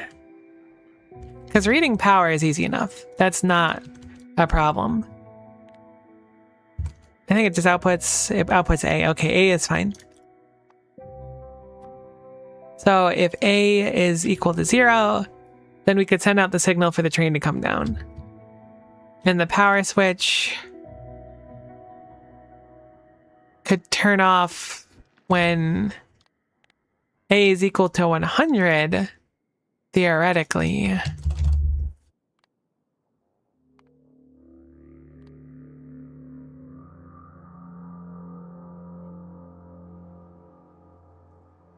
Maybe I have it backwards. This would make it so when there's exactly enough power stored here, these will charge up. This will not give it any more power until... I guess the circuit would be based on something else. Why would I have it check at that point, though? Oops, that's missing a bell.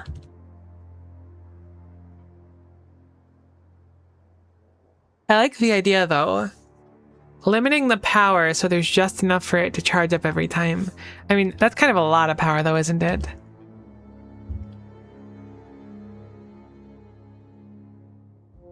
This is a 240 megajoule energy storage.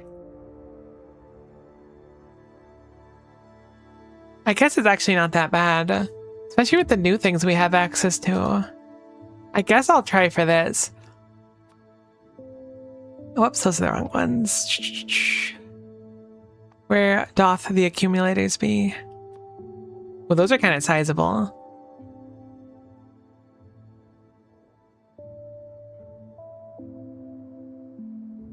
So these are 240 megajoules each. There's 24 of them.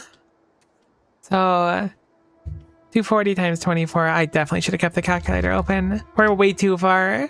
240 times 24. Oh, that's actually not what I expected, so I'm glad I didn't say a number. 5760.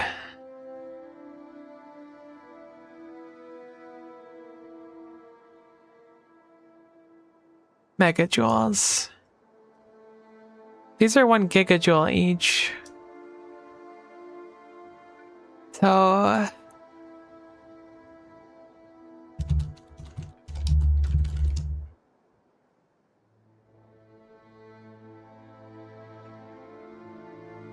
five of them and then a few other ones? It would be kind of tough, though, with that number.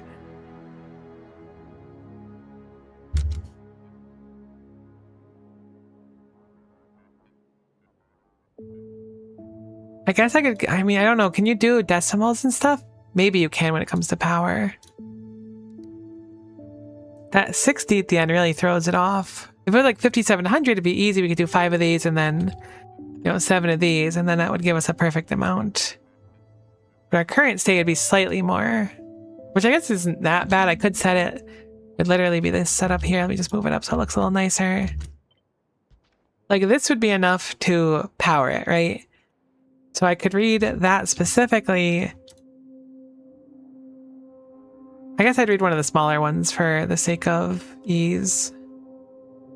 This might be a dumb solution. It's really confusing, though. I'm trying my best here.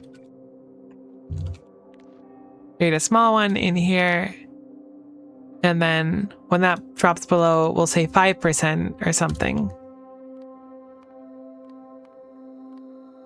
Then it'll kick on and send the signal out.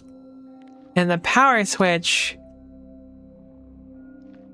can be plugged into the primary power pole,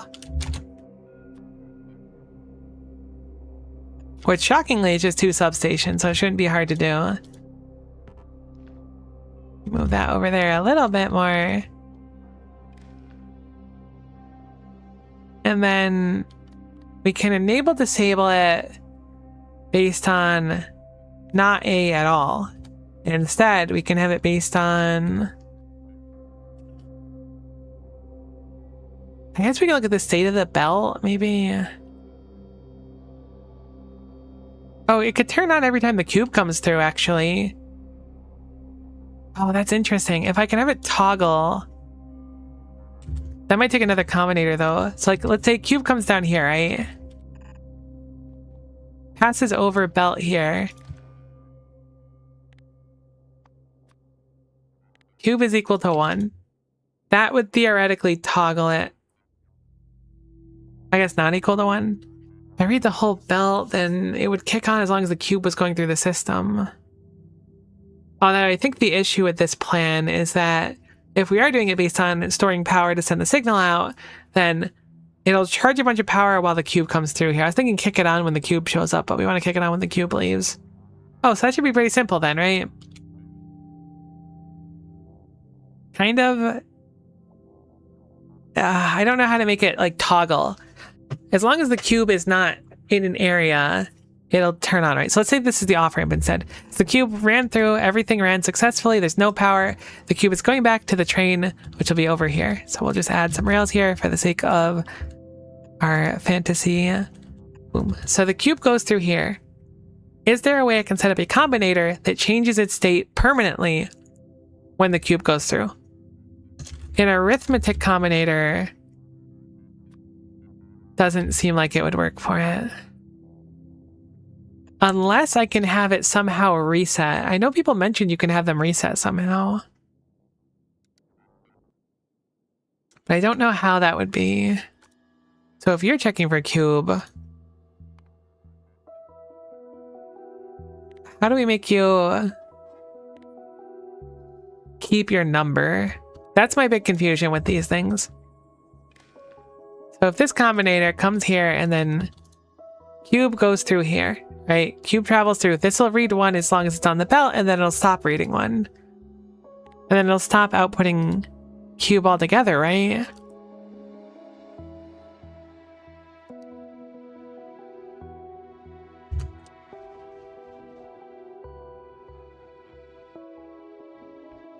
I think I need to learn arithmetic combinators better before I attempt this. I really don't understand them quite as much as I need to. Alright, we don't have power down here. I can actually nab power pretty easily. Really, these streams are just boiling down to me figuring out how the heck a circuit works. Okay. So, cube plus 1.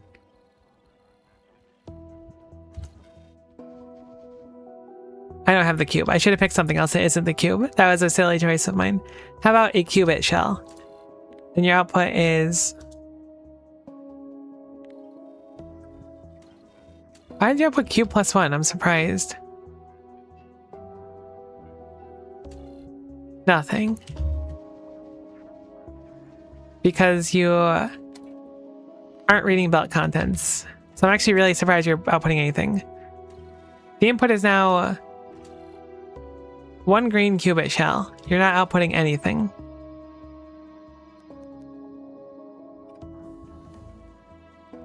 Another research completed. This is clearly a clock. This isn't exactly what I want. I say clearly, like I didn't just figure this out.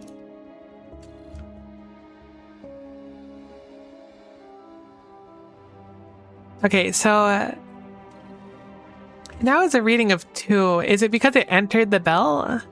Is that what it's doing? Every time something enters the bell, it increments 1? Is that what I wasn't getting before? Q Qubit shell. So if you leave the belt, we'll say. Oh wait, no, there is two there. There is two there. Okay, never mind, never mind. You should definitely take a look at advanced circuit concepts such as RS flip-flops, clocks, and counters. I certainly need to. This is absolutely going to be my homework today.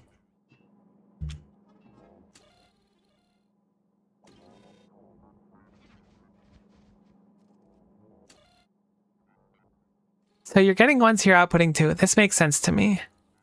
How the heck do we get you to, like, do more?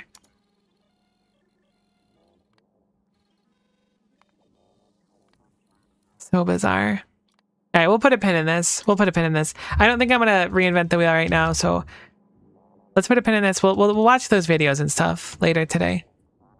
That'll be my homework, and we'll make sure that we have a better understanding of circuits, because I don't think I'm going to be able to figure this out without a little bit of divine intervention. Is the cube stuck somewhere? No, it's just running fine.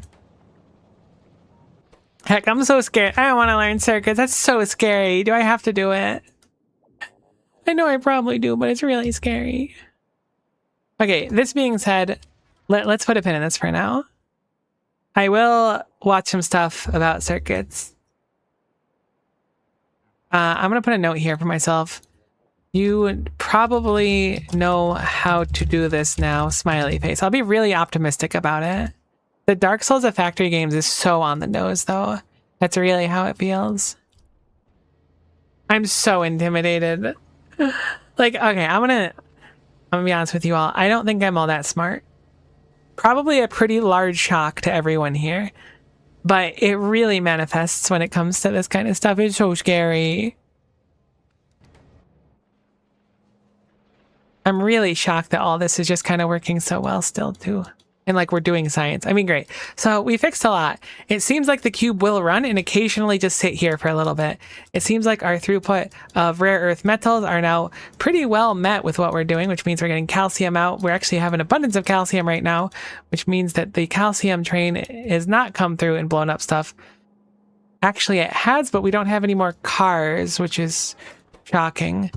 Because there's no advanced engine units, because there's no engine units, because... What in goodness' name happened here? I have no idea what this belt was or wanted to be. This must have been something we had set up before.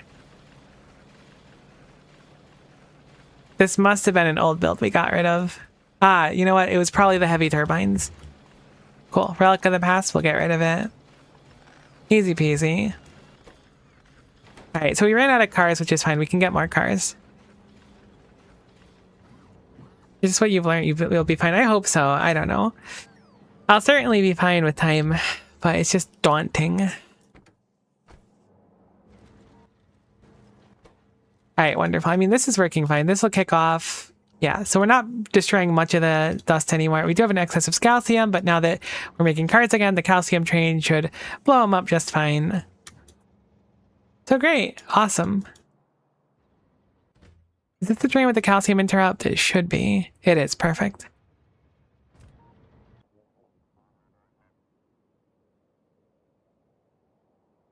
I don't think... Like, I could do some mundane things to upgrade the factory right now, but I don't think I could do anything meaningful. Like, I could potentially upgrade some things or change some things around or see what I can fix. But what's really on my mind, I'm really shocked to see that this is like actually not fully filled up. What's really on my mind is trying to learn more about those circuits and get this figured out. I'm very eager to do it. I'm feeling fired up about it. This being said, I think I'm going to wrap up for now. I want to come back refreshed, probably know how to do this, and then hopefully have things figured out. I might, if you have time, peek at the Discord, because I might ask some questions, because I'm probably going to be lost. Unless it's really simple, but it doesn't seem very simple. Either way, we're wrapping up here. Tomorrow we're doing Back to the Heavens, so no Factorio, tragically. Friday we'll be doing Final Fantasy, so Factorio will be back on Monday. So I have plenty of time to do my homework and hopefully get caught up. Although thinking about it, Factorio on Monday is going to be late, because I have a doctor's appointment in the morning. So late on next Monday for Factorio. Still streaming next couple days as well. Maybe on the weekend if I'm available too, but we'll see. Kind of busy sometimes. Either way, thank you so much for tuning in. Hopefully you had a lovely time. I know that I did, and hopefully we'll be seeing you next time. Bye for now.